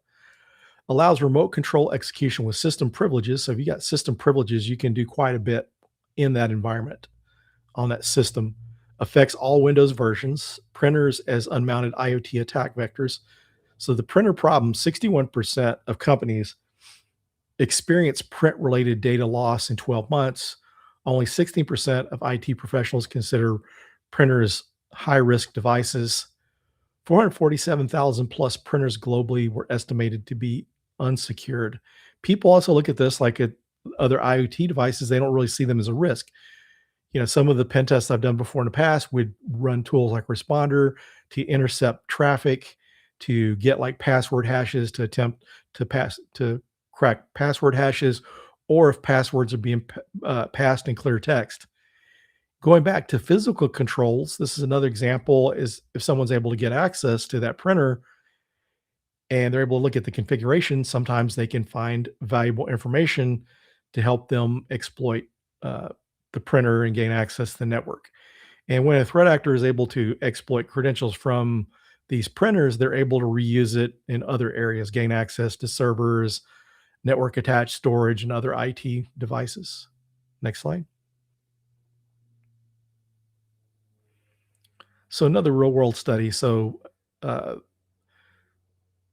attack chain, let's see, so target discovery. So attack chain, attackers scan for network printers. So this is back to the attack we just mentioned, the Print Nightmare. So they were able to scan for network printers with default credentials, driver installation, exploit print spooler to install malicious drivers, privilege escalation, gain access to system level access via printer drivers, and the network compromise, use the printer as a pivot point for lateral movement, gaining access to some of the computers and servers and other systems in the environment that may have critical data or sensitive data. And it's kind of a key point here. Printers are IoT devices, often overlooked in security strategies, making them a perfect entry point for attackers. Next slide. So healthcare is an impact. And if anyone's familiar with healthcare, done anything in the healthcare space, you kind of realize that in those environments that some of the workstations and stuff are kind of not very secure. You see older, outdated versions of Windows on some of the devices that they use to log people in to the system that they're using to check them in and look at their charts and all that. So uh, that's one of the things here that's a big risk, because plus also you've got the data and privacy information, different health records of the clients, and so you want to make sure these environments are secure. But what's happening, according to this survey, they found 82% of healthcare organizations experienced cyber attacks targeting IoT devices with an average cost of $346,205 to resolve each incident, according to the HIPAA journal. Over 1 million healthcare IoT devices exposed globally, including MRI machines and infusion pumps.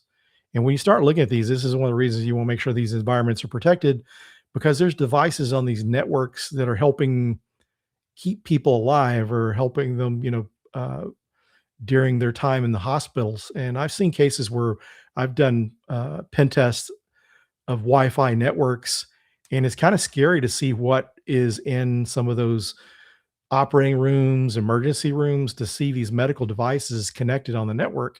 And if a threat actor is able to gain access, this is kind of a scary scenario, because maybe if they're not even trying to cause harm, sometimes hacking tools, if you're running a scanner of some sort, you may cause the system to reboot or shut down, and you don't want that. So that's why this is kind of a bigger risk and more of a dangerous risk compared to a lot of the others. Next slide. So additional information on this the additional document impact: 82% of healthcare organizations experience IoT cyber attacks, $346,000 average cost. Johnson Controls, $27 million in damages from building automation breach. Healthcare breach cost $10.993 million average, highest of any industry. And the scary thing about this is also too, these environments are being leveraged by ransomware, because they figure that the hospital is going to pay out the ransom, because they really can't afford to let these patients, be in danger. And in a lot of cases, they will pay these ransoms. And that's one of the reasons that threat actors and mainly the ransomware gangs go after hospitals and different medical facilities. Next slide. So another real world case study, Tomra ransomware attack. So a major ransomware attack that impacted 82% of reverse vending machines within Tomra's IoT network, taking 2 months to fully restore operations and cost $120 million in response efforts, according to PT Security. Next slide. And so here's another instance that's kind of overlooked a lot of cases. And one of the things too, whenever I learned about the Akira ransomware attack, it made me think of some other IoT style attacks. I've been in organizations where we're performing pen tests, and the ILOs, which are these boards, system boards that are built into the main board of servers, or it may be an extra board in the system. And what it does is it allows for remote management of those systems. You can shut it down, you can boot it up, you can install firmware, and these servers can be completely shut off. So people that are the IT folks that are managing this stuff, they will use this to be able to boot up a server, so they don't have to come in or go into the data center.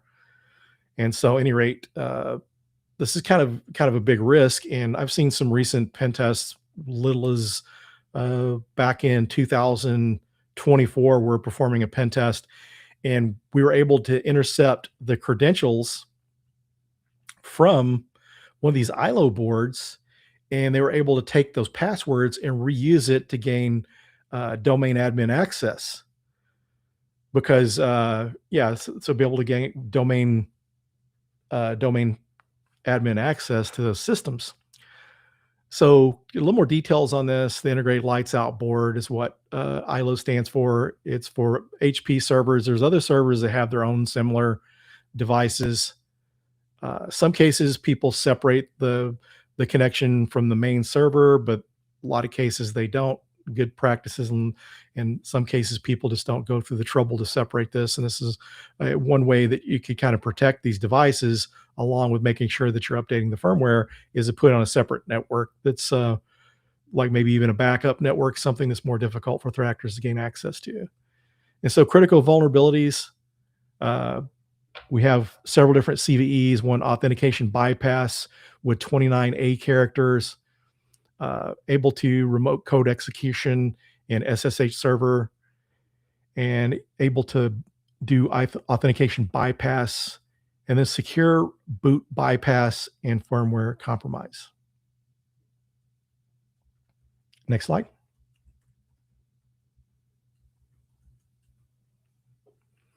So ILO bleed implant. This is another ILO type of attack. Active BMC, baseboard management controller implant, observed in the wild since 2020. So it affects Gen 8 and Gen 9 servers with ILO 4, potentially earlier models, provides persistent stealthy access. Newer versions of Gen 10 and ILO 5 systems can be affected.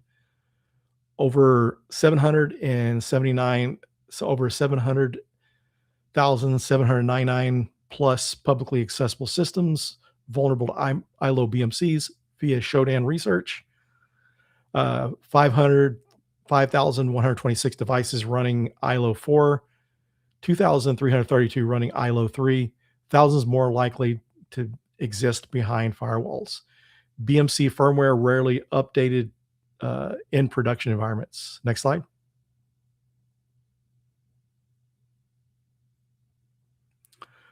So attack capabilities, you're able to, as I mentioned earlier, you're able to extract clear text, or you're able to extract the passwords.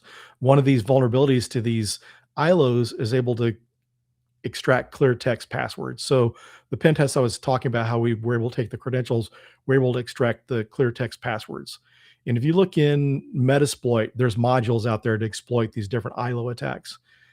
Execute malicious code with system level privileges, replace ILO firmware with backdoored versions, host to ILO and ILO to host arbitrary code execution, and direct memory access attacks on the host.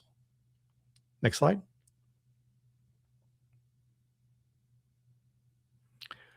So immediate actions, so inventory and discovery. So if you don't know what you have, you can't protect it and you can't assess it. So make sure you're doing a good access or good inventory of your assets.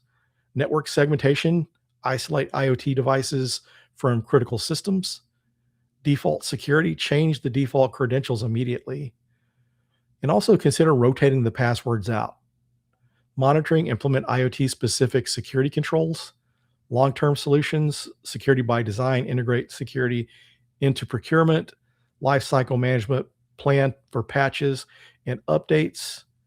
And also with this lifecycle management, make sure to rotate out devices. So if you get an IoT device, it's end of life, there's no support, no longer going to be support or any patches for it, consider updating these devices so that way you kind of reduce the risk. And then zero trust, never trust, always verify. Next slide. So technical controls, deploy IoT security platforms. Phosphorus is a great solution because one of the things nice about Phosphorus, you can actually look for default credentials, change the default credentials. It scans for vulnerabilities. And the nice thing about it, it's written specifically for IoT and OT. So less likely that you're going to cause any outages against those systems.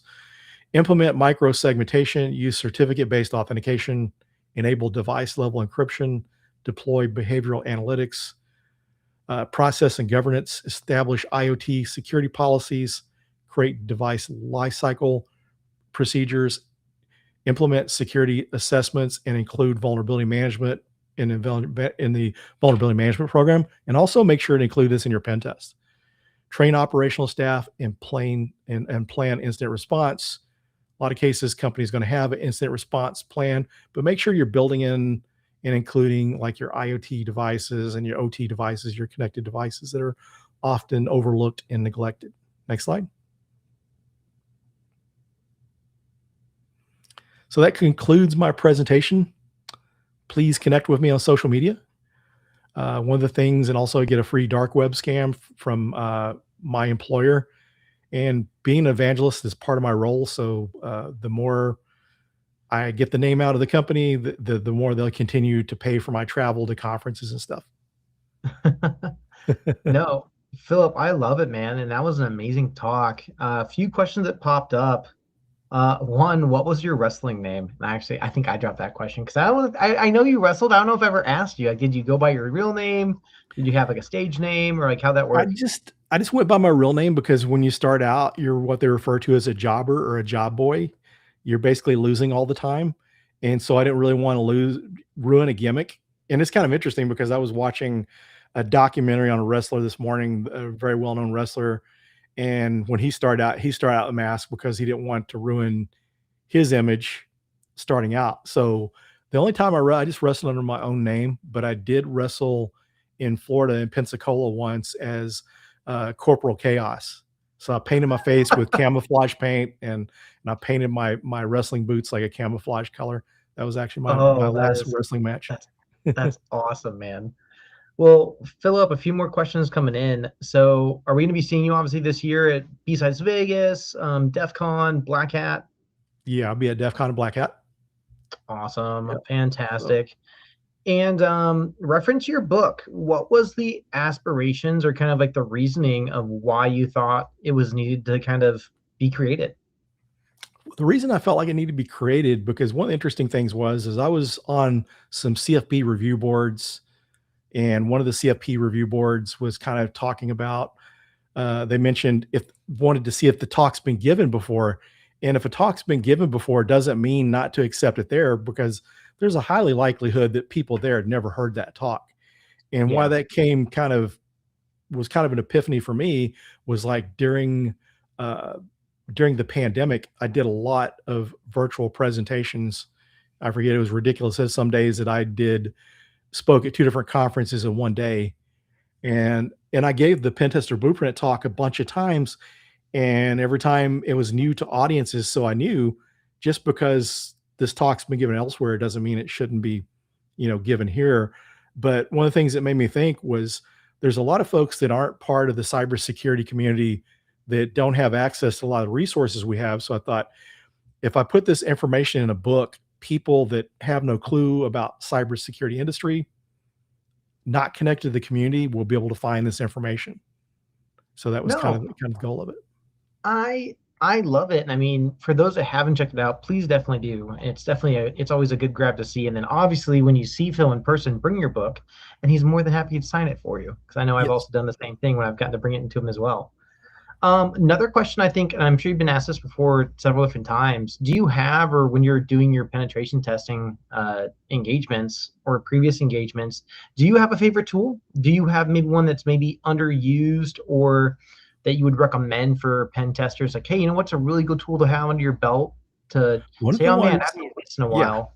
One of the ones I use the most, and a lot of people, I'll give you 2 examples. One of the ones I use the most that people know of, but they don't think it's that big of a deal, is Nmap, because Nmap has a lot of Nmap scripting engines or NSE scripts that you may be doing the pen test and you found some certificate vulnerabilities, TLS, SS, or SSL, and during a pen test, you got to validate those, and you can't use the evidence from the vulnerability scanner. You've got to do it manually or use some other tool. Yeah. So anytime I'm validating something, my first thing to try will be using Nmap, and then second after that, see if there's any modules within Metasploit to help validate it. Another tool that's kind of underestimated, but they've kind of came out with, it's actually integrated in another tool, was NIC2. And I've heard a lot of people downplay NIC2. Oh, that's old. But there's times I've used NIC2 that Burp Suite or Nessus didn't find these vulnerabilities, and I found important stuff with NIC2. So NIC2, supposedly, I guess the people that wrote that work for Project Discovery, and it's part of Nuclei now. So some of that functionality Oh, is built nice. into Okay. Nuclei.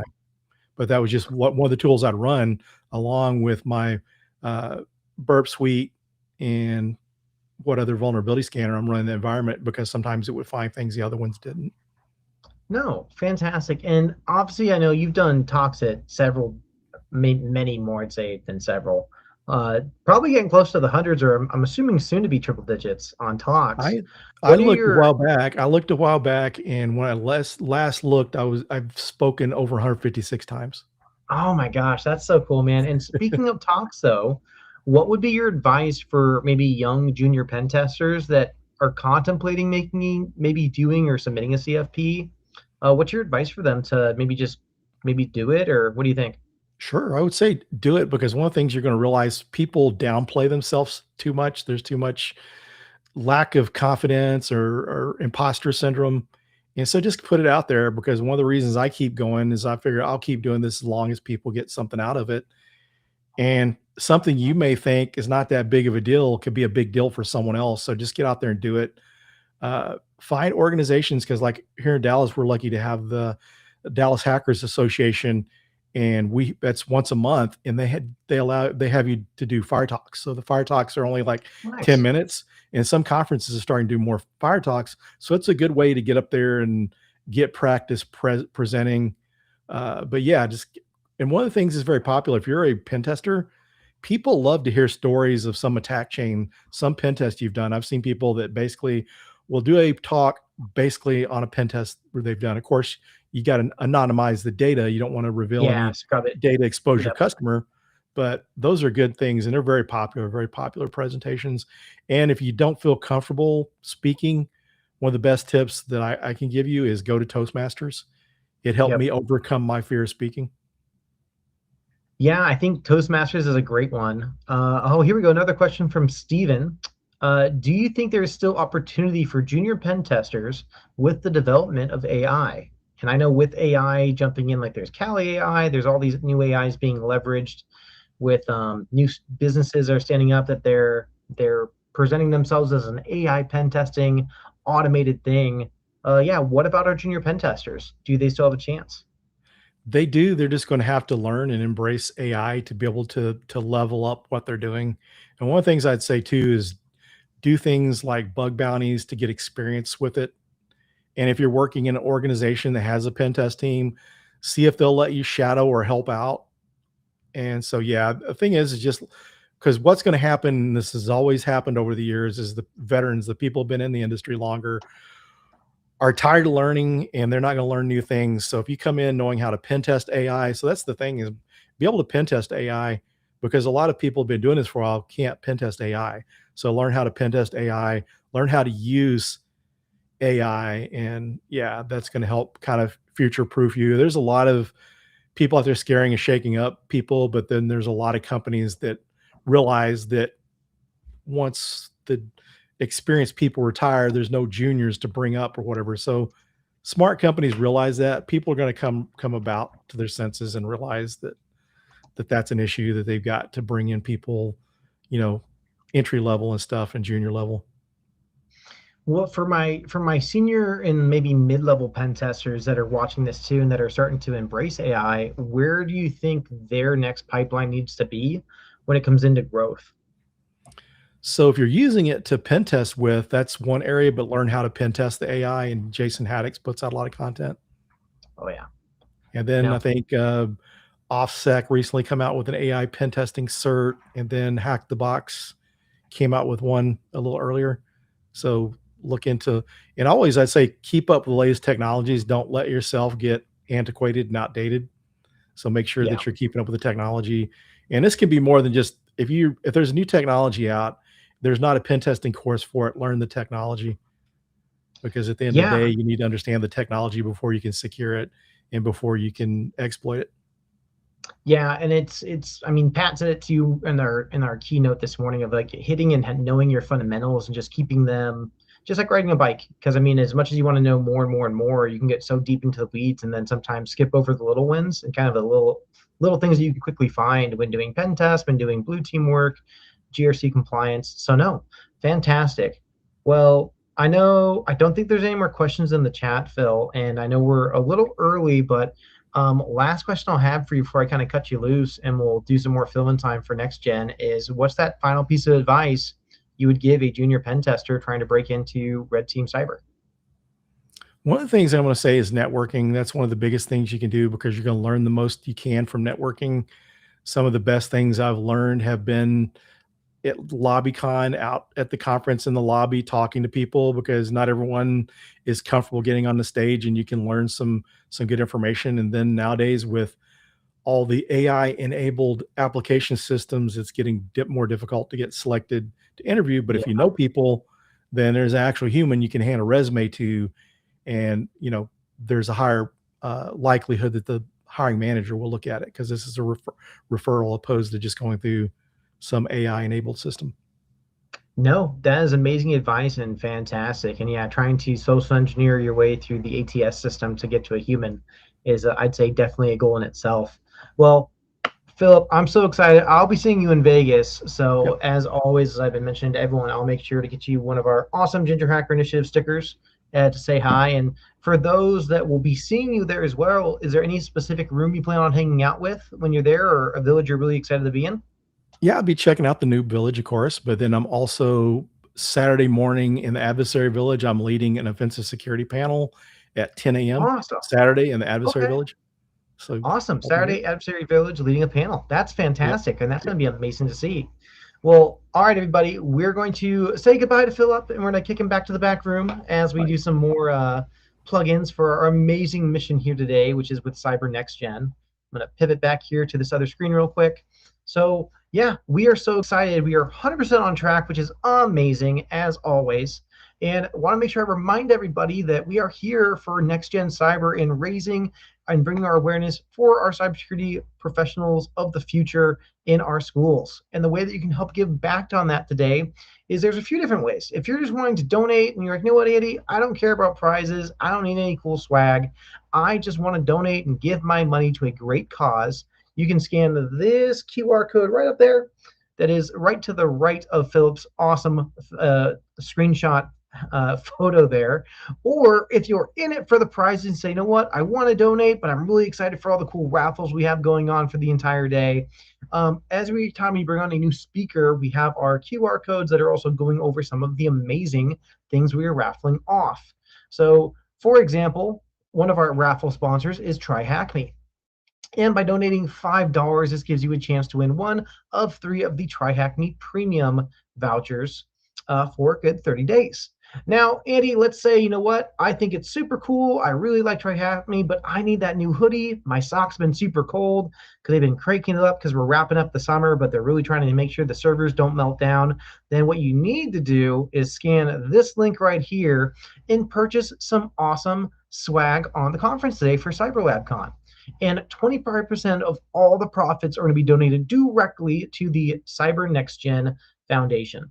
And doing a quick little check on how we are looking at on our sponsorships, we are still climbing. We jumped up another $20, so we're sitting around 742, which is amazing. And I know we'll still have our next talk coming up here roughly around top of the hour, which will be Chris Lindsay for track 1, and for track 2, Chris Young. So I'm going to quickly throw on our lo-fi music as we wait and get ready for the top of the hour.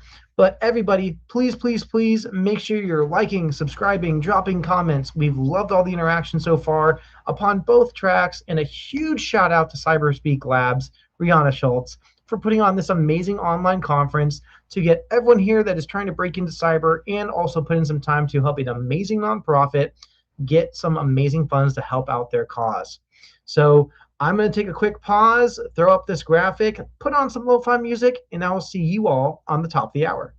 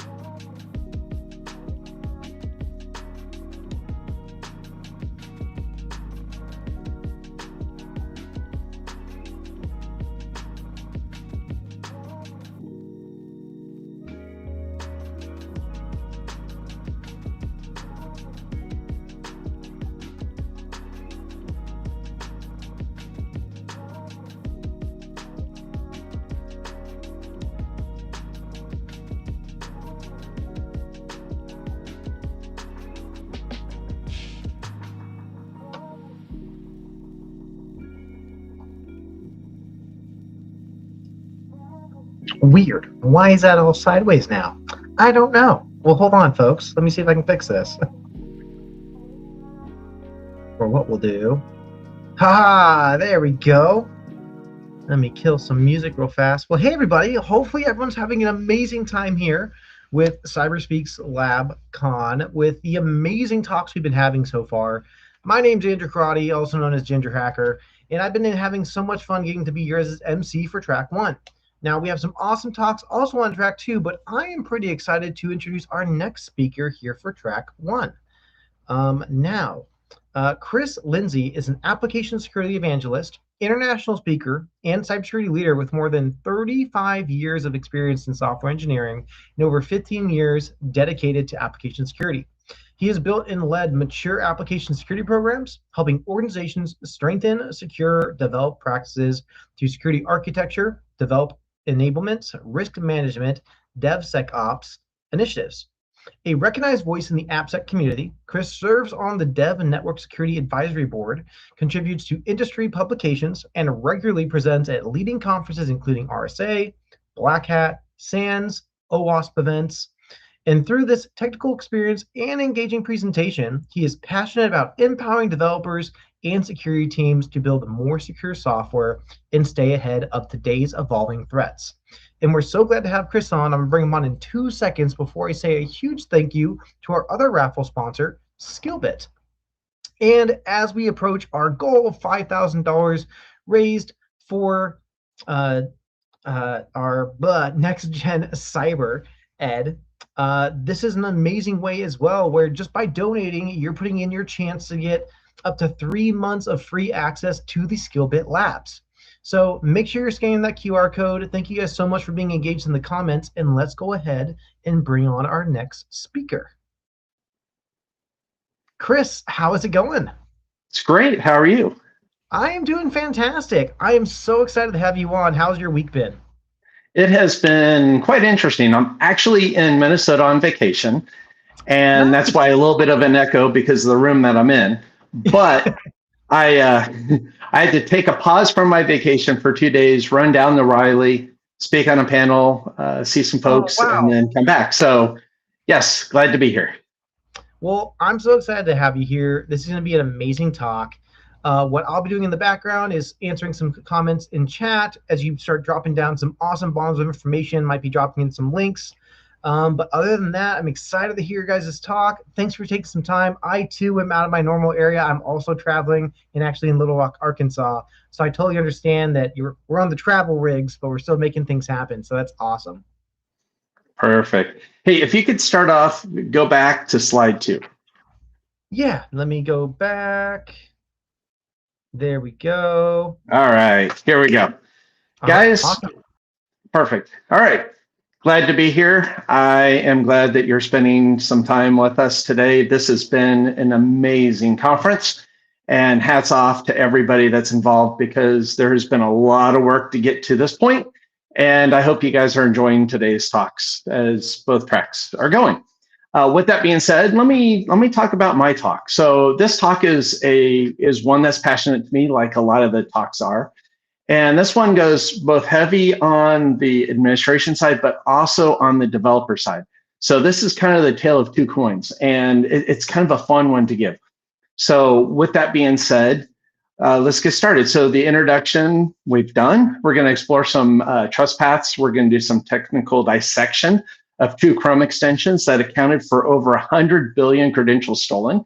We're going to talk about Light LLM, which had 300 billion credentials stolen in like 1 to 2 days. And so we're actually going to do a deep dive. We're going to look at source code. We're going to talk about what happened, how they were missed by security programs, how were they able to proliferate out onto computers and run undetected. So we're going to talk about that too. So this is a fun talk. There's a lot of deep dives on both sides. So if I'm deep diving in the leadership side and you're like, well, I get there really fast for the other side and vice versa. With that being said, let's roll. Next, please. Okay, so areas that we're going to break down, and we're going to do a breakdown of common attack vectors responsible. We know these, but this is expanded with AI. So we're going to talk about that. We're going to talk about practical framework to evaluate basically being able to your investments, because what's happening is when you have a program that is running really, really well, what happens? Well, we haven't had any attacks and things are quiet. Why are we spending this kind of money? Maybe we can cut money. So we're going to go into that, talk about that as well. And then we're going to do a risk prioritization approach grounded. So we're going to look at a risk prioritization approach that will really help get you moving forward. With that being said, next. I always love having this slide in. And it's always great when I'm doing this in person because I get to see the faces and I also get to ask questions. So this is really kind of, unfortunately, not a back and forth like I'm used to. But with that being said, if you choose to not decide, you still made a choice. This is Rush, Neil Peart. And this is a song that I absolutely love because with anything, if you choose to not do anything, you've already made your choice. You've chosen to do nothing. And so that is huge. Next, please. So let's talk about why this matters. Next. All right. So let's take a look at major company breaches of visual references. So we look at in 2025, Azure Cloud. We had 650 million user accounts. American Airlines, 140 million. Genome, 12 million. We look at blockchain exchange. You look at how much in assets, it's just huge. And you look at the rest of the list and it's just, you're just like, whoa, wait a second here. All of this is happening. And the crazy point that I want to make today and I want to talk about today is the fact that a lot of the breaches that have happened recently after these breaches that we're going to talk about are because people aren't rotating keys. They're not changing passwords. And when you consider that you had 300 billion plus 100 billion credentials stolen in a very short time, that's on the dark web, and a lot of those aren't even on the dark web anymore. They're on, you can find them. And you just simply go into any script kiddie, any youngling, anybody that's playing with AI can go in there and say, hey, here's this list, go validate, see if they're still active. That's all they have to do. And it runs out and does it for them. And so when you start looking at that aspect, that changes everything, because now if you don't have multi-factor turned on, if you don't have passkeys turned on, all of a sudden your information's out there and you can be basically taken. Next, please. So what we're going to do is we're going to talk about a breakdown of common attack vectors first that are responsible for a big share of our recent breaches. So with that, next. We're going to focus in on these three areas: credential, session hijacking, supply chain compromise, because that is huge and that is happening massively as we speak. Phishing and social engineering. When you look at what had to happen in the old days for social engineering, and now you look at what's happening today, it's quite different. And so that's going to be kind of a fun conversation that we're going to have. But you look at the phishing, the malware, SQL injection, man in the middle, insider threat, you see how all this will bubble up. Next, please. Okay, so let's start with credential theft. So you can look over on the chart on the right as I'm speaking. All right, so browser plugins. So today's conversation, we are going to deep dive into 2 Chrome extensions that essentially accounted for 100 billion credentials stolen over a couple of weeks. The light LLM was actually measured in days. And so we'll look at that. But you look at the browser plugins, and what we're going to see is with the browser plugins, we inherently trust those. When we go in, and I have slides for this, so I'm kind of jumping ahead, but when you download any kind of application, what do? You're going to scan it for viruses. You're going to scan it for malware. You're going to scan it for something just to make sure it's safe, right? But we're not doing that for open source. And so when you look at browser extensions and browser plugins, what are we doing there? We're not scanning those. We're not doing anything. And as a matter of fact, a little bit of we'll get to that later. But anyway, browser plugins, we're downloading browsers plugins all the time. We're simply accepting those, both at home and as well as at the office. Email phishing, you guys know this email phishing. I mean, it's nothing new, but when you look at what AI has done for the phishers and the attackers and what they're able to do with AI, now we're no longer looking for misspelled words. or words, broken English, it's no longer very obvious. And when you look at Proofpoint and some of the other tools out there, we're modifying the links anyway. So asking your developers, asking your users, hey, look for weird links. They're already weird. So what are we doing there? So essentially, we've kind of broken the whole mechanism. So email phishing is something huge. And it's one of those things. Just be smart.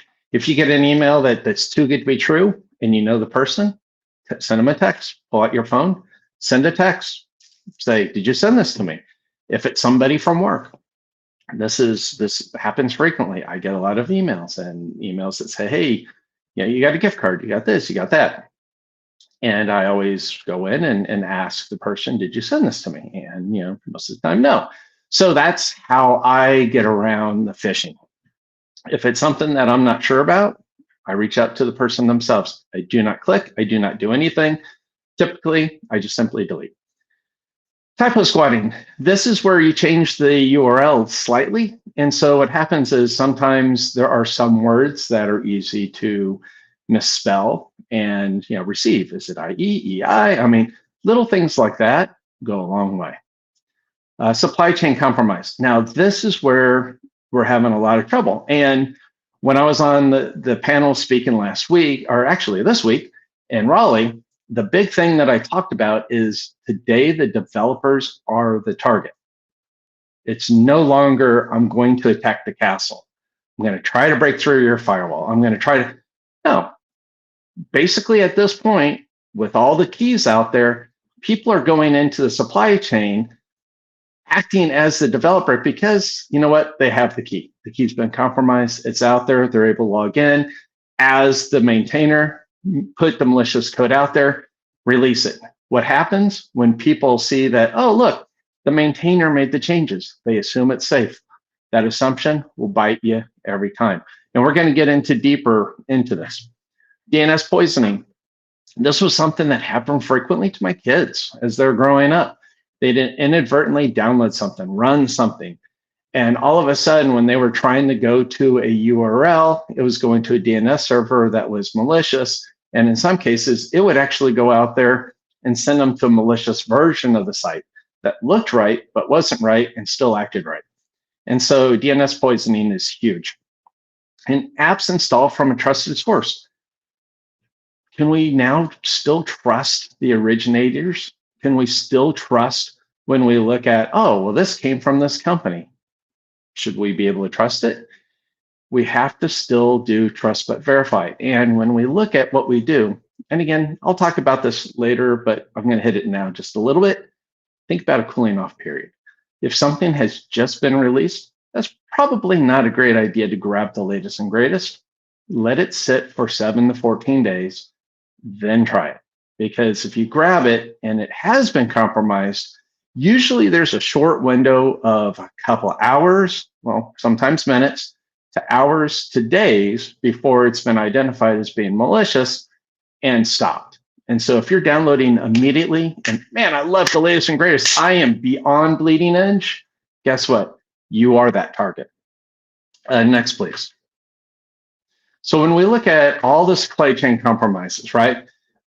Really, there's a lot of high impact breach involving third-party software, supply chain, vendor access data, and the access factor. So when we look at the compromises happening, just as I said, people are going in now because of all the credentials that have not been rotated and simply going in and acting as if they are that person. And so, or that company. And so again, rotate those keys. I write all the time on LinkedIn, and I frequently talk about rotate those keys, rotate those keys. And right now, it's definitely a good thing. Put it on your to-do list. Come Monday when you walk into the office, rotate the work keys. I'd say do it this weekend, but I don't want to be the reason why you're working this weekend. So you've got that. You look at the trusted software distribution channel. So when you look at open source, again, when you download anything, you do a virus scanner or you run something, but we're not doing anything with open source. And the thought process behind that would be, well, if we download open source, well, then it's coming from a trusted source like GitHub or a vendor or someplace that I would assume would be trustworthy. And so you create an assumed trust. And you also think, well, guess what? We have the source code. They're not going to hide something in that source code. Absolutely, they will. They'll do it all the time. They'll obfuscate it in a way that it just, you kind of most likely will skip it. And we'll see that with the Chrome extensions as we get into that. We talk about 2025, we doubled by 30%. Look at what we're going to do this year. The numbers aren't out yet because, hey, we're in 2026.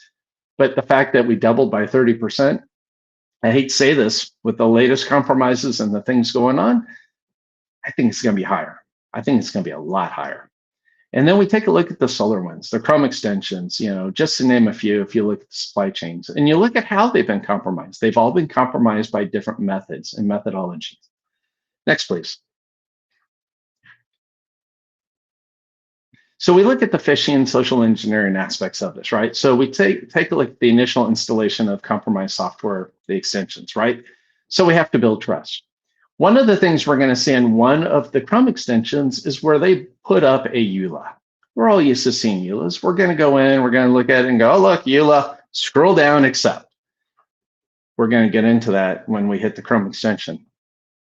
But you start thinking about some of the things like XEUtils, some of the things that have been out there. What's kind of happening in that arena is that the software's been out for a while. It becomes kind of a building block for Linux, for you guys, for developers, for anything, for you guys. And so it kind of builds that trust over time. Well, when we look at, hey, an update has recently been done, and that update has been done by the developer or by the company, we have that assumed trust. And we just need to be a zero trust environment these days. Trust but verify. Give it a resting point. Let it sit for 7 to 14 days. Then try it. Make sure you're always pinning your versions. If you pin the versions and you know the version is good, you're in good shape. And you look at open source here because, of the trust aspect. XEUtils, Light LLM, Notepad ++. How many people are running Notepad++? How many people have that set to auto update? That's kind of a weird problem because for the longest time, auto update is your friend, and it keeps you fresh. Auto update's your friend, and then Notepad++. Somebody makes a malicious version, gets it out onto the actual distribution server. You take the latest update, and that latest update now redirects you to a malicious server and does things behind the scenes. And then guess what? You find out later, and the auto update now points to them and not to the official site. And this all happens without your knowledge. You're not looking at the logs on your computer every day going, oh, look, this updated. I should probably go take a look. You're not doing that. If you have auto update, you're just assuming that it's right and you're moving on. Next, please. All right, so let's talk about a practical framework for evaluating. So this is where we do a little bit of a deep dive into the administration side. Developers, guys who aren't in this area, just stick with me for a little bit. We will deep dive, but we're going to pull up and we'll have a little fun here in a minute. Next. Security teams are asked to do more with less every year. Think about it. Less people, less resources. AI is going to take care of our resource gap, so don't worry about it, right? But most of us still can't answer the basic question when our CFO asks, what did we actually get for our $2 million that we just spent? You could also ask the same thing about AI. We just had a $150,000 bill. What did we get? Same problem. It's hard to really kind of put a value to it. But we'll talk about that. Next, please. So most organizations, they buy security tools the same way they buy insurance, out of fear. Do not worry. Do not be fearful. The old tactic of selling anything, security, cars. Right now, I have a water heater that is 15 years old. I have two. One failed.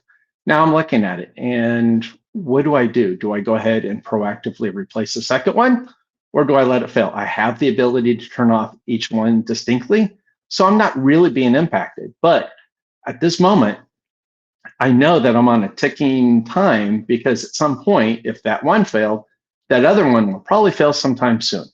So I have to think about it. So am I going to buy out of fear, or am I going to buy out of planned? And that's really what you need to do, is look, analysis, plan, decide what you need to do. A breach will happen somewhere in the news. You're going to see it. A vendor will call. A box gets checked. The results is a portfolio overlapping tools. You have to be very cautious. There are some amazing companies out there doing amazing things. And I would suggest, if you have some time, take a look, see what some of the companies out there that are doing unified platforms are doing. And there's some really cool stuff out there. The days of always buying top of the shelf for every aspect of your security program are gone. The budgets, they'll never be there for that. Next, please. So let's talk about a practical framework, right? So we need to ask better questions. What type of threat does this address, and how likely or impactful will that threat be to us? A lot of programs, a lot of teams are looking at, oh, it's critical, it should be fixed. Oh, it's high, it should be fixed. There are a lot of companies that have been compromised on mediums. I'm just going to say that out loud. And some even bigger players in the market have been affected by mediums. I can't share, I know, but I'm just telling you, it's out there. What does the mitigation actually cost? When you look at, if you've been compromised, I'm just going to tell you now, if you've ever been compromised, you need to go get a third party to come in, evaluate how they broke in and how to stop that, protect that, and then look at other things. And the reason why I talk about bringing in third parties is because recently there have been some big companies out there that have been breached. And when they were breached and all their information has been encrypted, they were down. And so they were able to go back to the backups, restore everything, and literally in 2 days recompromise and completely back offline. And the reason why is because, yes, you restored yourself to a good working environment, but you never solved how they got in and prevented it. And that is the key. What's the measurable reduction in risk? So if I do something, what kind of reduction in risk am I looking at? And what else could we do with that same dollar? So if you have a lot of overlapping tools, ask the question, what is the quality of the results from a unified system? Are they on par? Or looking at the tools, does this make sense to have overlapping tools? When I was still doing software development, I really tried to look at multiple tools on things just to make sure that from two different versions, two different companies, two different approaches, I'm safe, because that was key for what I was doing. That may be important to you, and I absolutely get that. But you also might be a smaller company that has an application that does not need that kind of review. There's a lot of things, mitigation steps that you can put into place that will help mitigate a lot of the basics. Web application firewalls are a good example of that. All right, next. So really, let's acknowledge the hard part, right? Because we're really pushing the big, heavy ball uphill. So doing the framework correctly does require to put a lot of numbers together. If you don't have a number to start with, in development, we always called it a WAG, wild ass guess. Go out there, try to get a number there, then you can hone that number in. Is it too low? Is it too high? Usually when you do a WAG, it's usually a little higher because you have no idea, but you're at least getting something on paper to work with. Look at the probability of an incident. Let's look at the business impact. You know, our applications, even the little guy applications that you guys run, the little helper applications could easily be the way into the bigger applications. So do not discount those because that is important. And look at the value of your data, right? Ask the question, if this data has been stolen, if this data is out there, if this data contains your family information, would you want that out there? And protect it like it's your family's data. And so you got to look at the value of the data. The point isn't really about the precision. It's really about getting something together, start reasoning, create a rough estimate, and really just start truly getting some valuation tied to it. Next, please. So really the real payoff of your framework isn't really a better spreadsheet. because if you're just doing a spreadsheet, there's no value in there. The hackers are not going to care what you guys are doing for your tabletop exercises and your silos. You really have to bring it bigger, right? It's the different conversations with leadership, understanding what their needs are, understanding what your needs are, finding a way to come to the middle. I'm not sharing anything that hasn't already been known. I'm just really kind of just saying, hey, remember, everybody works together, otherwise nobody works together. And when security can say, hey, guess what? We prioritize X over Y because it delivers 3 times the risk reduction per dollar given over the threat profile, you can now move from being a cost center to being strategic function. And when you do that, and when you bring those kind of data points to the table, that's when you get the money. It's when you're making sure that you can put valuation to it that truly makes sense. Next, please. So really at this point now, you're kind of going, all right, developers, you're asking this question, why does this matter to me? What's in it for me? So let's kind of talk about what is this, what's in it for you? So this conversation, we've kind of been a little bit deeper on the administration side. Let's kind of flip that over now towards the developers. Next. So what we're going to do is we're going to talk about a risk prioritization approach. Did you hit next? Can you guys hear me? There we go. Okay, we're going to talk about a risk prioritization approach grounded in observed attacker behavior. We're not going to look at the theoretical. We're going to look at real stuff. Next. All right, developers, your turn. Okay, I was a little ahead of you guys. I've got the slides down below so I can see what's coming up. So developers, your turn. Let's talk about attacker behavior. Next. I don't just download and run any file. I run an antivirus scanner on it, right? That's what we were kind of talking about earlier. You download anything, you're going to run an antivirus on it, even spreadsheets, right? However, when I download open source, I freely push it straight to production. Think about your CI/CD pipeline. Think about the whole processes. Once you get it past the developer, right? The developer's always going to say, I want the latest and greatest. Yay. Guess what? I just brought down some compromised software that was only compromised for 30 minutes, but I have it on my desktop. Good. So think about cooldown periods as we talked about before. And when you're downloading open source, there are things that you can do to validate that they're good and safe. And as part of your CI/CD pipeline, make sure you're pulling from a local version of that dependency and not the external registry, because that is where I'm going to go attack. Your local, not as much. Next, please. What we used to, hold on a second.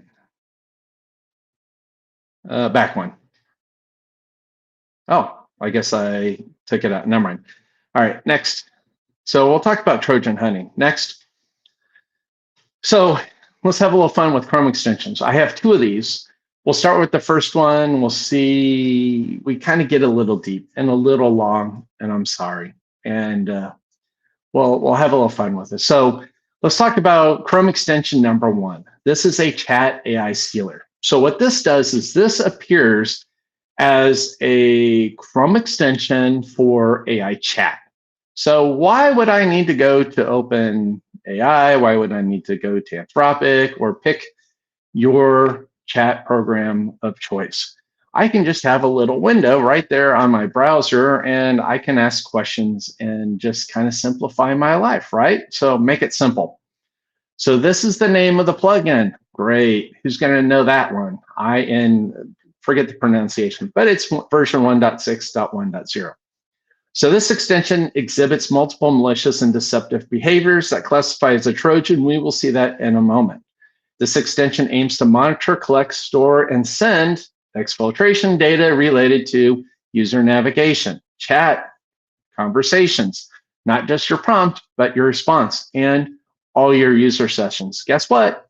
Included in there is your JWT tokens and all of the information that if it's left open long enough, somebody else, not you, can start doing things themselves. And the vast majority of this actually falls within one file, blue background JS. It's a Trojan. How do we know this? Let's take a look. Next. So my question, usually in a room full of people, is what aspect of the source code that we're looking at is malicious? Can we see any aspect in here? Is it the bottom part, the middle, the top? Is there, we know that there's at least some aspect of this that's malicious. We just simply don't know taking a look at this.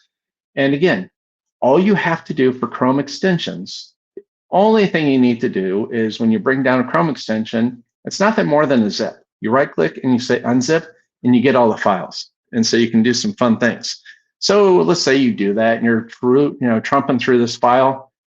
What is malicious about this file? Well, let's talk about that. Next, please.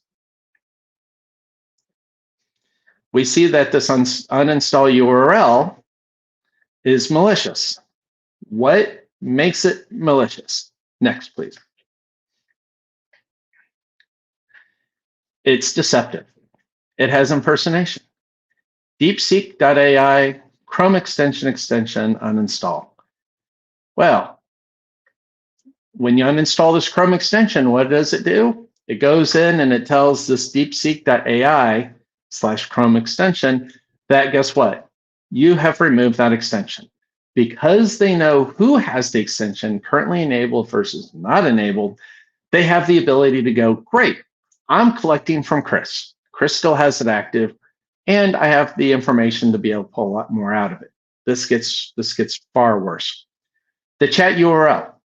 I always ask the question in the room, is that the legitimate URL? Because we're online and I don't really have, I guess I could open up the little chat window, but I guess I'll ask you the question. Does that look malicious? Does that URL that we're looking at, deepseek.com, is that malicious? And the answer is yes, because the actual URL is not the deepseek.com. Deepseek.com is the malicious version. DeepSeek.ai, in different aspects of it, is correct. All right, next. Okay, so let's take a look at this. Yeah. So we have the update URL, right? It's www.extensions-hub.com. We all know hub.com exists, but you can actually have hyphens in your name. So the actual URL is extensions-hub.com. That's a malicious URL. And we have the update and it's the AI sidebar. So this is a URL that used for a lot of things, and we're able to know that this is the AI sidebar. And so therefore we know what to push. All right, next, please. So what makes this a Trojan, right? So third-party tracking on every update. It calls back to a third-party partner URL. This is a tracking monetization ping that the user never consented to, right? It identifies the user and the install of the specific version. So imagine being compromised and always giving your updates. Hey, I'm compromised. I don't know it, but this is the exact version that I'm running. Well, the bad guys know what versions you're running, and by having the bad guy or the version numbers and the details of what you have, they know exactly what backdoors exist, the rats, and all the other details that play into it. Next, please. All right, so when we uninstall, we pass this information over to it, so therefore they know that you are no longer active. By having that, this API is legitimate, pointing to a third-party domain, not even the real DeepSeek domain. Guess what? We're now telling the system, guess what? We're uninstalling it. And on our way out, let's make sure that we get every aspect of the information that we can at the time of uninstall, because that way we can kind of make sure that we have what we have. So hopefully we'll get back in. Next, please. This is where it becomes a lot funner, because this next one, I'll wait for the next.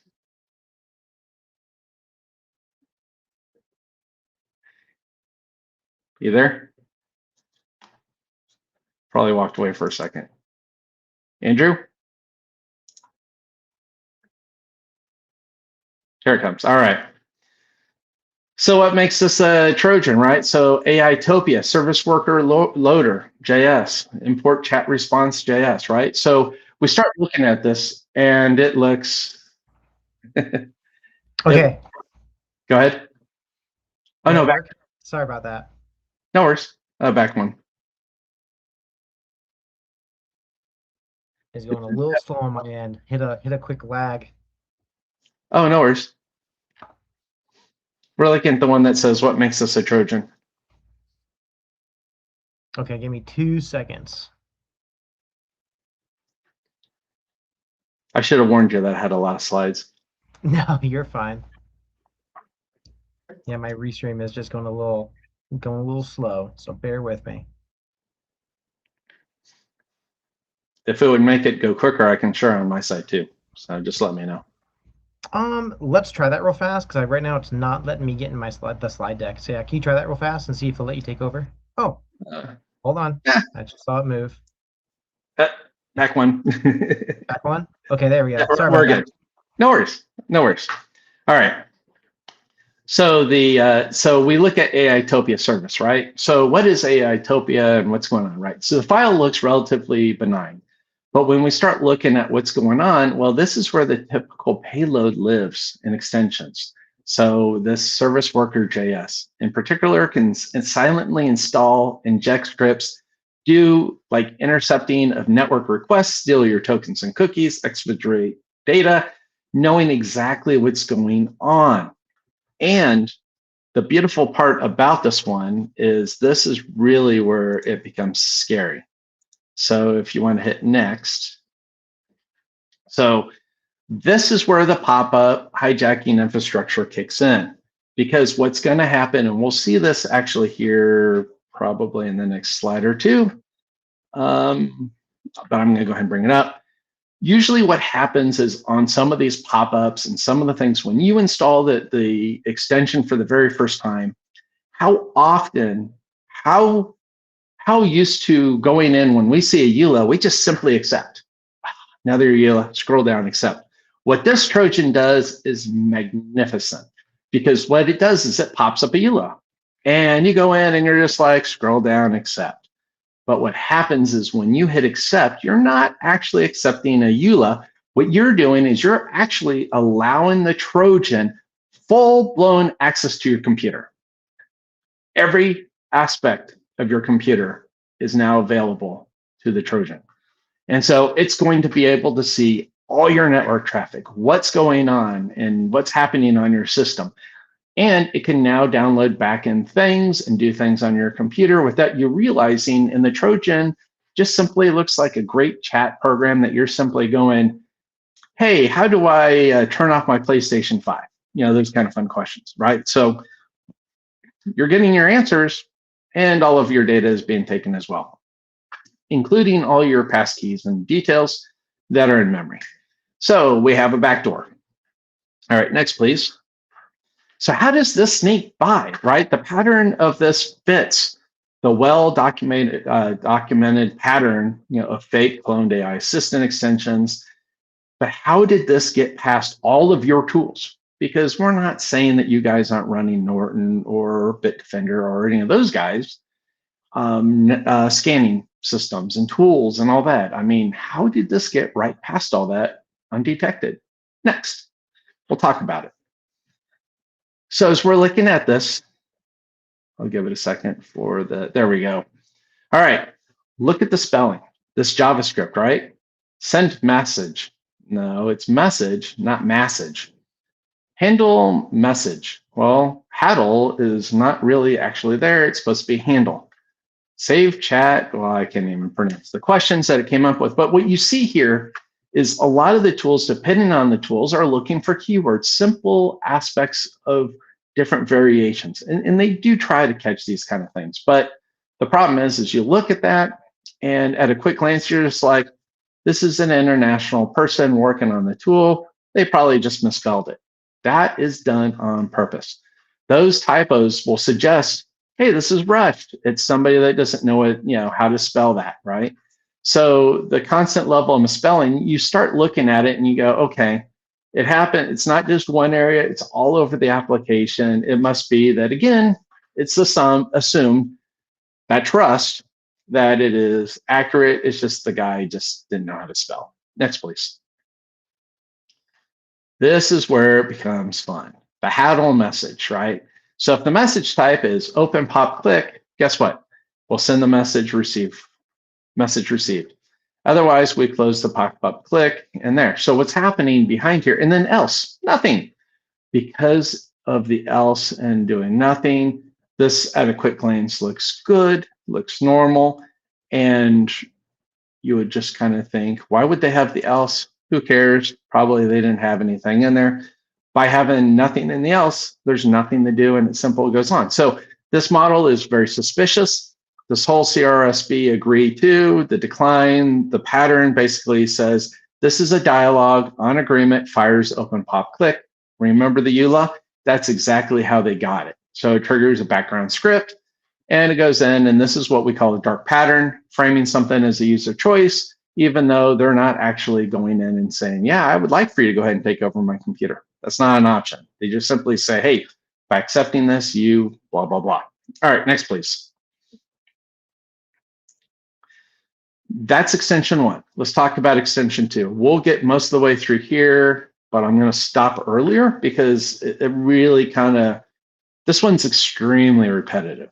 And what this one is this is a ChatGPT for Chrome. Again, ChatGPT extension, Claude Sonnet, and DeepSeek AI. This one was actually interesting because it came out before the Sonnet came out. So it was slightly ahead. So people were thinking that they were accessing a beta version, an early release. So they thought they were good, right? So this Chrome extension goes in, same thing, multiple malicious and deceptive behaviors that classifies as malware. This extension masquerades as a legitimate program and hijacks ChatGPT traffic, injects aggressive advertising, and I mean aggressively. Requests excessive permissions, we'll see that.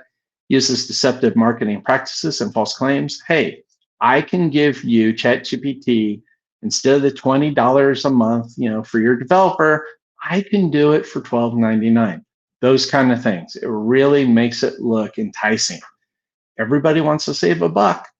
If it's too good to be true, it usually is.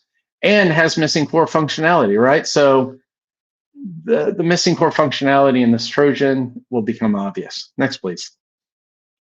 There's a lot more information on this, but again, we'll just kind of hit it a little bit, right? So manifest.json, this file goes in and it just says, hey, I want access to all URLs. So I want full-blown access. So this is evidence of abuse.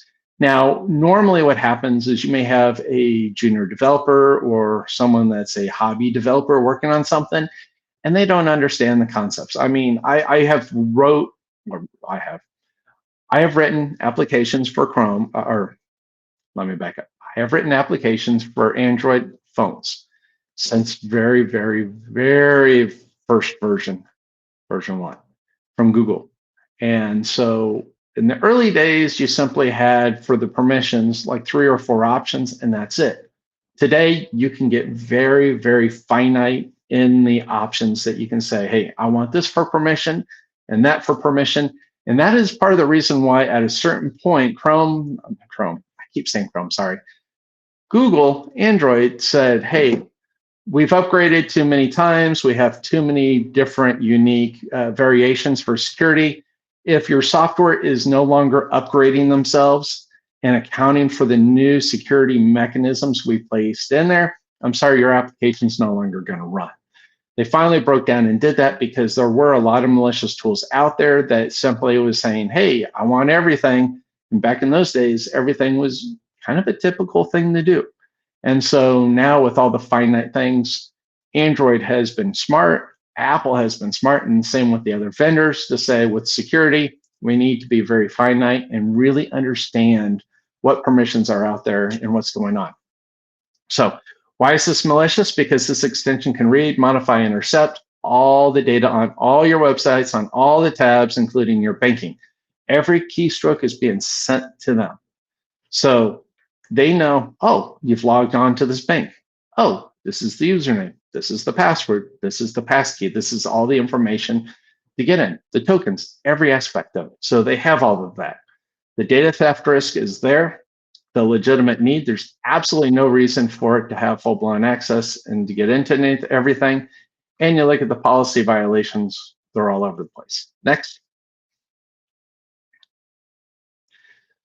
So then you look at the blue pop-up JS. And again, this is one of the AI topias, right? So this comes in and blue pop-up JS, lines 9 through 13, and this says ChatGPT.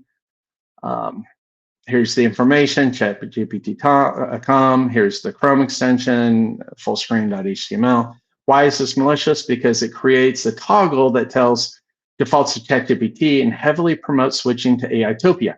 So instead of saying ChatGPT or the applications you're running, it keeps popping up, hey, use this AItopia service, it's cheaper. Next, please. ChatGPT banner content JS. Why is this malicious? Because when we look at the URL, the type, the focus, what's happening here, when the user interacts with this extension, it opens up a pop-up windows that are redirecting to AItopia instead of ChatGPT. So even if you said, no, I don't want to upgrade, you're still actually utilizing AItopia. All the information's going there. You would have only known this if you were actually tracing everything at the network layer, what websites are being reached, what IP addresses are being reached, and all the details behind that. And again, think about when you stack on DNS poisoning and different things. With DNS poisoning, I can make it look like the right URL, even though it's not, it's going to the wrong DNS server, and that DNS is pushing you off to a malicious site. So even sometimes you're looking at it going, hey, guess what? It's the right URLs. Wrong, your DNS has been poisoned, and you're getting redirected to the wrong one. So that also plays in. Sorry, getting a little bit deep. Next. We'll hit one or two more of these and then we'll move on. The ChatGPT banner again. Why is this malicious? Because this is persistent advertising. So what's happening is it keeps popping up the same ads. It takes the ads that are coming in, replaces it with their own ads that are malicious. So it's removing the ad, injecting the malicious ad, and guess what? You're not where you should be, not what you want to do. Next. And then we'll do this one, and then we'll skip a few to go ahead and continue on because of time. So price content script, lines 1 through 100, right? So we look at the extension, it's injecting that intrusive advertising, right? Think about it this way. I keep getting a pop-up. No. At some point, you're just gonna say, fine, yes. Or you accidentally hit the yes. That's what's happening on these. And I will tell you, my in-laws, they click it all the time. I love them. I've done everything I can to help them, and they still click it. And it's not their fault because sometimes it comes up, it's malicious, but they don't realize what they're clicking because it looks right. And they do it in a way that really gets you. For example, that little red X that happens at the top of the screen, sometimes that is actually a click event to something malicious. And so when that pops up and they go, get rid of this click. So I've taught my in-laws, if something pops up full screen and you can't get around it, just by simply clicking on past it without clicking into that, shut off your computer, reboot it, because sometimes that is the safest way. And I have tools on there, and a lot of times you'll see those tools get uninstalled. So that was the second thing I taught them. Look at the URL, the toolbar. If they see their security tool, I don't want to say which one, but if you see that security icon missing or turned off, you know that something has happened on your machine. Give me a call, I'll help you. But what's happening here is this keeps injecting those pop-ups and those things until you finally just give in and say, stop. The younger generation are too click happy. The medium generation, my generation, we look at it with disgust, but we go ahead and just click the right things to get past it without just saying yes. And then the older generation just simply at some point says enough is enough and clicks into it. And so that just happens. All right, if we can, let's skip to the one that says, what makes this malicious? So honestly, where do we stop with this one? Because really, these are only two examples of Chrome extensions, right? But Honestly, this keeps going on and on and on. And I thought I would have a little fun with this. I could do this all day. And the Star Wars, move along, move along, move along. All right, next. All right, so let's talk briefly about Light LLM. This one I absolutely love. It stole 300 billion credentials in 1 to 2 days. And really what they did was outstanding, amazing. They compromised a third-party open source tool that then went in. Light LLM is responsible for almost 95% or more interactions with an LLM, online or locally. And so Light LLM is always buried somewhere in there, which means they literally got the right keys to the castle and broke in and had fun. And the CI/CD pipeline, every little event that happened once this was in was just shifting and sending data off. And this happened during RSA, and it was outstanding because I was at my friend's booth talking to my friend Dwayne. On the wall, they had the number of leaked secrets. And we were looking at it and said, hey, in 2 hours, 3 hours, we've seen more secrets leaked in that amount of time than the entire year before. Let that sink in. And that's in hours. All right, so versions 1.8, 82.7 and 182.8. Oh, I'm sorry. 82.7 is malicious. We'll fix that for you. How about .8? Guess what? Same malicious. Privy was the payload. All right, let's roll into this. This is one of my favorites. Next. All right, so I guess I had one that was hidden. Actually, go up one. Do you see something in between? Back one. Okay, I guess I removed it. All right, no worries. Forward then, please. And one more.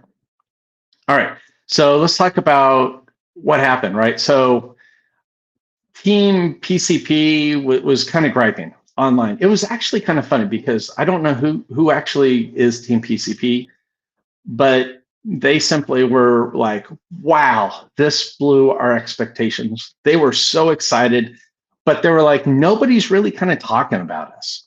So next, please.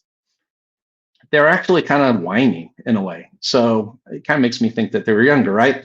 So what happened was the team was sitting there going, publicly mocked the security community, expressing sadness that no one had analyzed their build payloads. So we thought, and the company I'm at is amazing. Our Oct research is top of the class, and we have amazing things that we do. And so people were like, oh, I'm so sad, nobody's analyzed it. So we went ahead and did it. We did the analysis on this. Next. So let's break down the architecture real quick. We have a dropper, unpacker, stenography, injection, C2. And because of time, next.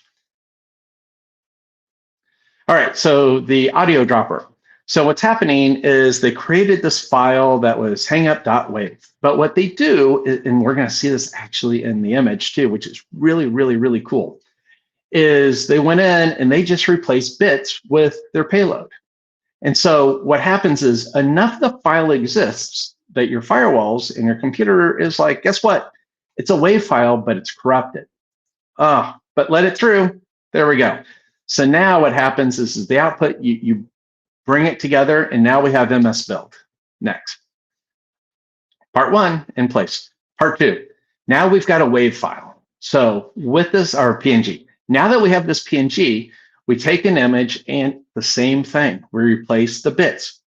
And we'll see actually on the next screen which bits. But here's the cool part, and this is why I love this.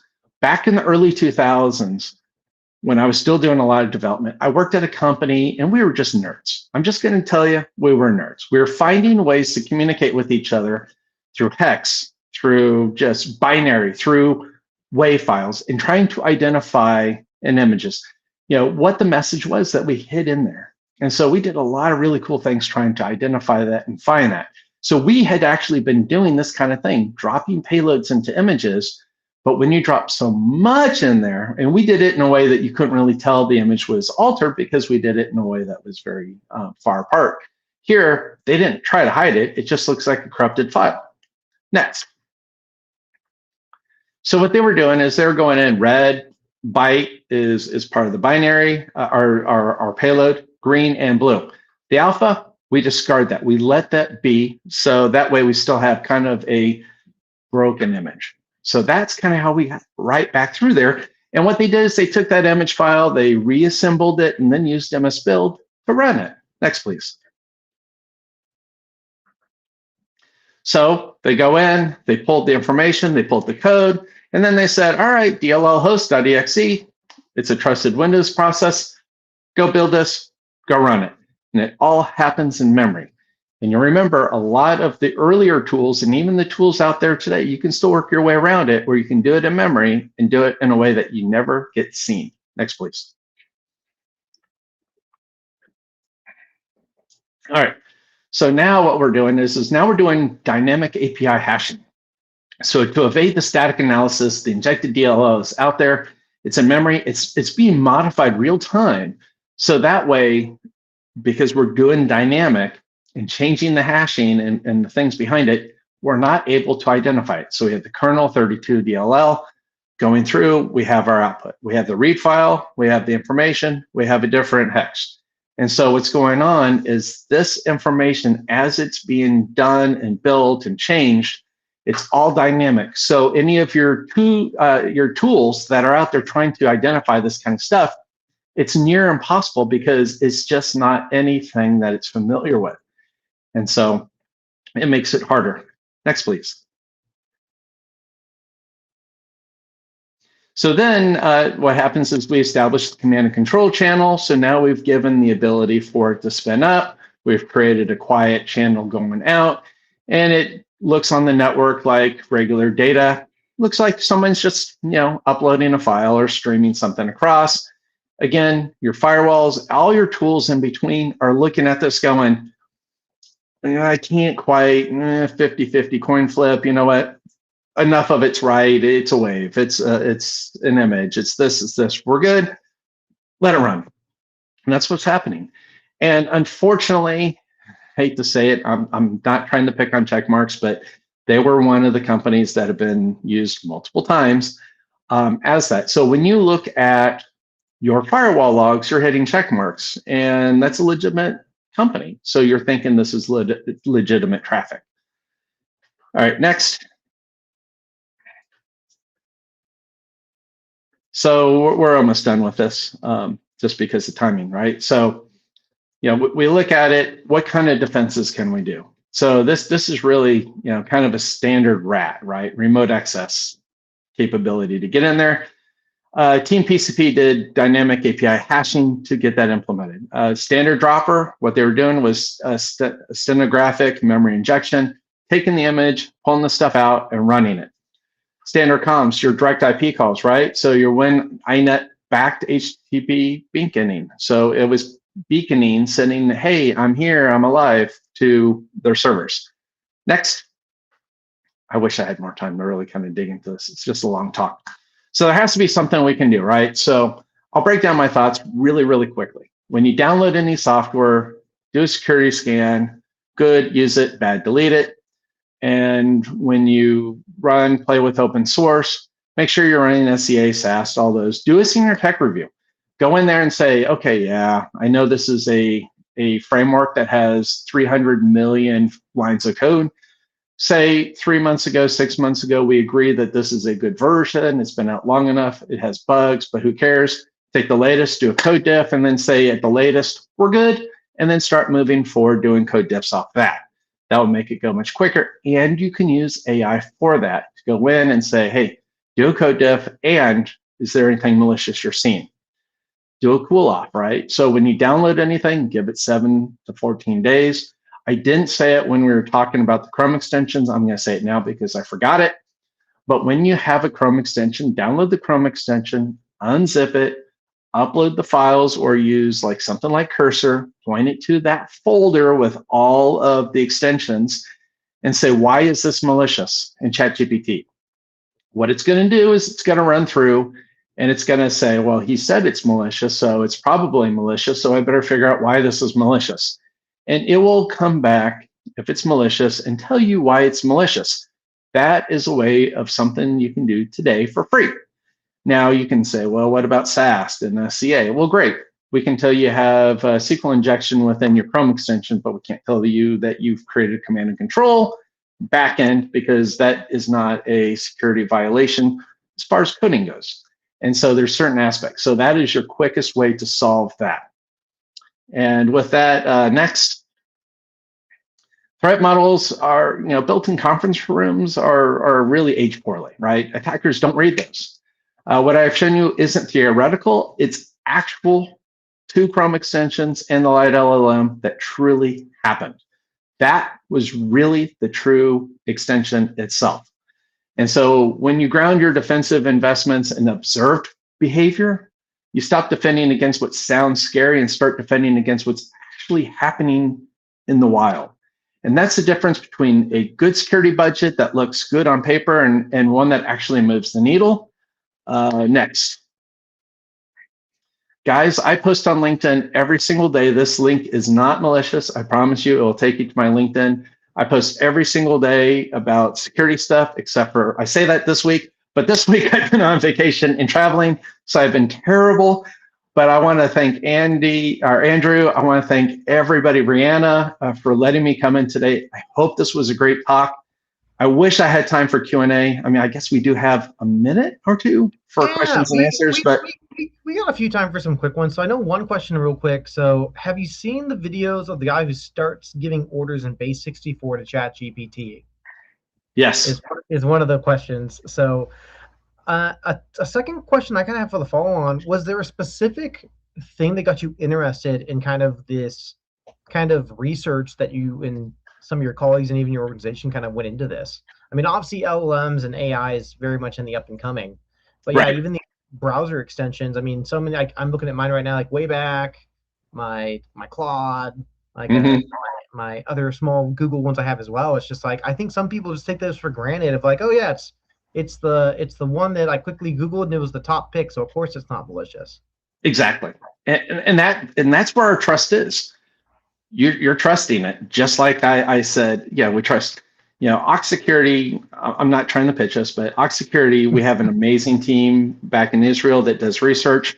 I've done work with them. I've done a lot of stuff in the past. My background with the 35 years of development and running a security program, there's just so many things that I see. And when I see all the stuff out there on LinkedIn and all the, it feels like AI slop that's coming out more and more often. But when you really look at it, you're not seeing people talk about these kind of things. And really the best thing is how can we help each other be better? And I'm always about the security community. What can we do to help each other be better and to make life great for everybody? No, amazing, Chris. Well, I have you for one more minute. Are we seeing you by chance or Ox Security at Black Hat or DEF CON or besides Las Vegas? Absolutely. I will be at both. I wish I was going to be at B-Sides. I'm going to be at Black Hat, and I will be at DEF CON. DEF CON, I am an attendee. I'm going to have fun. If you see me, come say hi. And I say that all the time. I say it on LinkedIn. And it was funny because my boss is based out of Israel, and he was here.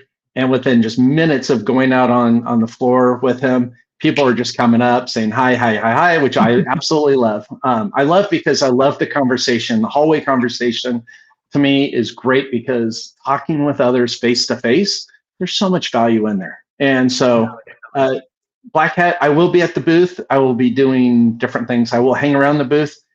Unfortunately, they didn't accept my talk there or at the AppSec Village, but I have some amazing talks coming out here soon related to software development through AI. So, well, awesome, Chris. Make sure you stop by. We'll also be there with me, Rihanna, and Josh at booth 5551 for Ginger Hacker Initiative.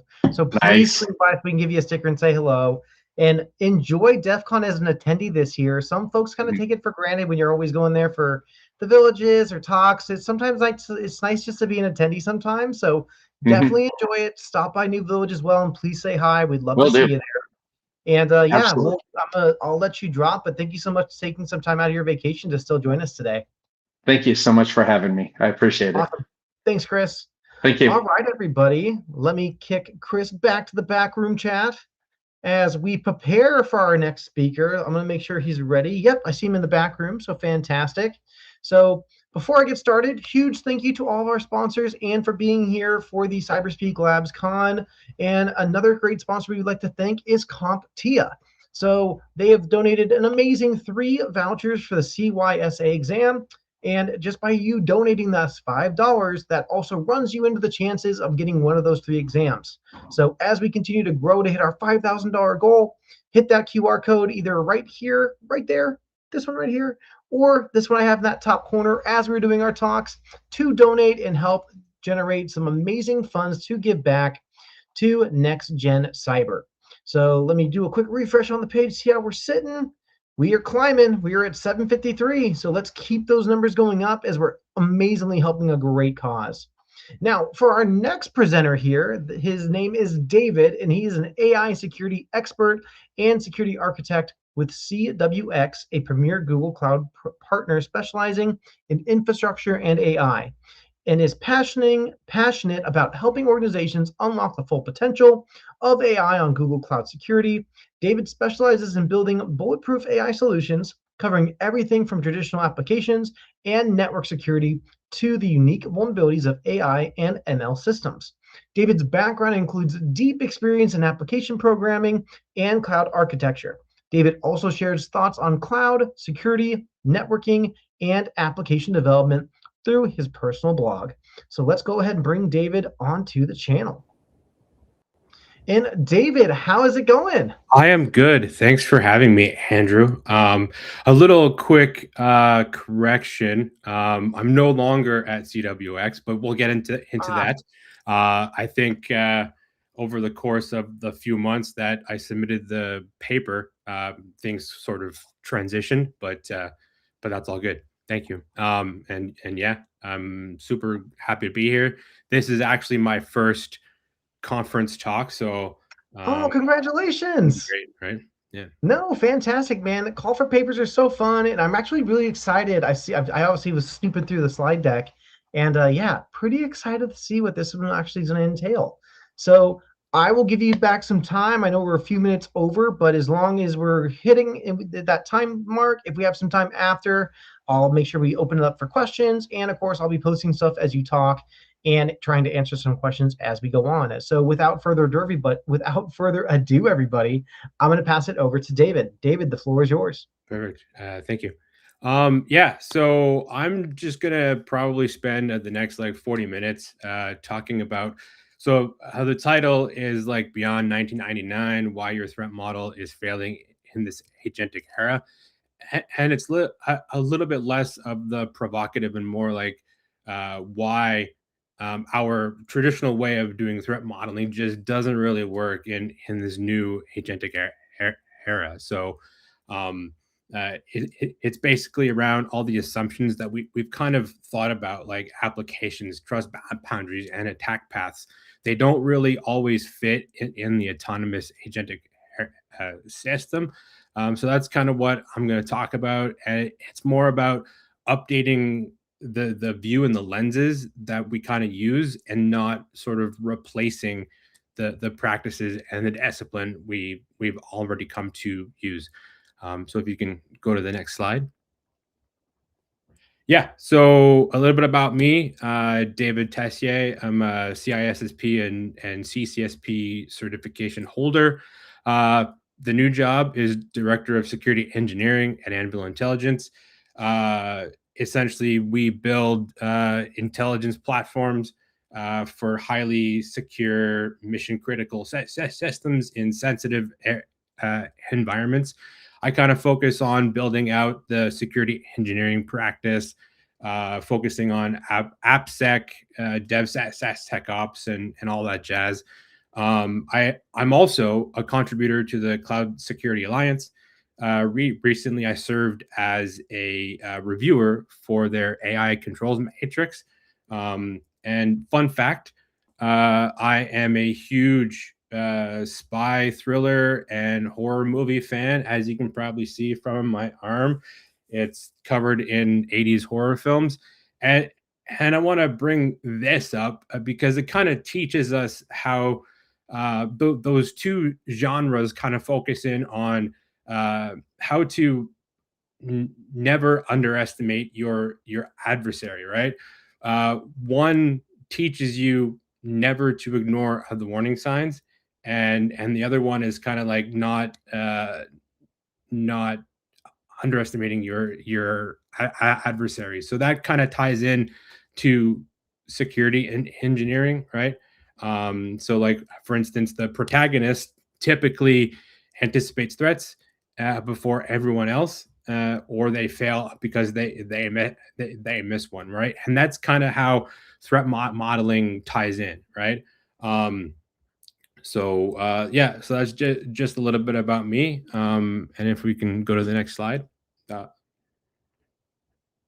Thank you. Perfect. So let's start where we are today. AI isn't something organizations are planning for anymore.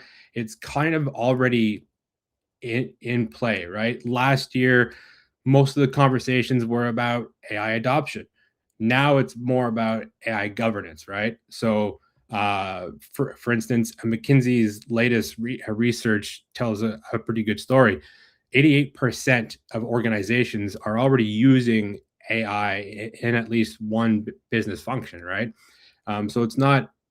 So it's now become part of everyday business operations. But the important one is 62%, where they're kind of exploring or deploying AI agents, right? That's a fundamentally different class of technology. So essentially, the systems don't just generate content anymore, right? They reason, invoke tools, access enterprise data, and take action on a user's behalf, right? So while organizations are rapidly adopting these capabilities, 30% have reported to having mature strategy, as well as governance and controls on agentic, and nearly 2/3 say that security risks are a big target and barriers to scaling these systems. Um, so also, 62% have sort of sorry, I'm losing a train of thought here. The other thing is that we're already seeing the consequences of the adoption as well, right? Privacy incidents, sensitive data exposures, shadow AI, and identity and access challenges are being ingrained into everyday business operations. And that also ties back to Chris's talk a while ago about supply chain risks. But another one that is actually a new one, and it's not on the slide, is 54% of enterprise have already seen the security incidents, right? And that ties back to my last point about the consequences. So the challenge isn't that threat modeling has stopped working, right? It's that we're not looking at it in the proper lenses. So this is what I'm going to bring up in the next few slides. So if we can jump to the next one. Thank you.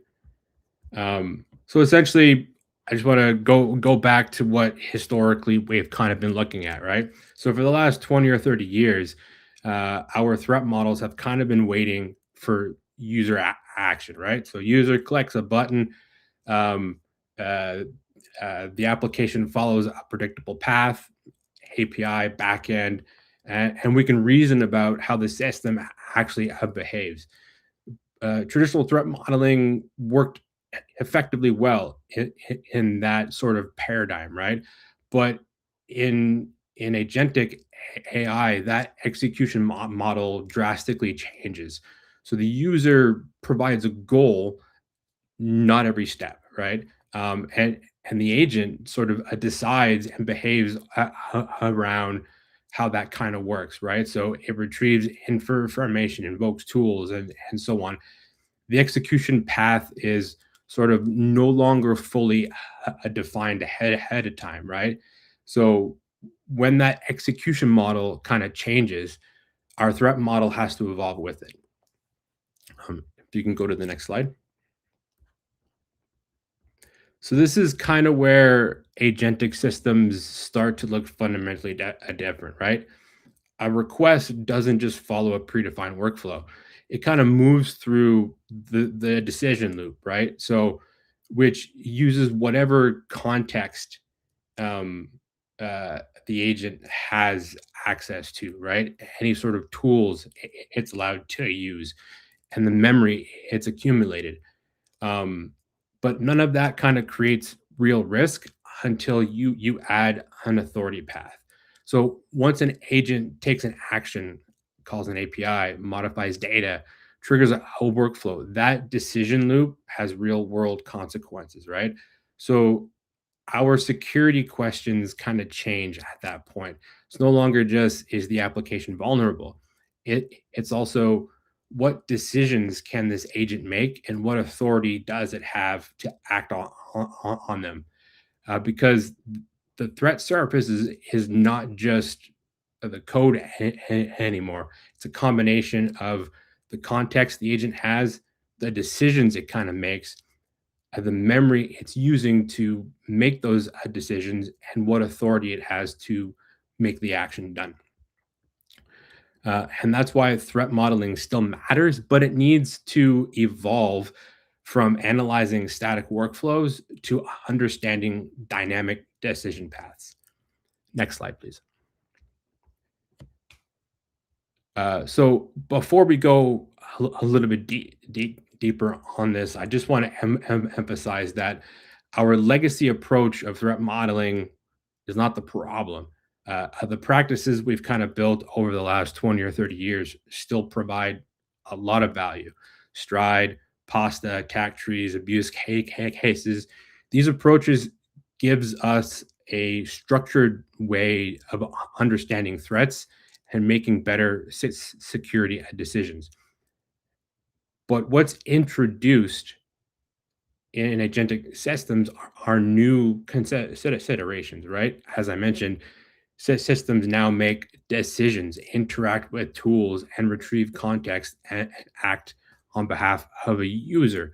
So we need to expand our lenses, right? So that's beyond data flows. We need to understand the decision path an agent takes. Beyond trust boundaries, we need to understand the authority path.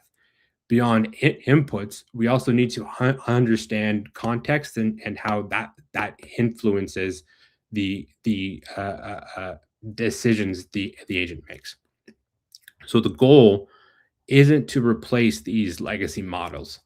It's about extending or expanding our threat models for systems that can adapt and take action.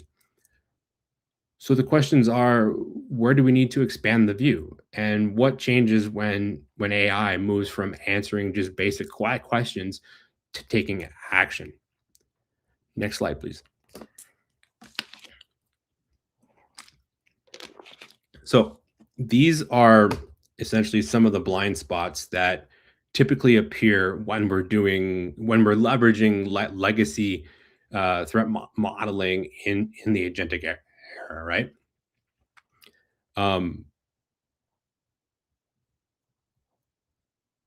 The one is tool misuse. The question is no longer just, can the agent access a tool? It's whether the action is appropriate given the goal, context, and authority it has. Memory poisoning introduces a bigger challenge as well. When agents retain information, a manipulated piece of data can influence decision making, and not just in a single interaction, but across the board. Retrieval influence expands the attack surface even further. Agents kind of rely on external knowledge to reason and act, but that context can be manipulated and contain information the agent shouldn't trust. Multi-agent behavior creates new complexity as well. Individual agents may look secure in isolation, but the interactions between them, the tools they use, and the workflows they bring out can introduce unexpected attack paths. Runtime drift reminds us that a production behavior can differ from a design assumptions, right? So new data, new context, new situations can change how the agent behaves. And finally, delegated authority. As I mentioned, agents act through identities, tokens, APIs, and permissions. Without understanding that entire authority path, we can't fully answer what the agent is allowed to do or who is accountable, right? So these are some of the areas that our traditional models need to expand to decipher, right? The foundations we already have aren't wrong, but but now securing these systems can make a drastic shifts in how we look at things. Next slide, please. So taking into account those blind spots, and we bring them into this sort of view, right? Now we kind of see how things kind of work out, right? So start on the left with the context surface. This kind of represents everything the agent can see and use during execution. So that could be documents, tickets, knowledge bases, web content, and responses from other systems. That information doesn't get processed once. It feeds into the decision loop. The agent then evaluates the information it has available and determines what to do next. And it continues operating in that frame based on the outcome of those decisions. Now, the other important thing is that decision loop is not isolated, right? It's influenced by everything around it.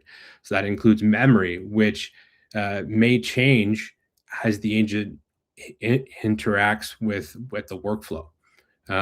Tools kind of expand the action that the agent can take. And then eventually those actions will connect to an authority path. And that's kind of where the security impact sort of changes downstream. The agent is no longer producing an answer. It's operating through that authority path with permissions, which may be broad.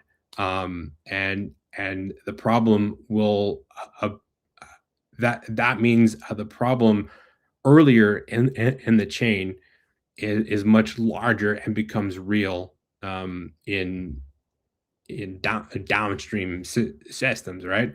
So a manipulated piece of context can influence that decision loop, or a compromised tool or dependency can introduce risk.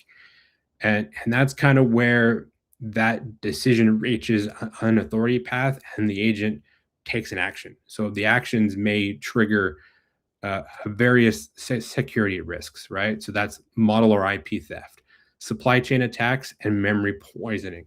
So the important takeaway here is that the risk is not isolated in one box. The model by itself is not the entire threat surface, right? The threat surface is the path. So what the agent can see, how it makes choices and decisions, what it can access, and what authority it ultimately has, right? Recently, I came across a quote from Kelsey Hightower that kind of really stuck with me. He said, an AI agent with a terminal and a credit card is just malware with a budget. Yeah, it's a little bit provocative, but I don't think I don't think the point is that AI agents are malware. The point is that an agent can execute various things, right? It can write code, it can provision infrastructure, or spend money on your behalf, and it becomes highly privileged piece of autonomous software. So from a threat modeling perspective, that's exactly the mindset we kind of need, right? Treat it as malware. We're no longer just protecting an application. We're modeling an actor with authority. And this flow is what turns those individual threats into real risk. So think of it as like a hacker isn't behind the keyboard, right? The difference is the actions are being driven by the LLM, right? So if the agent is compromised, then bad things will happen. Next slide, please. So now I just want to zoom out and kind of focus in on what the actual attack surface kind of looks like. The agent itself is not the entire system. It's a component in a very much larger ecosystem.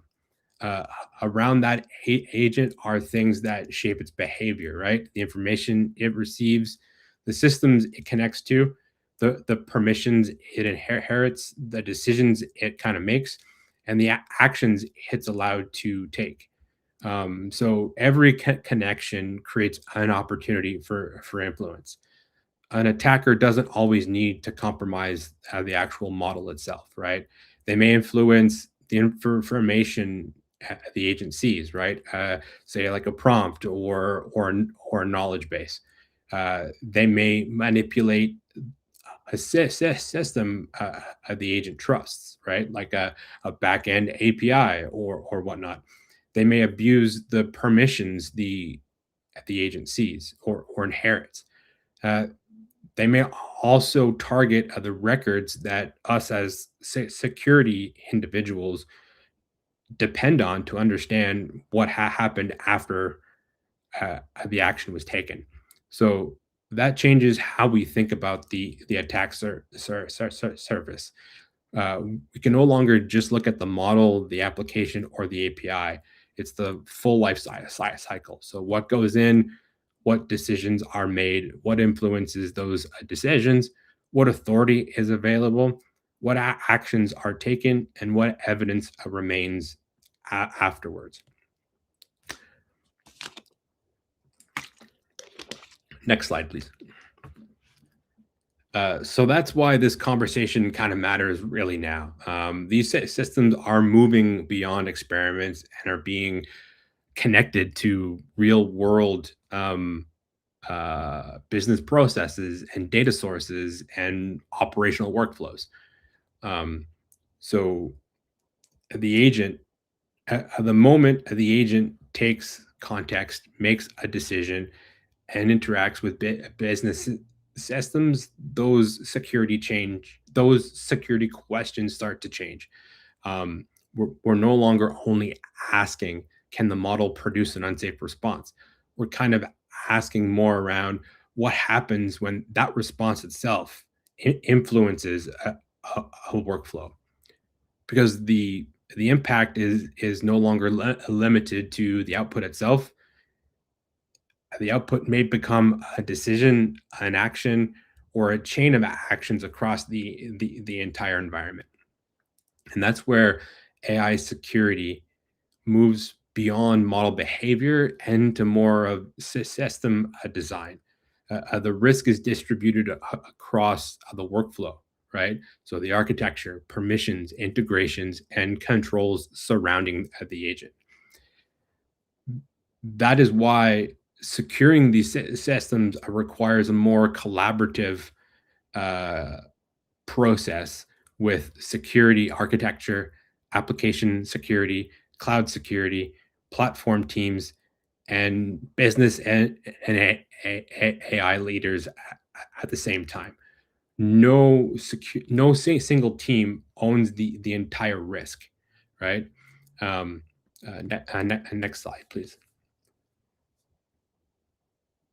One way to identify where our current security reviews are kind of falling short is to take a look at the assumptions we kind of make about these systems, because many of them sound good and reasonable, but are kind of incomplete.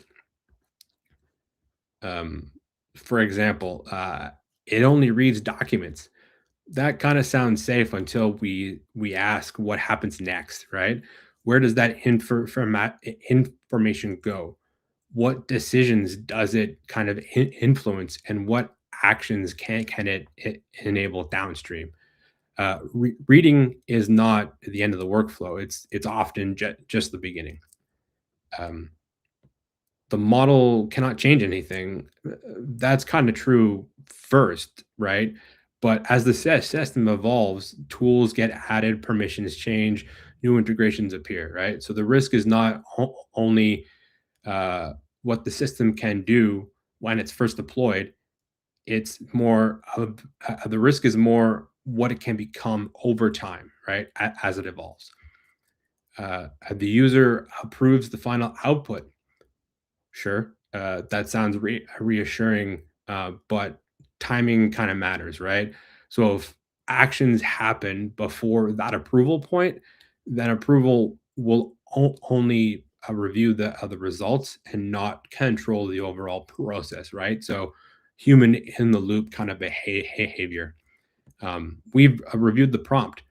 That assumes the prompt is the only source of instruction. Typically, the model's context can come from many places: retrieved content, tools, workflows, etc. So reviewing one input does not mean we understand the full decision context. These statements kind of create a false sense of confidence, and that's kind of where the risk hides. So prompt review by itself is not enough. We also need to understand what context is being trusted, what authority is available, which approvals actually matter, and what evidence proves what happened. Next slide, please. So where do the existing kind of frameworks kind of fit in all this? The good news is that we don't need to start from scratch. We already have strong guidance, right? The challenge is expecting a single framework to answer every question. So each one kind of looks at the problem with a different lens. NIST helps organizations govern AI risk. MITRE Atlas kind of helps us understand how attackers target AI systems.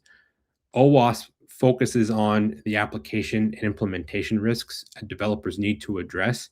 And the Cloud Security Alliance AI Controls Matrix helps translate all of those risks into security controls that can be implemented, measured, and governed. Each of these frameworks individually are valuable. That they complement one another and together provide a strong foundation for securing AI systems. But there's still one challenge, right? None of them kind of replace the need to understand how an agent actually behaves inside your system. And that's kind of where many traditional threat modeling exercises start to struggle. Next slide, please.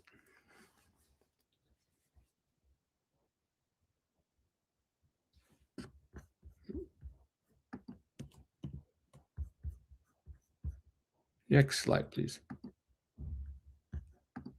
Oh, perfect. Yeah, so as I mentioned, threat modeling is still one of the best practices we have for understanding system risks. It helps us identify the assets, map data flows, establish trust boundaries, and think through how an attacker might move through a system. None of that goes away. But with agentic systems, it introduces different caveats, right? It makes decisions through operation. And I think that's kind of where the existing threat modeling kind of starts to feel fill that gap, right? A threat model can show me that an agent is allowed. A threat model can show me that an agent is allowed to call an API, but what it doesn't necessarily tell me is why the agent decided to make that call. What information influenced that choice? Did it follow a policy? Was there human approval involved? So those aren't really questions around the architecture. They're questions around the behavior of the system as it's operating, right? So traditional threat models do a great job of showing us how the system is built, but with agentic AI, we also need to understand how the system behaves once it starts making decisions. And that's what I mean by the agentic gap. It's not about replacing threat modeling, it's about extending it so we can reason about systems that don't just process information, they use it to decide and act. Let me show you what this kind of looks like with a simple example. Next slide, please. So for instance, a poison document gets added to a trusted knowledge base. The agent retrieves it, the model reasons over it, a tool gets called, an action occurs. That could be a ticket is created, or an API is called, or a record is added to a database. Now, the impact shows up downstream in an operational system, right? None of those steps are risky on their own. Reading a document, harmless. Creating a ticket, relatively routine, or triggering a workflow. It's likely expected behavior, right? But it's the chain that matters the most, right? The risk doesn't show up at the first step. It's usually downstream when trusted systems are interconnected together and the agent turns whatever context it has into an action. And that's why our security reviews need to follow the full path, right? Where did the context come from? How did it influence the decision making? What tool was used or tools, MCP servers as well? What authority was used? And where would we notice if something went wrong? Another useful question is, where can an attacker influence that entire chain? And where would we notice? So this kind of leads into a principle that's critical to understand. Agentic risk is often a composition problem. Next slide, please. So this is one of the biggest shifts, is that it's not the risk is not in a single capability, it's in the combination, right? So it's the full path. So reading a document, calling an API, doing an action. Individually, none of these are unusual, but together they automate an entire business process. And that's why the question is not, is this tool safe? It's, what can the system do when all of these capabilities work together, right? So that's kind of the shift in your mind that we need to start thinking about. Not just evaluating the individual capabilities, we're kind of evaluating how all of those capabilities combine, influence the decision, and drives outcome of the agent. And that's kind of where the Maestro framework helps us understand things a little bit more. Next slide, please. So this brings us to Maestro, which is an agentic AI threat modeling framework that was developed by Ken Huang and published through the Cloud Security Alliance. The idea behind it is pretty simple. when we look at agentic systems, we can't just look at the model. We have to understand the entire environment around the model. Next slide, please. So Maestro gives us a way to do that by looking across 7 areas, right? Infrastructure, model and inference, tools and integration, memory and context, orchestration, governance and risk, and monitoring and evidence. The reason why this matters is because agentic failures rarely happen in a single place. A problem might start with a piece of context, influence a decision, use a tool, and create an impact somewhere else down the chain.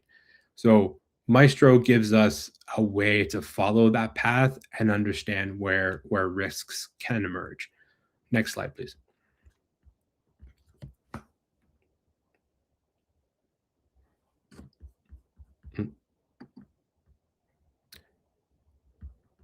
Next slide, please.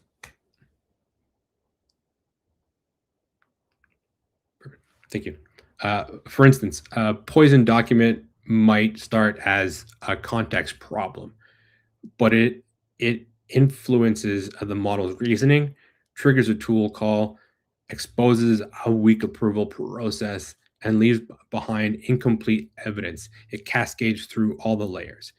So Maestro is, I define Maestro as kind of the map, right? It helps us ask, where is the risk introduced? Where does it get amplified? Where should it be controlled? Where can we observe what happened?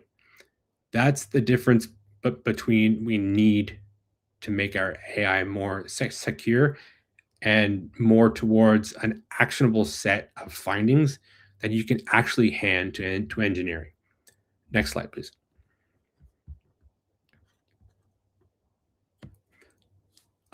So the architecture view is useful, but the next question is how do we actually use this in a practical way? And the good news is that this should feel quite familiar, right?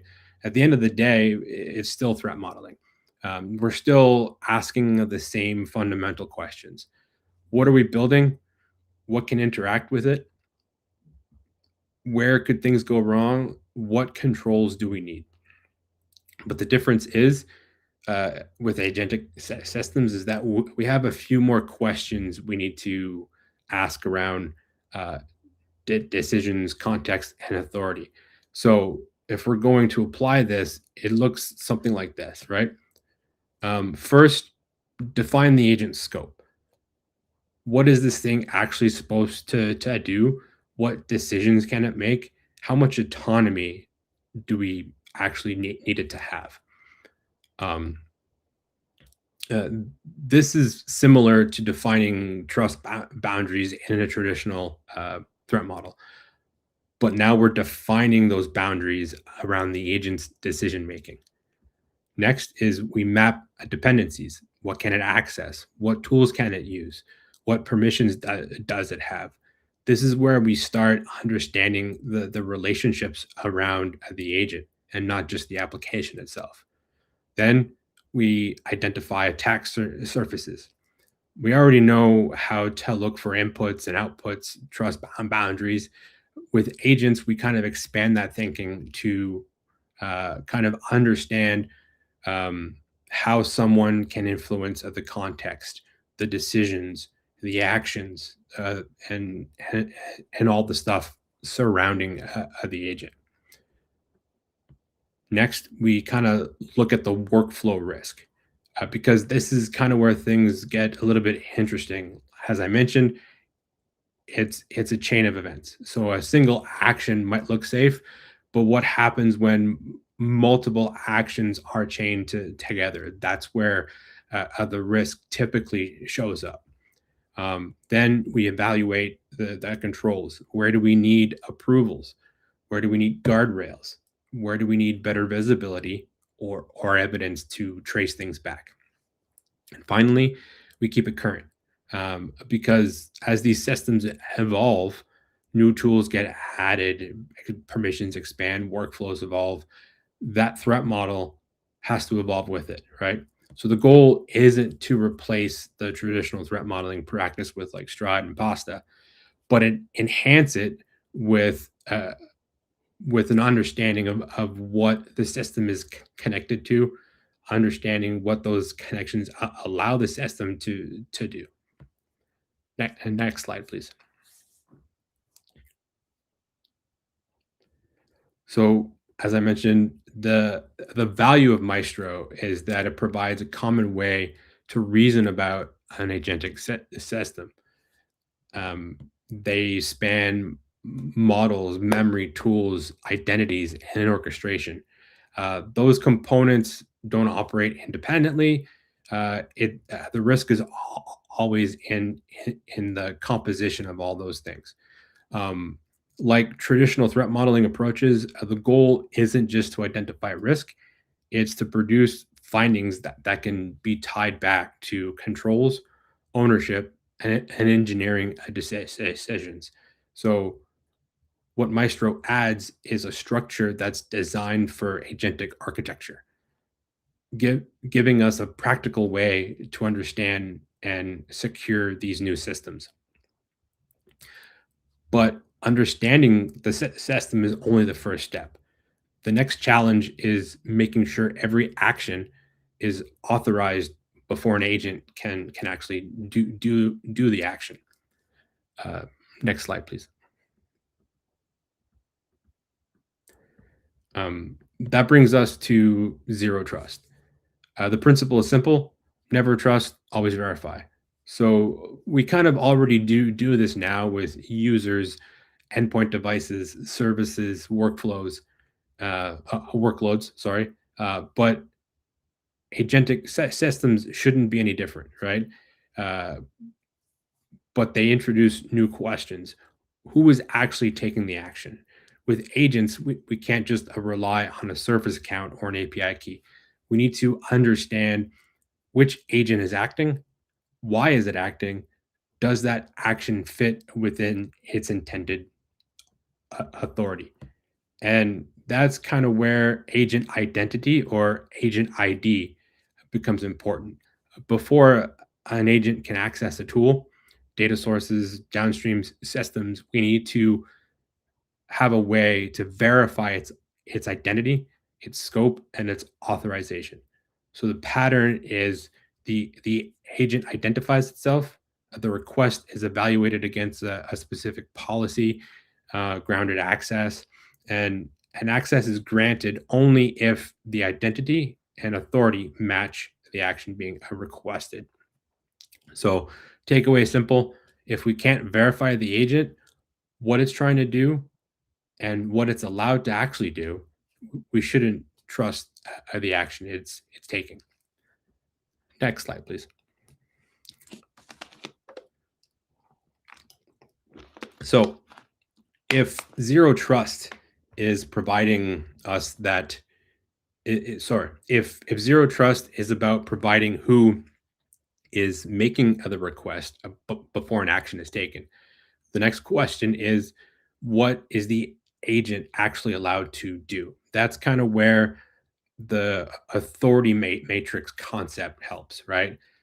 Instead of saying the agent has access, now we're coming into more granularity as to like what the agent can do, right? What can it read?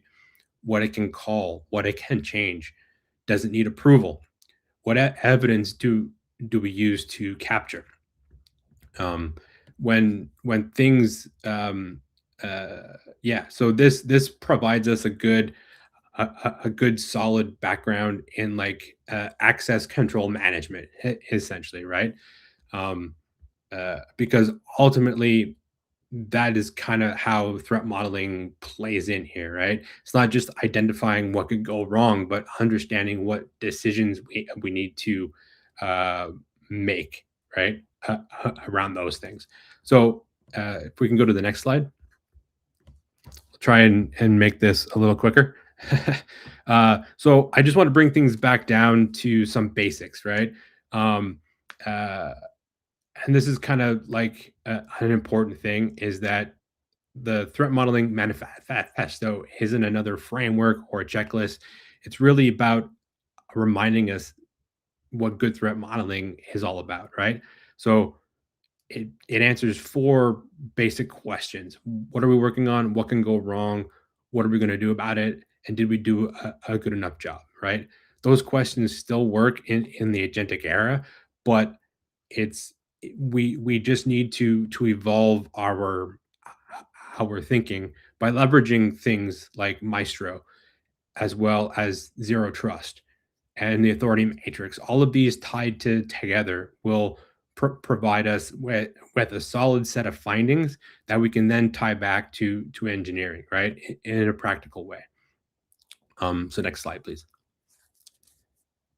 So now that we understand the architecture, the risks, and the decisions that actually matter, the threat model will only create value if we bring it in to make decisions and build things correctly, right? So that's kind of where I like this as the engineering handoff. So essentially, we bring this into the entire flow, right? So a good handoff answers 4 questions: what needs to change, what controls address the risks, who owns it, and what evidence do we have that it's actually working, right? So because if we can't identify the owner and control the risks and the evidence, we've not sort of fixed the risk. We've only documented it. Next slide, please.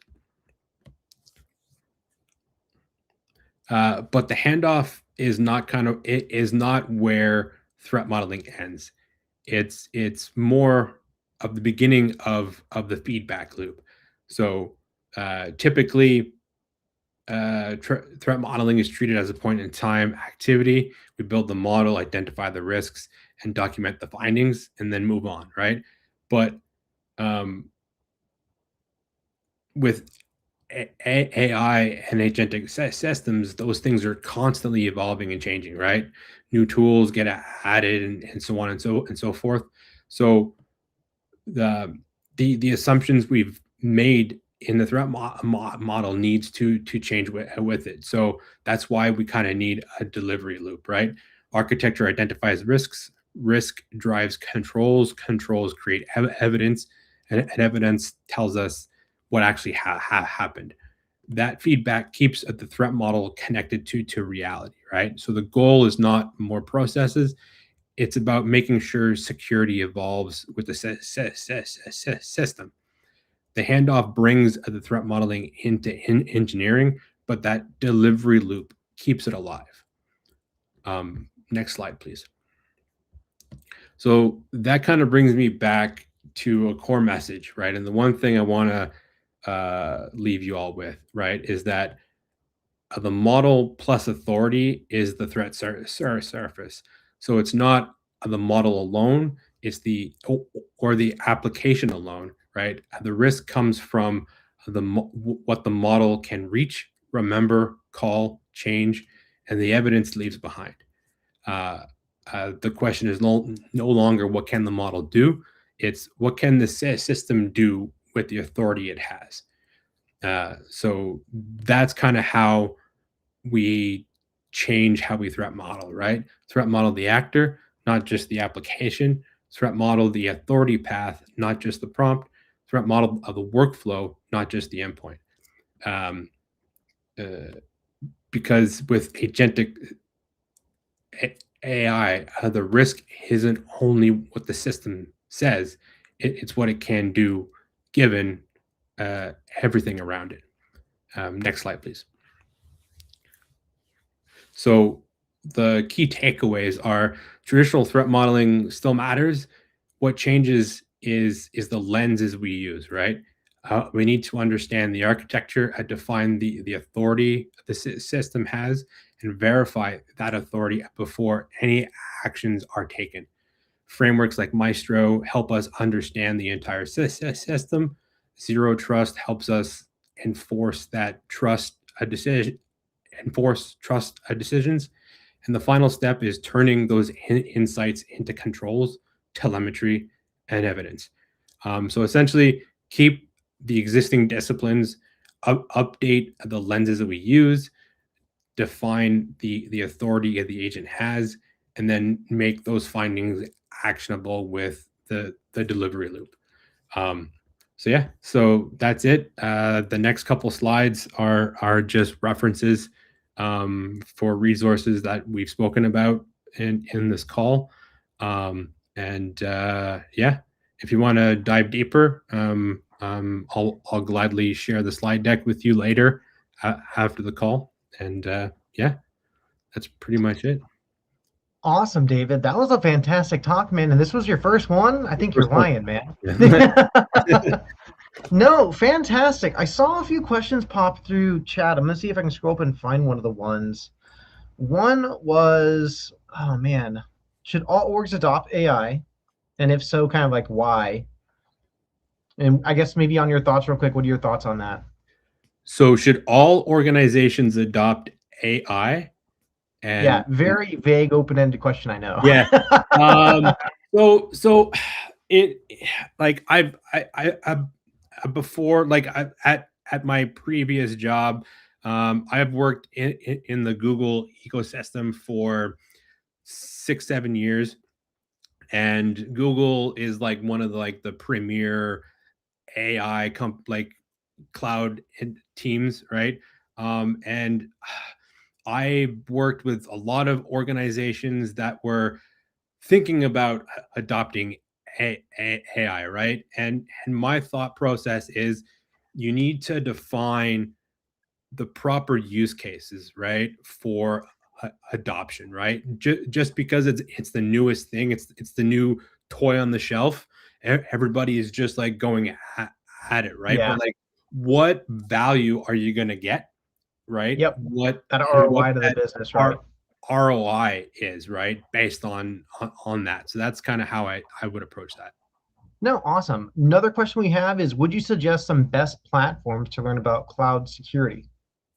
Best platforms. I mean, all three clouds, AWS, Azure, and GCP, have a multitude of documentation of how to use their platforms, right? I highly recommend that. Google has really good learning flows, right? Where they walk you through like a step-by-step of like building agentic agents with like their ADK product, right? Like if you really want to get in deep with that, you can sign up for like a free account with Google. You'll have like 300 credits, right, to begin with, right? And just make sure you don't rack up a bill whenever you spin stuff up. Shut it down after you're done, right? So yeah, and always try and stay in that free tier margin unless you're willing to blow up a cloud bill, right? So 100%, right? Unless the company's paying for it, yeah, definitely make sure the instances are turned off or in sleep when you're done. Exactly. Another good question: what's one area where you would never trust an agent to act without human review? Yeah, I mean, one is I guess. So when you're talking about like the biggest thing now is like coding agents, right?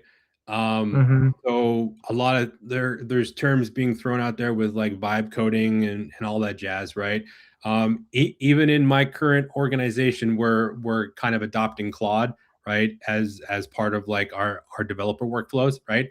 It's more about creating those harnesses correctly and making sure that like you as the engineer using these tools still have a defined role to play in there, and not just like give it a command and walk away and come back in the morning and push things into production, right? But like changing production environments, right? That's like one thing that I highly recommend not doing, right? Similar to like think of like an automated SOC, right? Like you get a finding, You have an agent that's running, triaging it, right? But it shouldn't go and make any, real world changes unless you have like somebody in that line kind of Yeah. reviewing what the change might be, right? Because it might, blow away a database. You've seen multiple blog Yeah. posts around that recently, right? So that's kind of where I would kind of avoid it.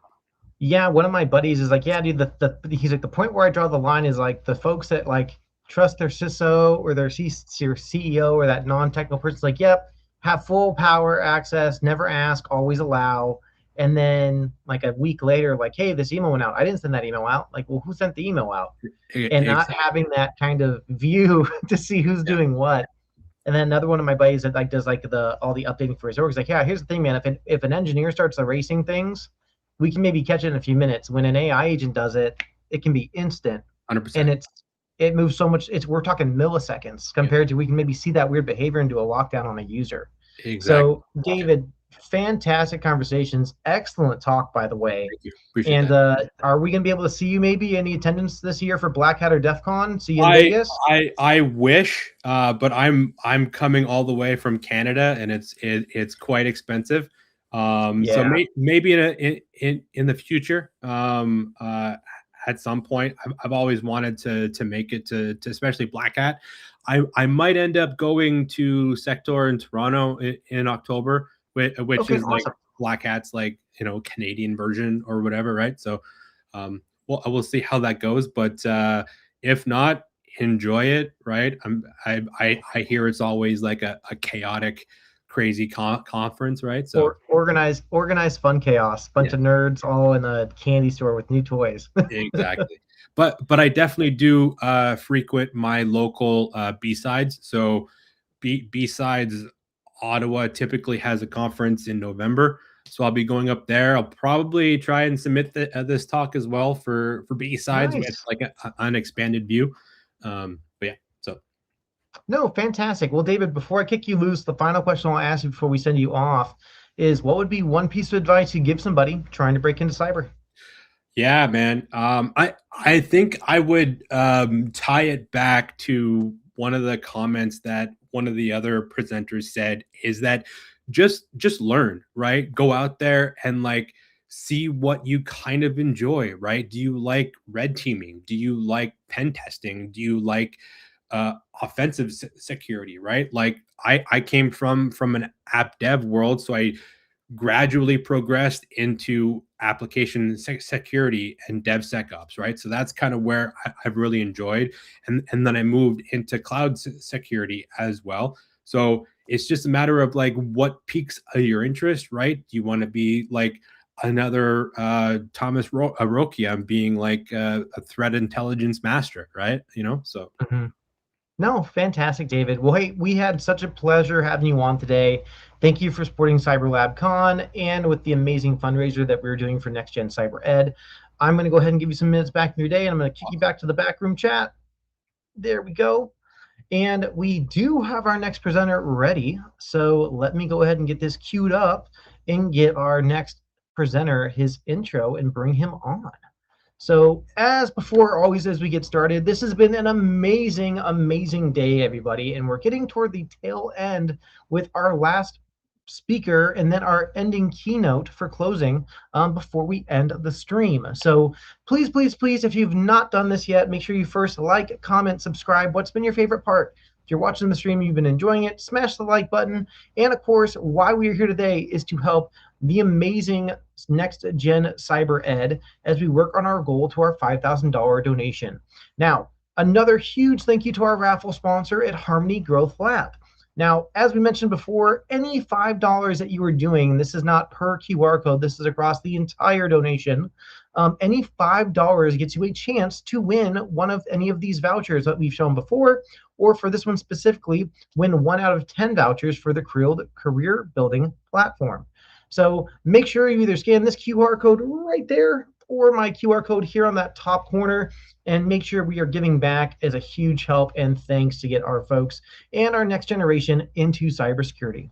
Now, let's move on to our final speaker for today, which his name is Julian, who is a cybersecurity professional and creative technologist known for blending technical expertise with engaging storytelling.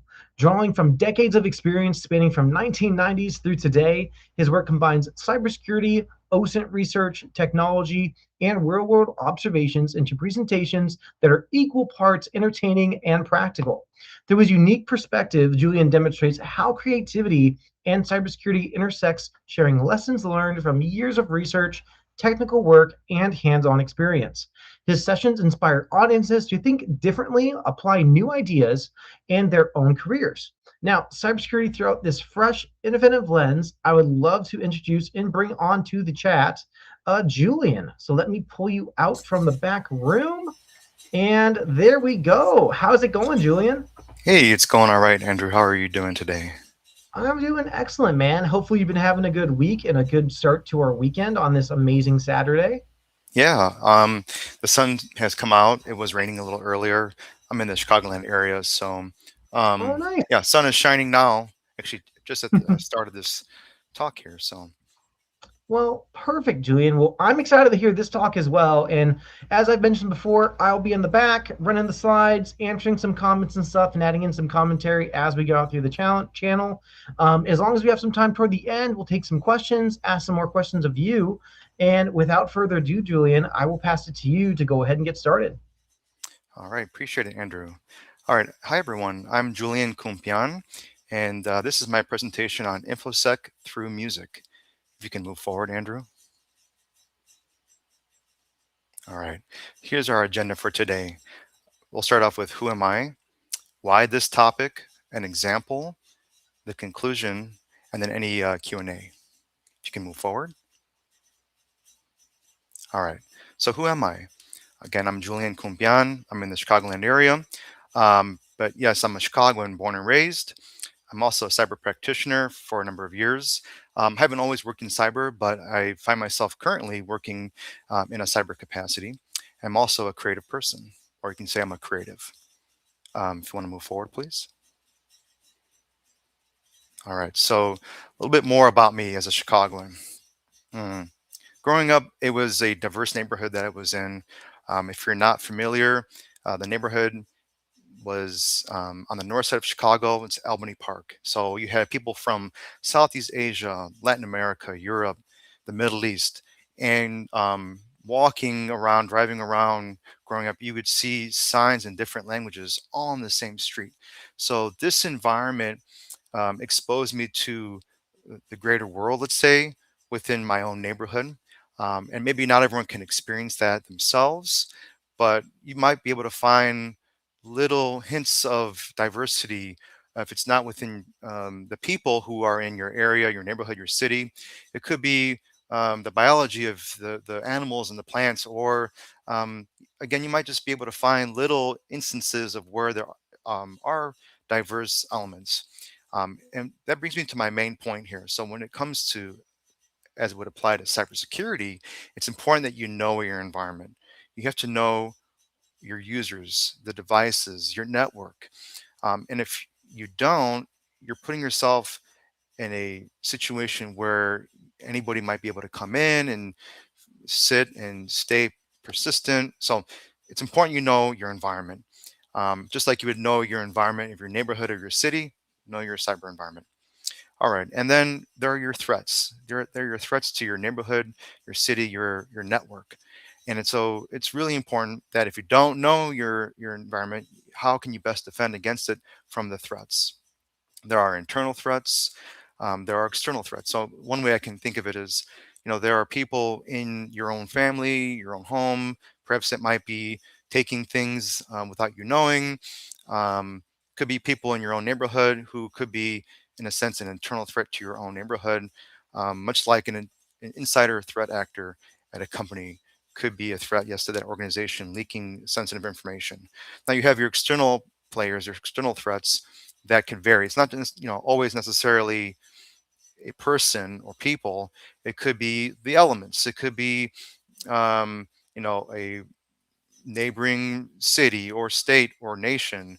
And a cyber attack, or it could be someone physically coming in and doing something. So yes, there are the internal and the external threats to your own neighborhood, your home, your city, much like there would be in your cybersecurity environments.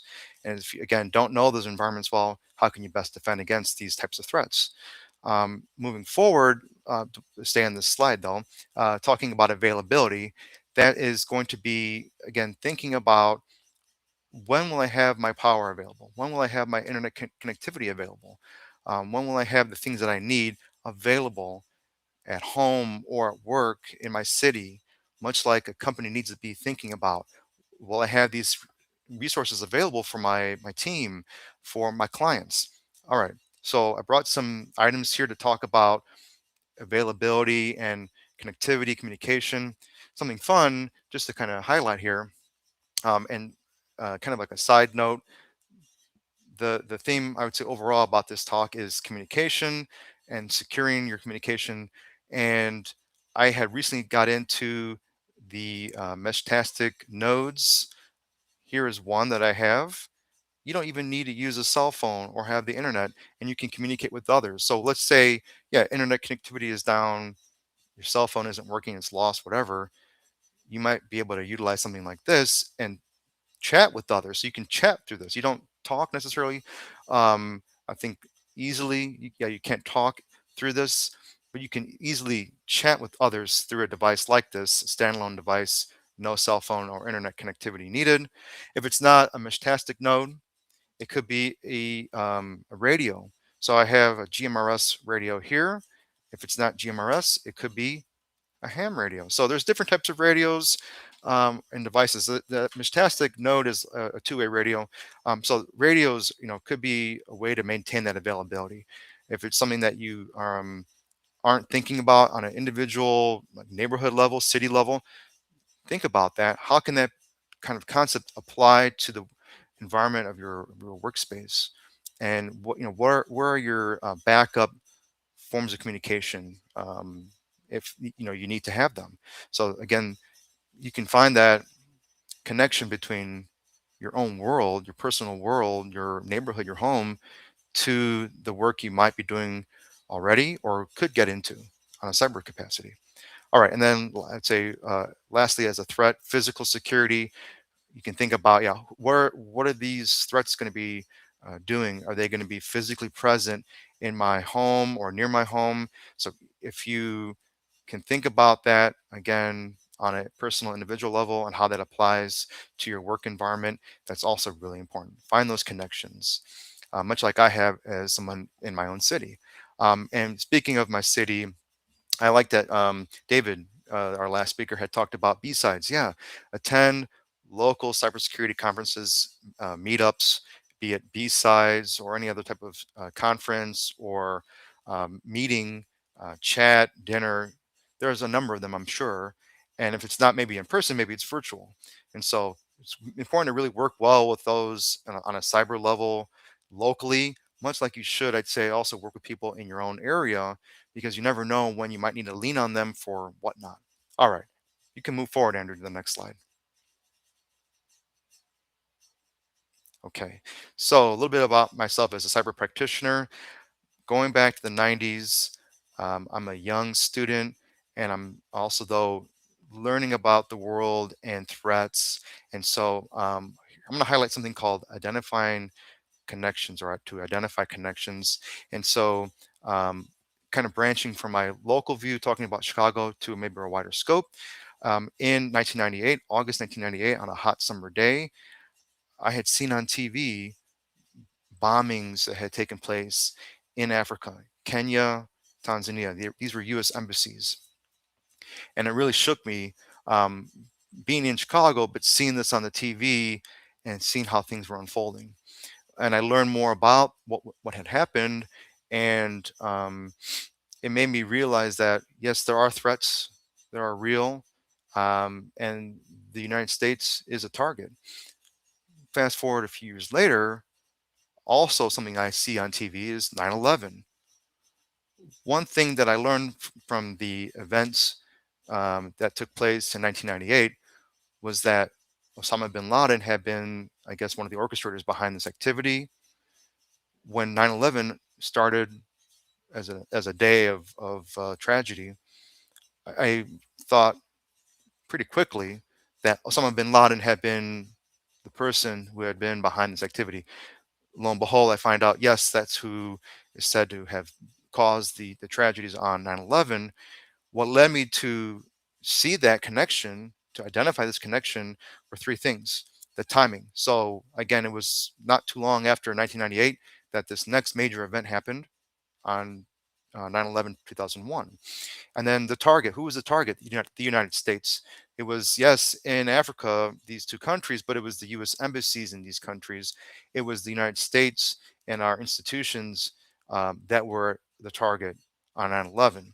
And then lastly here, the third thing was the technique, a massive attack with an explosion in and around a building.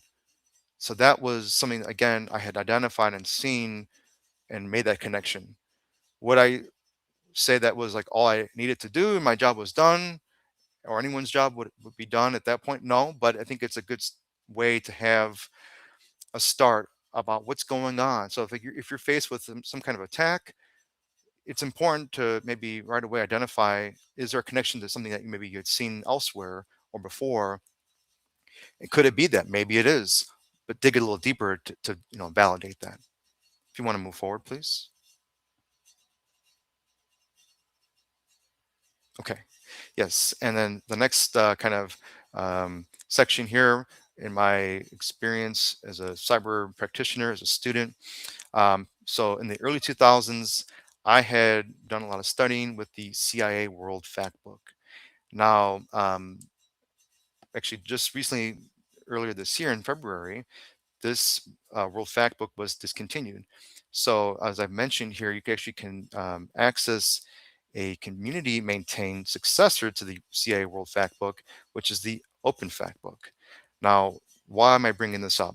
It, again, had been something that I could see as a way to learn more about the world and the geography of the world and the nuances of various people, and how is all this can be applied to our work. Is you might be coming across various entities and users from around the world.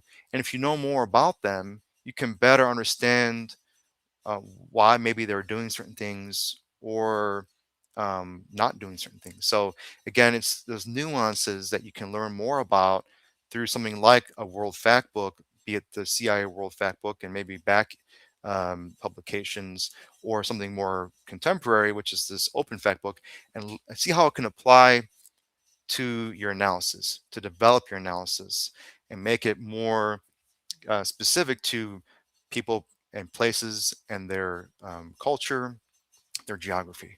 Okay, if you want to move forward, please. Thank you. All right, the next section here. In the 2000s, I had interacted at times with people who are using a service called the IP relay service. So yes, this is something that took place through a phone, but it's something that also involved the internet. And I'd say overall, this is about social engineering. So the way it's broken down is that you have an internet chat that someone can have from their home, and they're chatting with an operator, a phone operator, that also is chatting with you.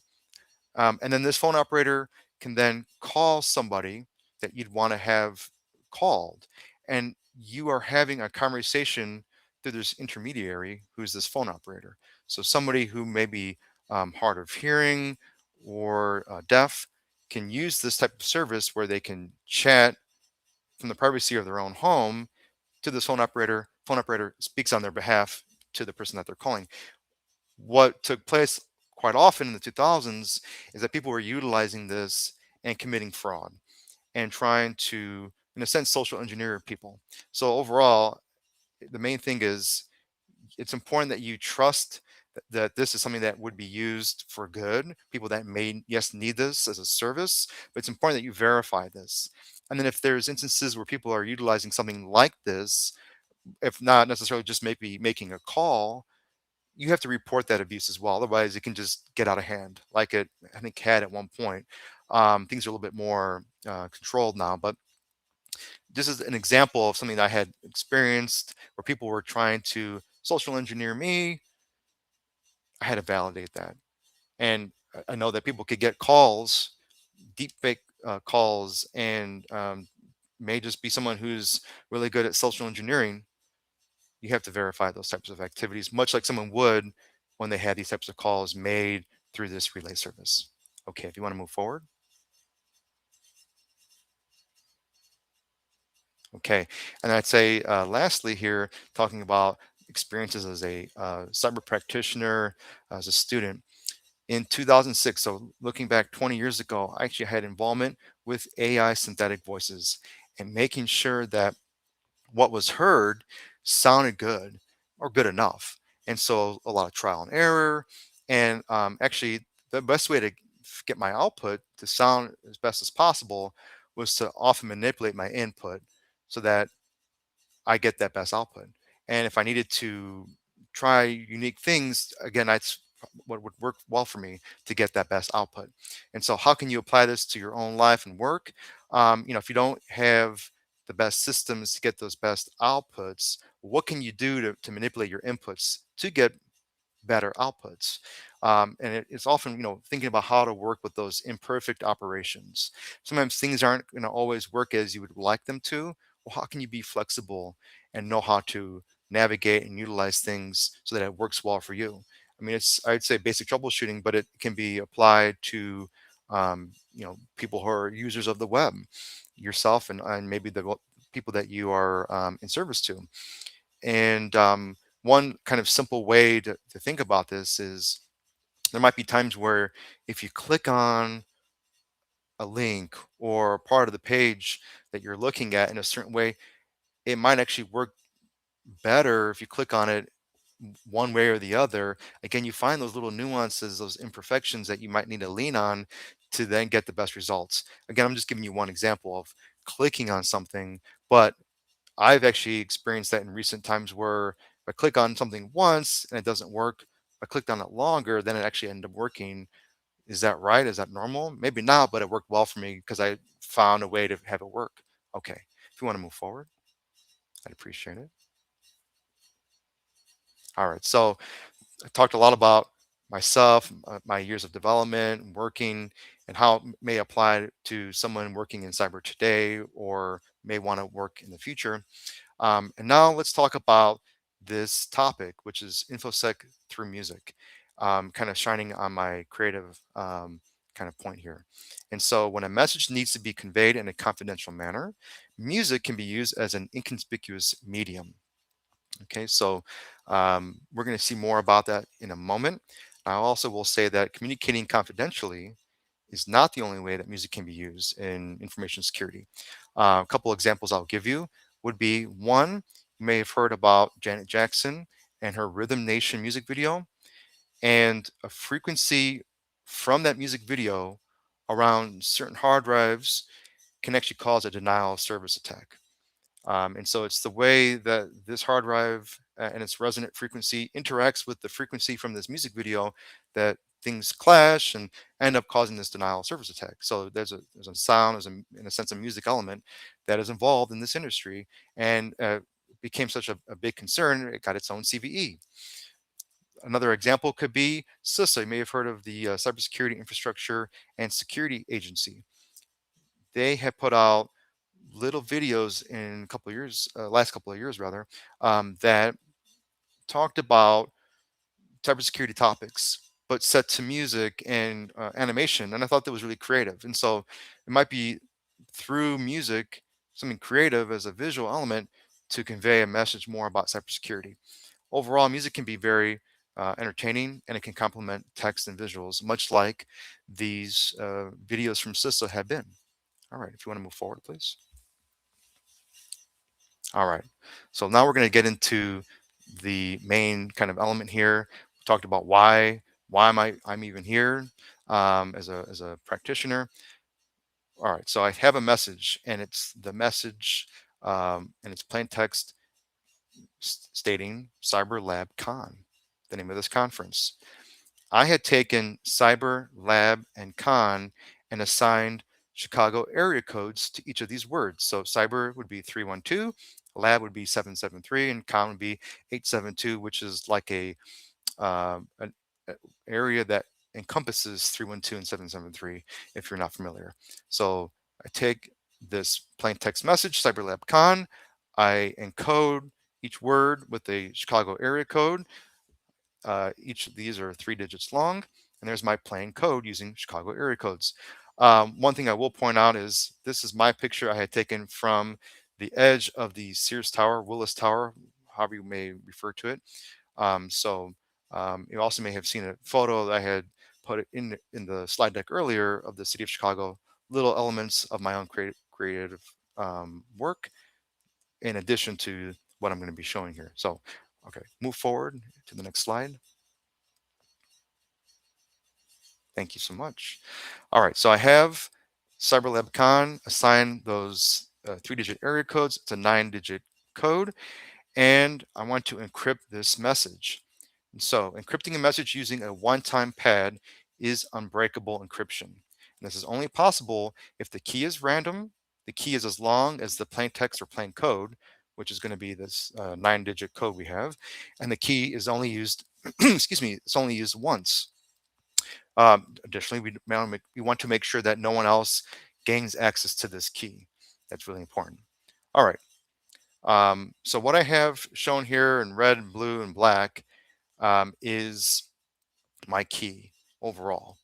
And the first 5 digits, I'll talk about those as well as the blue digits here. Now, again, like I mentioned here, this is part of a one-time pad that I made using random numbers generated from rolling 5 10-sided dice.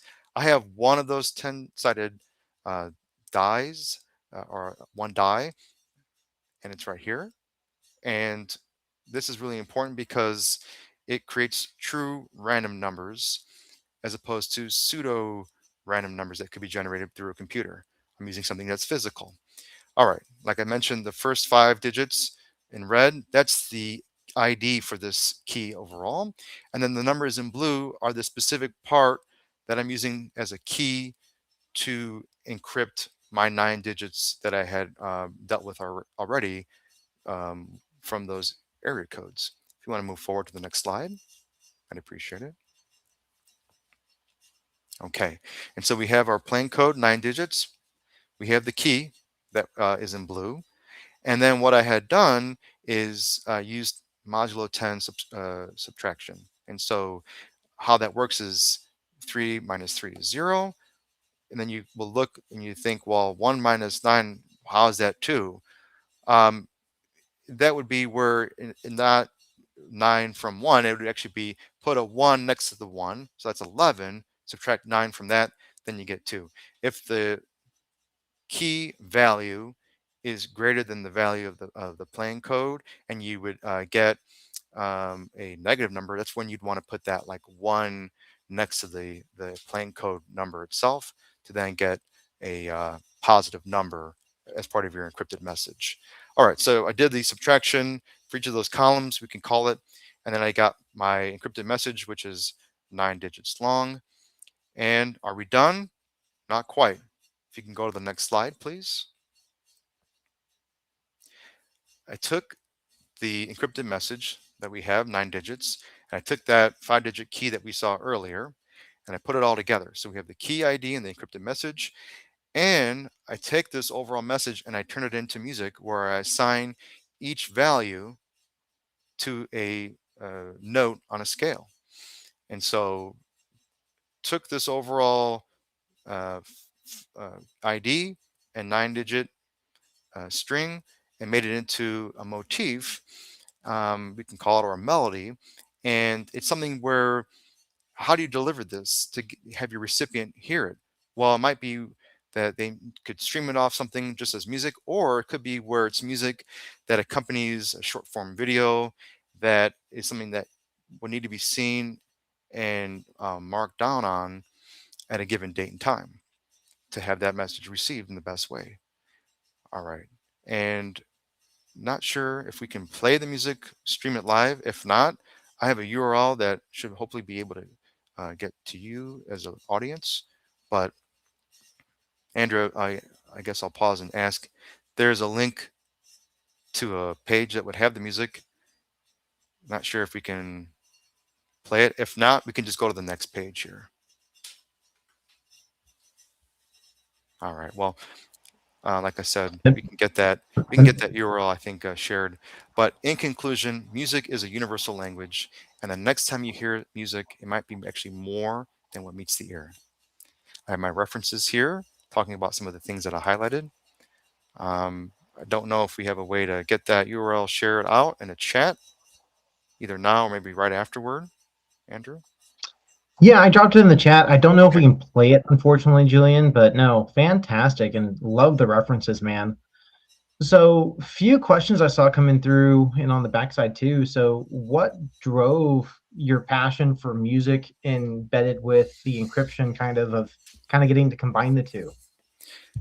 Great question. I think it's something that,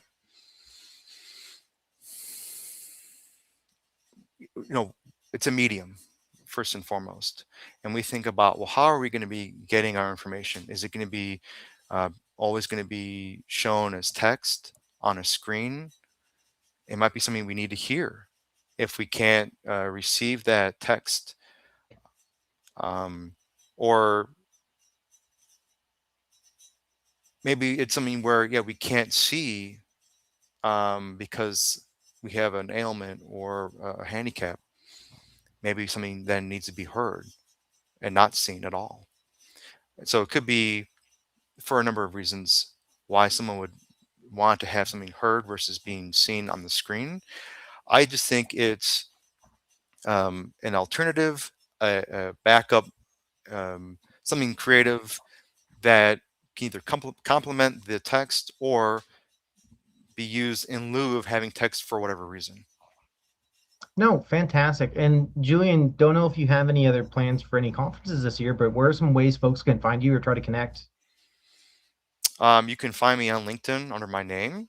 I will not be at any conferences in person. I will be speaking at another like web-based event next Thursday called ThursDef. You can look that up. Again, ThursDef, DEF, like defense. I will be, in Chicago. People who may want to meet with me, reach out. There are different local events, like I mentioned. But yeah, no major conferences. I would say this year. Went to a number last year in person, but this is great that we're able to meet virtually. It just works out, I think, really well for me and probably for many others. Looking forward to getting back to Vegas maybe next year to attend a conference or two. No, fantastic, Julian. So before I kick you loose, I just want to ask the golden question we've been asking everyone before they leave is what's the final advice you give somebody trying to break into cyber? Best advice I can give would be there's not one path. So don't think that, oh, what someone did and worked well for them is exactly what I need to do to get into cyber. It often has to be, how can you apply what you're already good at and what you might already be doing and find instances of security or maybe cybersecurity, information security, and see how they all can kind of fit together. So kind of brings me back to my initial part of the conversation I had here, where I'm seeing what's going on around me and learning more of the nuances of people and places that I'm in and experiencing. And how can this relate to something in a cyber capacity?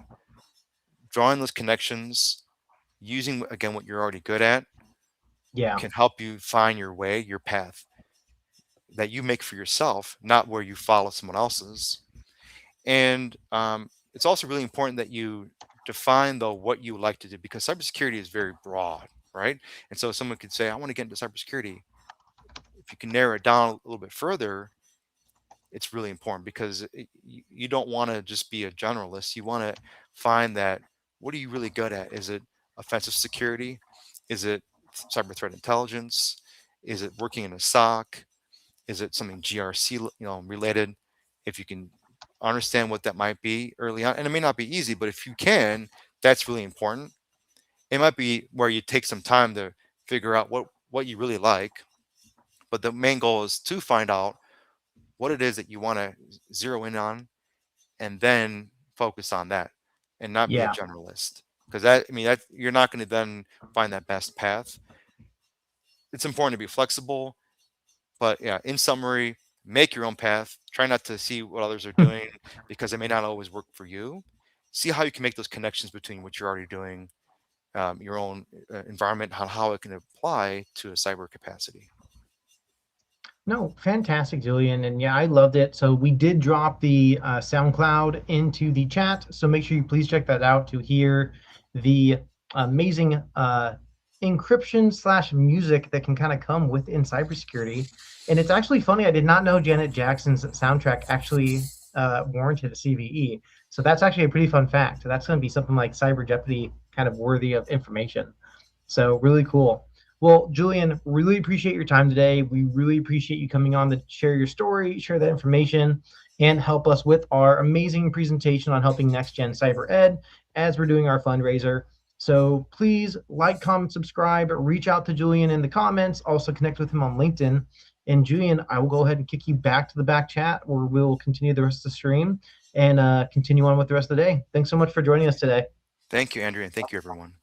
Take care. All right, everybody. Well, hey, I'm going to queue us up. We have some time though, but I just want to queue us up for the next piece before I jump into our theme for doing the kind of lo-fi music as we wait. But hey, we are at the end. We are at the tail end of this. It has been an amazing day where we've been getting to talk to tons of amazing practitioners, security professionals, both across the blue team, back-end devs, red teaming, into this entire process for CyberSpeak Labs Con for the amazing mission for Next Gen Cyber Ed. So if you've been following along and if you've been doing this the entire time, you know what's going to happen next. There's QR codes here on the screen.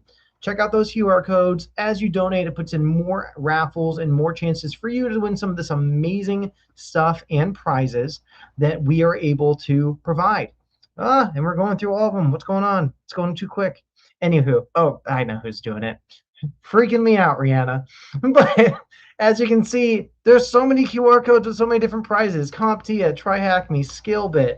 So much that every $5 that you donate, that's going to provide you a different mean of trying to win something amazing. Or if you go to the swag link, you can get your next sock hoodie. So when it's freezing cold in your office and everyone else is shivering, you have some awesome swag to add to your hoodie collection. We also have Hack Smarter, Backdoors and Breaches, TryHackMe, Hack Smarter, Harmony, TryHackMe, SkillBit, Backdoors and Breaches, TryHackMe, a book, CompTIA. She's trolling me right now. And GHI, if you're going to Black Hat, that's where we're going to be too. But anyway, well, while we wait for our ending keynote speaker, Mike Miller, we're going to throw on a theme for some lo-fi, take a quick break, go grab some tea, tea time, hashtag Pat, it's tea time for tea time. So go grab some tea, go grab some coffee. Let's take a quick break, and we'll be back roughly at the top of the hour where we will introduce our closing keynote speaker, Mike Miller, to conclude this amazing time we've had here at CyberSpeak Labs Con to get everything moving toward the end day. And don't forget, the raffles will be completed and drawn next week. So depending on, I need to talk to Brianna about this, maybe if we keep the QR codes open, maybe till Monday or Tuesday before completely closing for raffle opportunities, we will go from there and see what happens. So I'm going to let my assistant here in the back end change the theme to our "We Will Be Back" and put on some lo-fi music as we go out. And make sure you check us out. We'll catch you here on the top of the hour.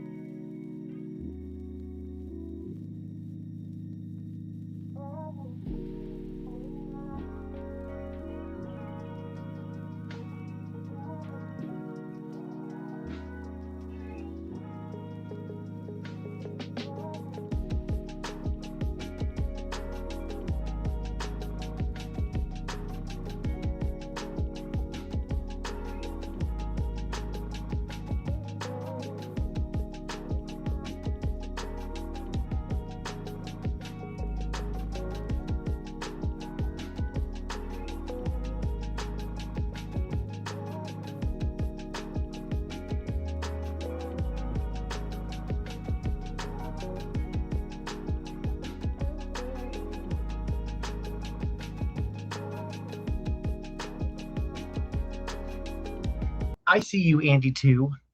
What's going on?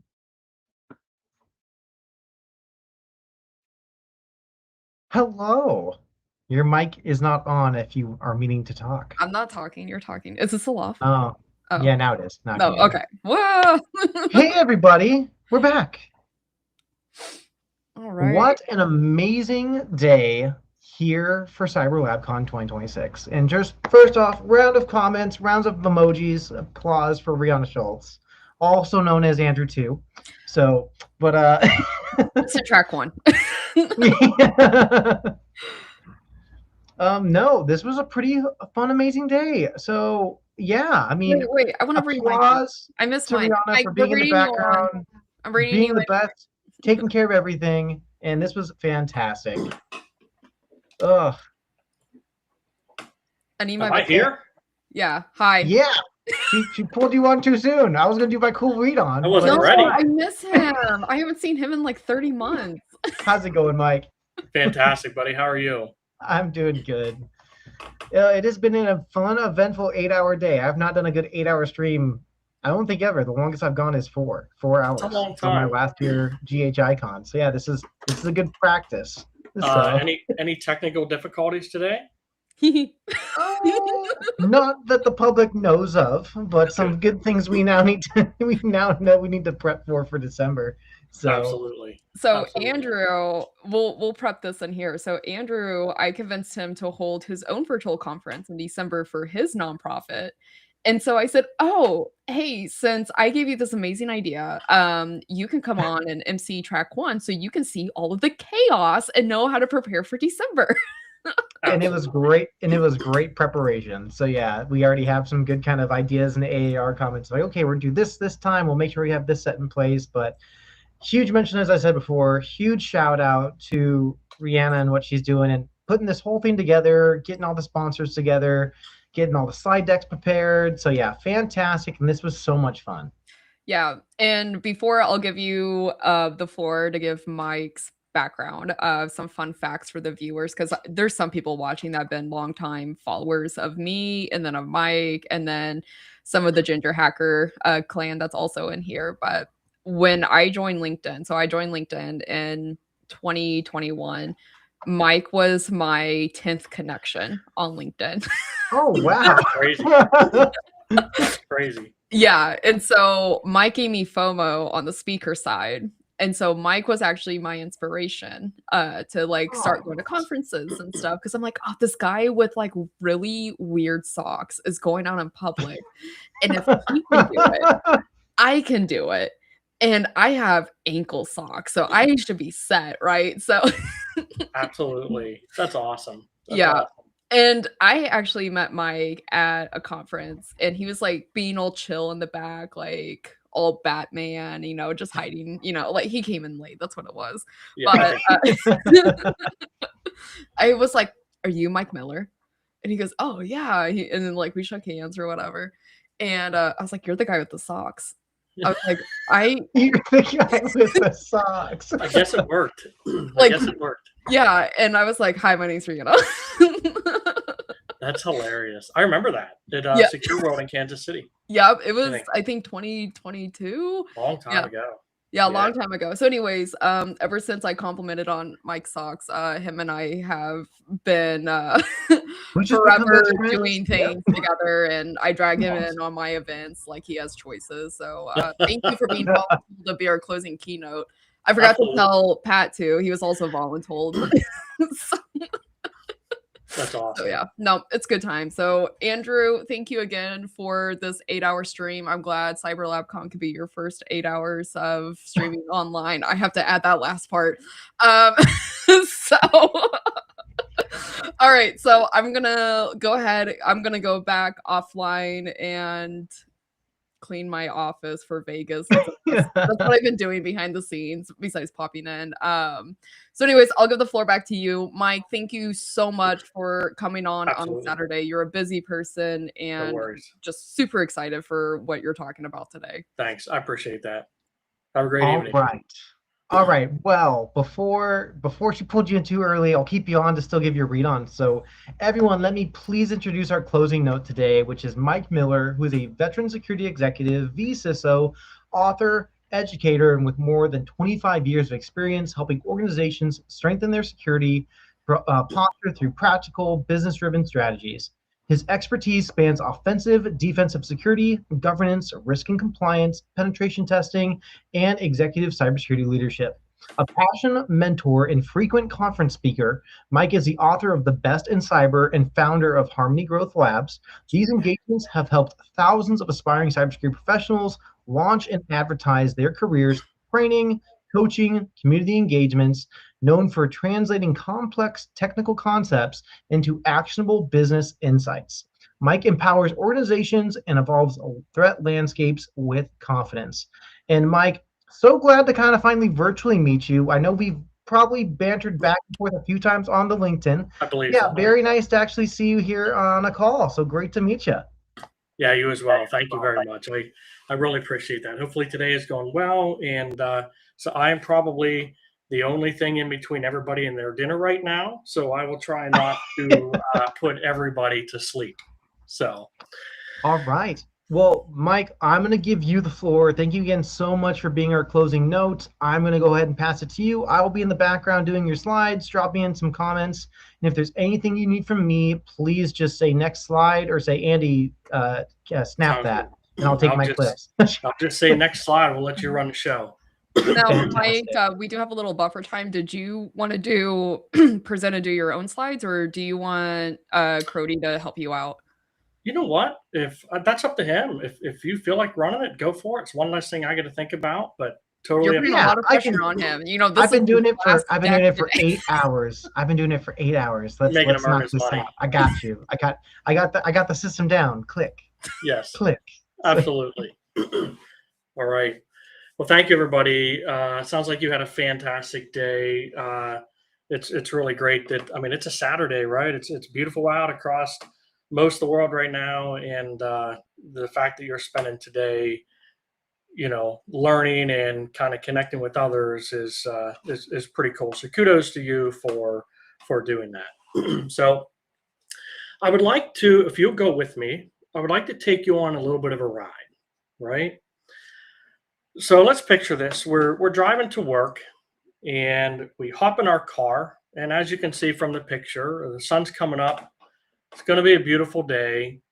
This is a road that you've taken many times, and there's not a lot of twists. There's not a lot of turns. You know it very well. So you reach over to your dashboard and you hit, number 1 on your channel. So you tuned in your favorite radio station, and you hit the little button on the side of your door that makes your seat go just, where it memorized that you were sitting. Turn the air conditioning on. You got those air cooled seats, and you're driving down the road. You've done this drive before, so as we're driving, you get to, you can relax a little bit. All of a sudden, though, you're awoken to a loud screech, and this screech, when you open your eyes and look out the window, is sparks coming off of your door. And you realize in that moment that you've fallen asleep behind the wheel. And as you've fallen asleep, you've slammed into the guardrail. So you're awoken abruptly, and you safely pull off to the side of the road to see what's going on. Now, everyone goes by, everyone drives by, no one's stopping to help you. And you get out safely. You step around your car and look at the damage, and you realize there's a lot of damage. So you start thinking to yourself, what needs to be done to get me back on the road? How did this happen? And more importantly, how long is it going to take me to get back on the road? Because you're assessing the damage. And the reason I'm telling you this story is because in cybersecurity, we spend so much time working with the organizations that we work with, and we do a really good job with these organizations, helping them prepare, helping them build a disaster recovery plan, helping them build an incident response plan, policies, procedures, you do the tabletop exercises, you do all of these things so that your organization is prepared. And like I said, you do a really good job.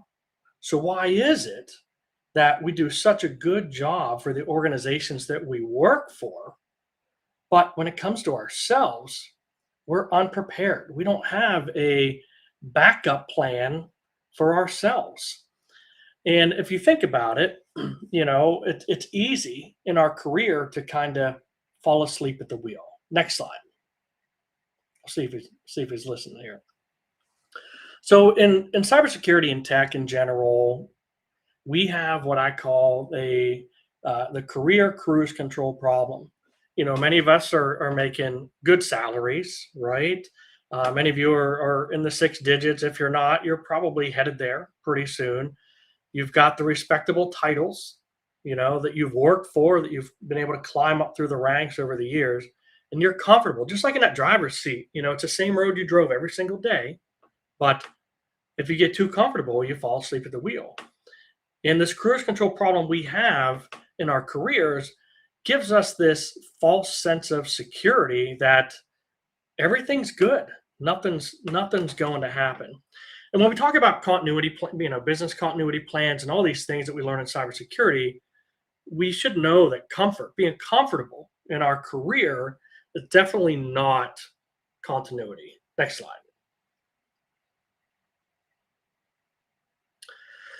So if you think about your career, you're comfortable, and then one day, you wake up and you see sparks flying off your door. And this could be because of several different things, company reorg, a merger, layoff, new executive, budget cuts, and obviously AI. And I really like to touch on the new executive and the merger one.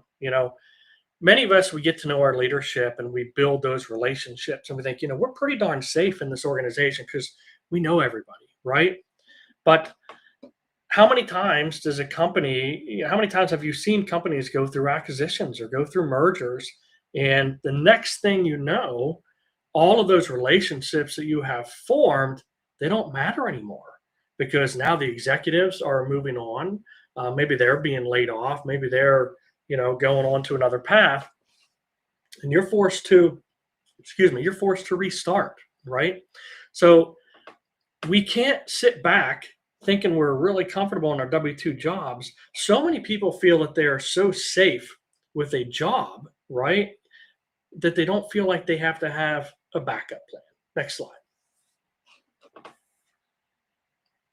So if you think about it, we build DRPs for systems, for organizations, but for ourselves, we are totally winging it, right? And the same thing should apply to us that applies in an organization. And, so start thinking about critical assets, single points of failure, recovery objectives, backups, testing. Yes, those are technical things, again, for our organization, but I want to kind of put you in the mindset of building your own and why we need to build our own career personal DRP. Next slide.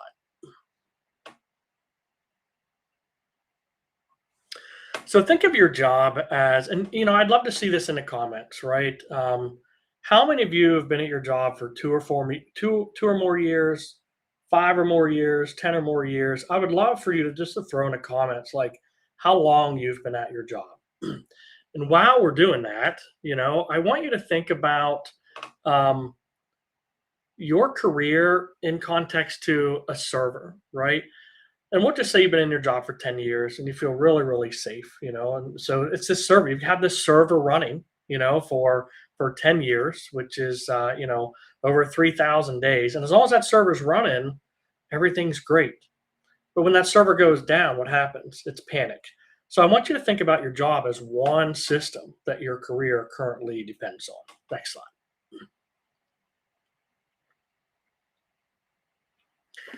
So the personal DRP framework is, and this should look really familiar to anyone who's worked with DRPs. We're going to go through asset inventory, risk assessment, business impact, RTO, RPO, if you know what those are, backups and redundancy, and tabletop exercises. And please take notes. because these things are really important. I want you to walk away with this really thinking about your career from a big picture. And from now on, I want you to think about and thank you for putting the years in it. It's fantastic. From now on, I want you to think about yourself as a business. So many of you have, great W-2 jobs, but whether you like it or not, whether you know it or not, you're still in business because you're in the business of selling yourself to an employer, right? And you're also in the business of making sure that you're giving that employer the product or service that they need, which is your time and your skill set. So let's go ahead and go to the next slide. So let's talk about asset inventory. So we all know, so I work as a vCISO, and we all know, if anyone has done that type of work, when you walk into an organization to do an audit, one of the first things that I always ask for is their asset inventory.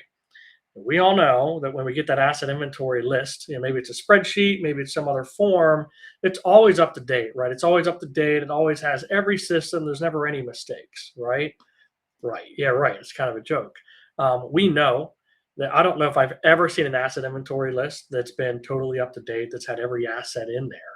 So I want you to think about yourself as well. Think about your asset inventory. And, you can't recover what you've not documented. And you also can't protect what you've not documented. So I want you to think about the skills that you can prove. How can you prove it? Do you have a GitHub? Are you blogging somewhere? Are you writing somewhere? Are you volunteering or speaking somewhere? How can you prove the skills that you have? What types of problems have you solved? Cybersecurity is a technical business, but even more importantly, it's a people business. At the end of the day, our job is to solve problems that we are presented with. And many of you have solved a lot of problems. So have you documented those problems at a high level to talk about your thinking process, what you went through, how you solved the problem, how you do it differently next time? And then the next one's relationships. What relationships have you earned over time? I know me, I keep a huge list of some of my top relationships that I have, so that if something were to ever happen and I need to activate my disaster recovery plan, I have my call list, right? I have the people that I know that can help me out pretty quickly, and I'm going to call them. And then lastly, we all have stories, right? Every one of our stories is different. Not one of us is the same. And we need to be able to tell the stories that show the impact of what we've done. And the thing is that everyone thinks they need to tell stories about their successes. But the truth is that people learn from failures. Like, I have definitely failed more in my career probably than I've succeeded. But every time I fail, I try to fail forward, right? So, even on my LinkedIn all the time, I'm always talking about something that I failed at, what I learned, and how I'm going to do better. And I would highly recommend telling those stories. And many people come to me and they'll say, Mike, I have a good resume, right? Well, if you're thinking from an auditor perspective, when you're gathering evidence, your resume is only one piece of evidence. And it's not an entire audit. It's not a total list of your asset inventory. Next slide. So now let's think about a risk assessment. What are the things that can take you down, right? So single employer, any of us that are employed by a single employer could walk into work this coming Monday morning and be without a job. We can't control, as much as we think we can control that, unless we're writing our own checks, we can't control that. So a single employer could absolutely take you down. Stale skills. Are you working somewhere that you have a very niche set of skills, but those skills are they're kind of siloed within the organization? Maybe your organization only runs certain software. Maybe they do things very uniquely. What happens when you need to take another job? Are those skills going to carry over? An invisible network can take you down, not having the connections that you need when you need them. And I like to talk about burnout a lot because we all fear being laid off or losing our position. But at the end of the day, what about the people who are burnt out, but they feel stuck. They don't really have any options to go anywhere. The truth is, we all have options. We can all do something else, but many of us just aren't prepared for that day when we're like, okay, I really want to take that next step and go somewhere else. AI disruption. You can't go through a day without someone talking about AI taking our jobs. I'm not going to break that way down into it and give you my opinion, but at the same time, we need to prepare. We need to prepare for AI just changing things. So staying on top of AI, being able to understand it, being able to talk about it, being able to become more proficient at your job and more efficient by using it. And the other thing is, and I'm not a financial advisor, is having no runway, right? If we were to lose our job tomorrow, we need some type of runway to get us to that next gig. Next slide. So the next would be the business impact analysis. And I go back to, how many months of runway do you have? Think about yourself. If you were to lose your job Monday morning, that you go to swipe your badge or you go to log in and you're locked out, how many months of runway, or maybe even years of runway, do you have before that server you have kind of shuts off? What's your monthly burn rate? What are you spending per month? What are the things you could cut out as part of that plan to get to that minimum operational level that you need to be able to operate? Who depends on your income? Is it just you? Is it family? Is it kids? And think about those things. And then the next one, what role does your job play in your identity? And I'll talk about, I really like to talk about this one, and I'll just pick just a random IAM, Identity and Access Management. Great position, great skills. It's a great career. But if you're working in IAM, and I'm talking about any different position, not just IAM, just using it as an example, does your entire identity fall within AIM? Meaning that if that position were taken away and you had to expand out of IAM and do something else, does your identity cover other things? So don't get yourself so absorbed into one small silo or one small sector that you eliminate yourself automatically from other opportunity. And then what income bridge can you activate fast? When we talk about our BIAs or business impact analysis, and our job is taken Monday, what income bridge could you activate fast? Maybe it's contracts that you could get with people. Maybe it's people from your top 5 lists that can help you out finding that next gig. One thing to remember is that a layoff, it's not just a career event. It's not something that just impacts us. It's financial, it's emotional, it impacts your family. Sometimes it impacts your friends.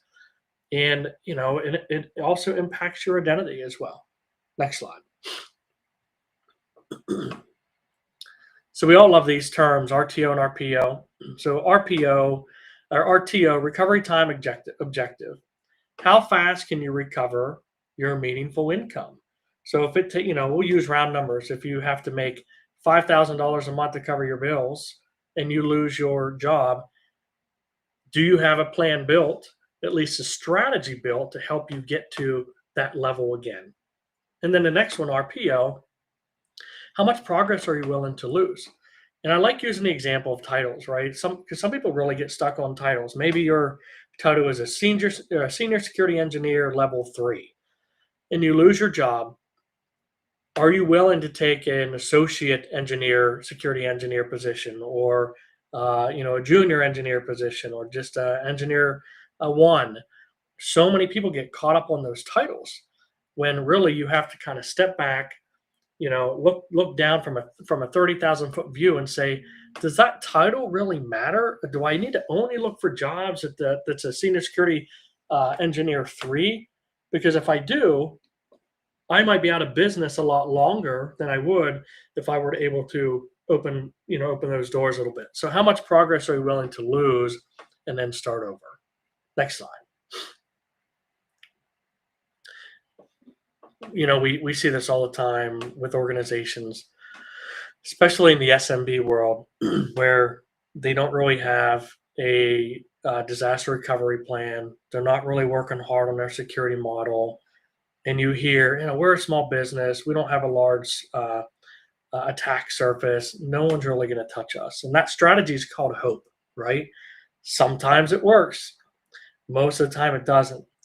But many of us in our careers, when we don't have that DRP built for ourselves, we are 100% operating on hope that Monday morning we can still log in.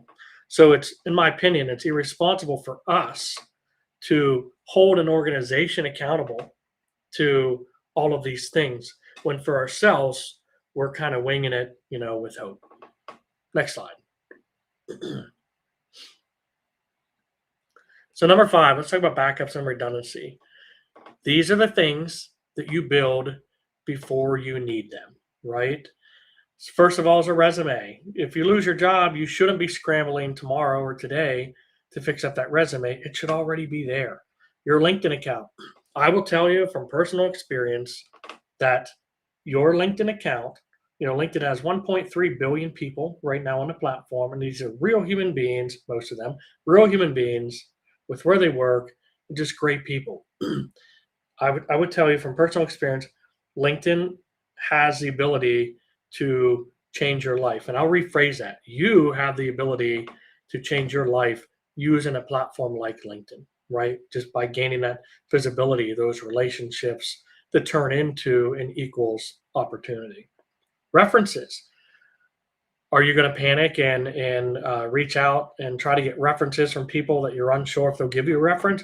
You should already have those conversations with people. You should already have those kind of in your list.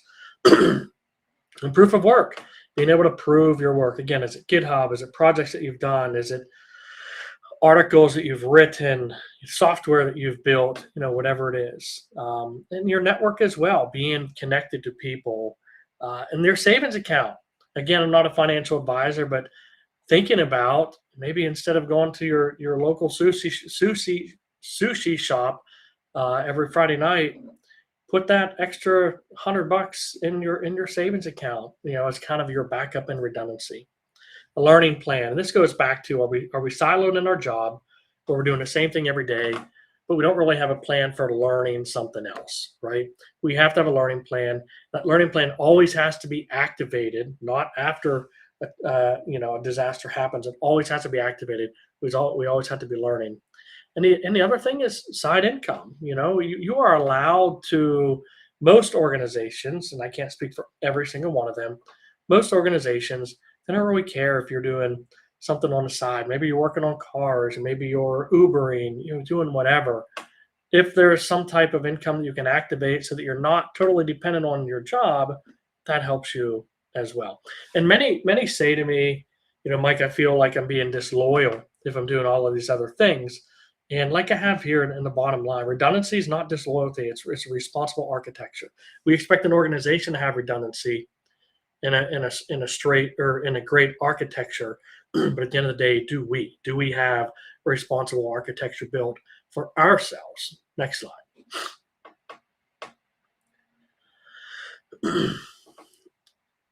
Visibility. I've spoken about this so many times. Visibility is absolutely career insurance. You don't wait until your car gets dinged and get out of your car and call Allstate to say, I'd like to activate an insurance plan, or I'd like to sign up for insurance. It already needs to be in place. We can't lose our jobs and then run to LinkedIn or call all of our friends and acquaintances and say, I've lost my job. It's too late. We have to have that visibility. It's not about who you know, it's about who knows you. And you can be the smartest person in the world. You could be the greatest communicator in the world. You could be the best on your team. But if you don't have any visibility outside of the organization you work for, that is an extremely dangerous place to be.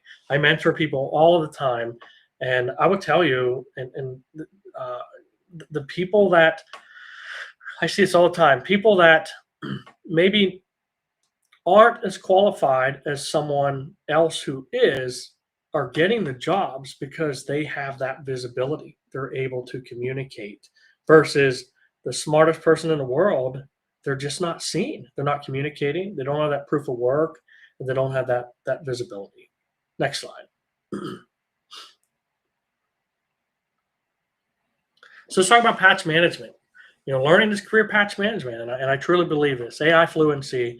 If you're not doing any type of AI learning or training right now, it could be a dangerous place in tech. We have to be learning. We have to at least understand industry trends. We have to be able to talk about it a little bit, just to kind of to stay patched, right? And I'll go back to communication. I personally, I've had several firms throughout my life. I have personally hired people that were less qualified for the job than someone else because they know how to communicate. They can communicate very well. Smartest person in the room, if they cannot communicate, it's hard for them to solve problems. It's hard for them to talk about what they need. It's hard for me to talk to them. Communication is absolutely number one. Cloud and identity, understand AWS, understand Azure, all of those different things. No, you don't have to go sign up for a million courses, but just understand what's going on and be able to talk about them. And the last one, proof that you understand things deeply can come greatly from just teaching things that you guys have watched several different seminars today from people, some great lectures. And these are all people that are super smart, and they're teaching these things. And anybody here has the ability to hit that post button, hit that go live button, or record a video teaching things that And many people say to me, well, Mike, someone else has already done that. That's okay, because you're different. You have a different story. You have a different personality. When we're flipping through the channels, a lot of the TV shows are the same, but why do we tune into certain channels? It's because we like the presentation of how they're doing it. Next slide. So I want you to type here in the chat where you think you are on this map. This is a resilience map. If something were to happen to your job Monday morning, do you feel that you're prepared, but you're hidden a little bit? And I want to see the answers in here. Are you invisible and unready? Are you known but in a fragile situation? Are you recoverable and in demand? And if you're recoverable and in demand, that, in my opinion, is the best place to be. So, and I recommend for anyone else here, feel free to chime in there anytime. Next slide.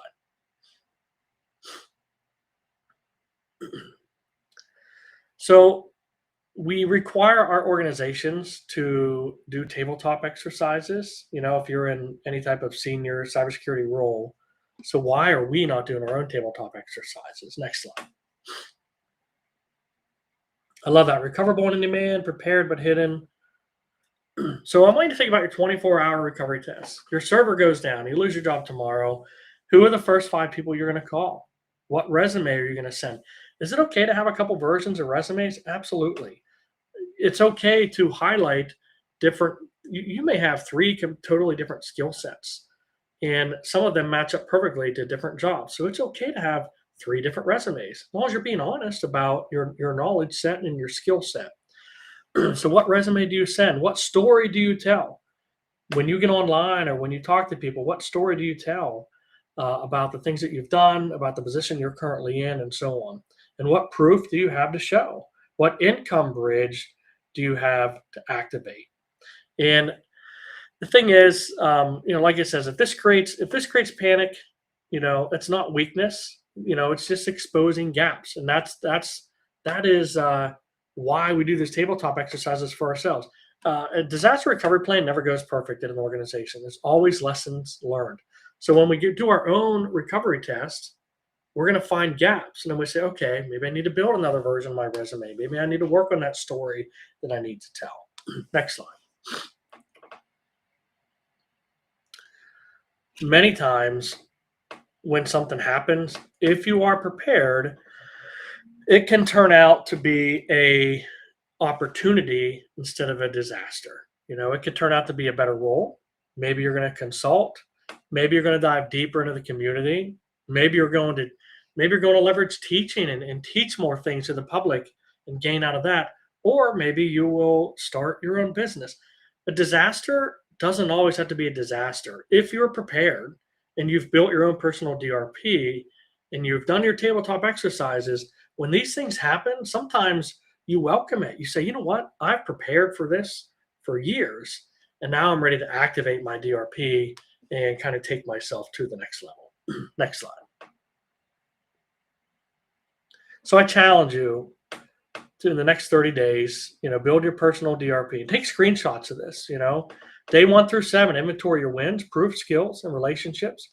Days 8 to 14, refresh your LinkedIn account, your resume, your references, and define what roles that you would love to target, Day 15 through 21, reconnect with people and publish one useful idea. Teach something that you know. Even if you're not in cybersecurity yet, you're working on a certification, you're taking courses, whether you think you are or not, you're absolutely a thought leader. You've already done something that someone else is still thinking about. Even if you're studying for your Security Plus and you haven't taken your Security Plus, you can still talk about the things that you've been through, how you're studying, what you're learning, because there's someone else that's thinking, should I sign up for the Security Plus? And maybe from hearing someone else's story that's close to being in the same boat, it can help them as well. And it also helps put you on the map a little bit. Day 22 through 30, run the layoff tabletop exercise and fix the biggest gaps. Keep running this. Don't wait till the sparks flying off of your doors to start building your plan. Next slide. The thing is, you do have to realize that when something does happen, it's not like starting over. We build failover plans. So have that warm site, have that hot site ready, in your back pocket, so that when things happen, you're able to fail over. Next slide. And that is it. I would love if any of you have questions, feel free to throw them in the chat. I'll be more than happy to stick around and talk about them. If you want to connect, just type in Mike Miller on LinkedIn. I think the same picture comes up. I'm in a blue sports coat. It should be at the top. But if any of you have any questions, feel free to reach out. So thank you, everybody, for being here. I really, really appreciate it. Mike, I can only say, because I've also been following you for a hot minute, amazing advice, very much, I think, true to the heart of a lot of folks. I think sometimes folks overthink the little things when it comes into sharpening your skills, networking, keeping your LinkedIn up to date, posting positive and commenting on other folks' content in the community. And just like you said, like branding yourself, no matter how far you're in your career, whether you're just starting, whether you're in your mid role, whether you're working on a senior C-suite level, being active and involved in the community not only sets you up for success for when you do have your bad days, but it also helps you set up your days when you have your good days. And you can celebrate the wins with your friends. You can also celebrate the losses and kind of those bad days too, where the layoffs happen, or you just had a rough day at work, or you need to pick someone's brain or talk to someone across the incident. With burnout, as you mentioned, also, like I said, so many nails you hit on the head. And burnout alone too, across the spectrum of entry level to C-suite, is still a huge issue today. So I mean, I just want to say thank you so much for all those golden nuggets of information, and just really appreciate your time. I appreciate that. Thank you very much. Yes. Well, Rihanna, before we kick him loose, I have to ask Mike my golden question I like to ask everybody. Mike, I'm not paying him for this, by the way. So Mike, 2 questions for you. One, actually, we're gonna go with 3. First off, what is your favorite candy? Twix. Definitely Twix. Yeah, if you put 3 down in front of me, I'm gonna start. Left side or right side Twix? Left side or right side? Oh, definitely the left. The way I open it, I had to think about that. All right. Second question: what is your favorite Disney movie? Oh man, I am not a TV buff. Fair enough. I'm But not a Mike, TV you can buff. say pass. You can say double the question and pass it to the next person. I defer because I joke all the time. I was a kid that grew up playing with sticks in the yard. I did not watch much TV. So my mom, she gave me spoons and she goes, "Go dig a hole to China." She had to get a little plumber and buy new spoons like at least once a year because they just got lost in the yard. Like you kept trying to get there. Thank you. Yeah. Well, Mike, first off, again, loved having you on. Would love to bring you back on also for the Ginger Hacker Breaking Into Cyber series. And the last question I love to ask folks on my channel before I kick them loose is, what's the last piece of advice that you would want someone to know trying to break into cyber? Absolutely. I would say, first of all, it's going to get tough. It is not easy. Entry level positions right now are, I'm not going to say they're tough to find, but it's a tough process. The ones who make it are the ones who stick with it. And here's what you have to remember: if you're looking for a job in cybersecurity right now, think of it as a season. It's a season of life, and even if it takes, you're in a job right now doing something else and you're seeking that career in cyber, it's a season of life that what might feel like the longest time in your life, when you get that job, whether it's a year or 2 years from now, it is absolutely life changing, and you'll look back 2 or 3 years from now and you'll say, man, that change was absolutely worth it. I would say most give up. The other thing that I would say is that don't focus all on education and certs. Split your time, and I've taught this forever. Split your time 50-50. 50% of your time should be toward education and certs. The other half should be toward visibility. Because if I could choose 8 of the industry's best certification or 10,000 connections, I'll take my 10,000 connections all day long, because that's where opportunity comes from. Yeah, 100%. Yeah, I think like it's almost like the 8th layer when you're talking about the OSI, like OSI. It's like that hidden layer of like, hey, like you have education, certification, experience. Like that other 4th thing is your network. Your network. Yes. Like I know many folks talked about it. Like the folks that find your next role, sometimes it's 90% of the time it's, oh, hey, I have this role that's in my network, or a colleague you meet at a con or a talk or a conference or a social, and it's like, hey, you'd be a great fit for this. Like you should apply. And it's you getting your resume directly handed to that hiring manager to bypass the ATS system and go get a human set of eyes on your piece of paper, rather than having to fight for the custom words and all the other things, trying to put all the font in white clear text at the bottom of a PDF or Word doc so you can beat the system. But yeah, definitely. I spoke about this last week in New Jersey, actually. Every one of us are born, I talk about networking, right?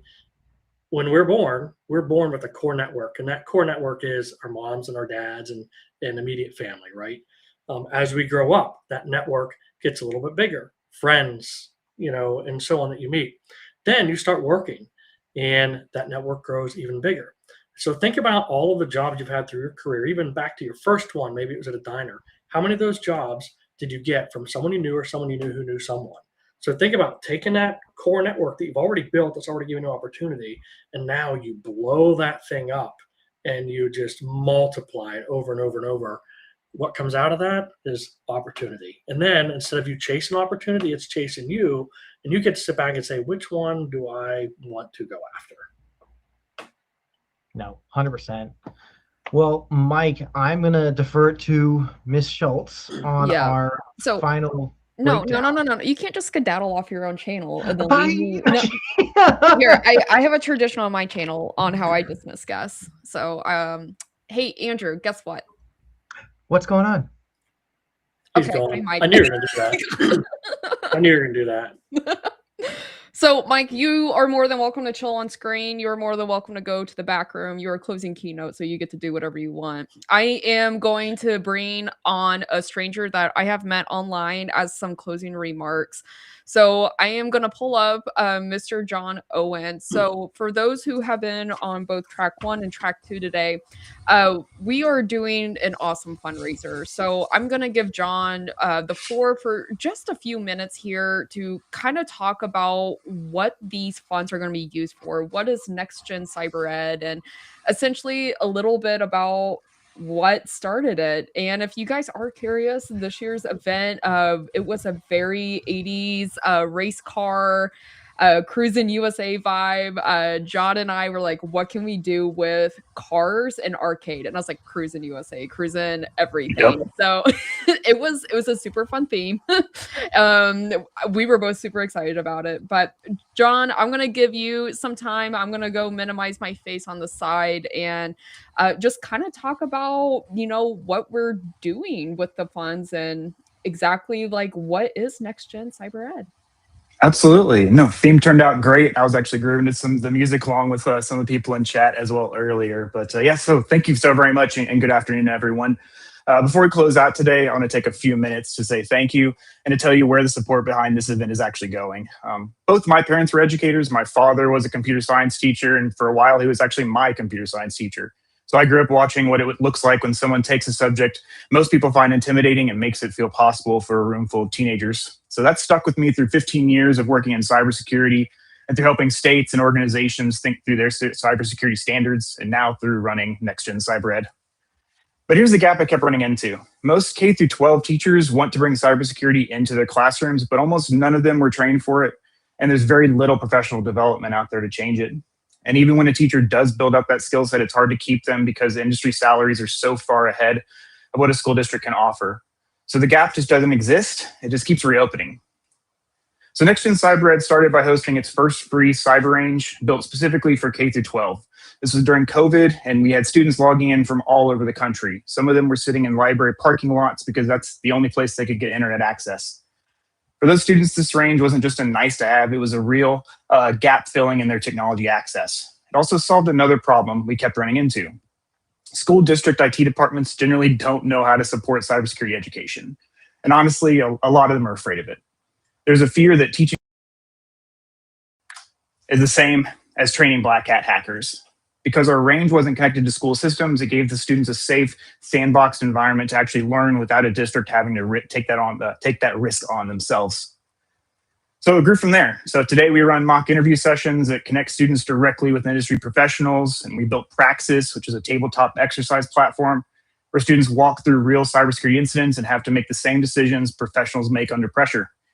And we keep building out resources, all of it free, all of it designed to slot into what a teacher is doing today rather than asking them to do something that they're not. So none of that happens without the support like we're getting today. Every dollar that comes through CyberLab Con goes directly towards keeping that door open for schools that couldn't otherwise afford it. It goes towards the next scenario in our library, the next mentor connection, the next student who sits down in a simulation and realizes that this is something they could actually do for a living. I watched that moment happen, and the same look my dad used to get from a room full of kids, just about a different subject. So as we wrap up, I want to say thank you to CyberSpeak Labs for building this event, making it happen year after year. And thanks to our sponsors whose support makes work like this possible long before an event like today ever came together. So thank you to everyone who spoke and presented today, and to all of you for spending your day here. So whatever you're carrying out of today, whether it's a new connection, a new idea, a session that stuck with you, that's exactly what this event is for. And thank you for choosing to spend part of your time making sure the next generation isn't locked out of this field just because their school didn't have the resources to teach it. So thanks so much for a great day, and hope to see you again next year. Thank you so much, John. And it definitely hits home. I came from a public school where our STEM was Legos. So it really, nice. Yeah, it really did hit home for me. So again, just for those in the audience, for those who are watching replay on the stream because your weekend might have been busy, the QR code is up in the corner. There's a lot of amazing raffles. We are going to keep the QR code open for some time. However, that doesn't mean that you will still have a chance for the raffle. So we'll be drawing the raffle next Saturday in the afternoon. Winners will get an email shortly the following week on next steps and what does that mean for vouchers or exam vouchers, subscriptions, and stuff like that. But we will keep the QR code open for some time if you are watching this back and you definitely want to help John and everything that Next Gen Cyber Ed is doing. Or if you're a teacher out there or know of a teacher that probably should connect with John, there's a lot of good things that they're doing with public schools and stuff like that as well. So with that being said, make sure you guys check out Next Gen Cyber Ed on their website. They have all of the social media links. Go to CyberSpeak Labs as well for anyone that's wanting to check out the speakers. This track will be posted on both the CyberSpeak Labs page and the Ginger Hacker page because apparently I am Andrew number 2 right now. So thank you guys so much. Make sure to like and subscribe, and we will see you again in the Lab/Ginger Hacker page again soon. So thank you.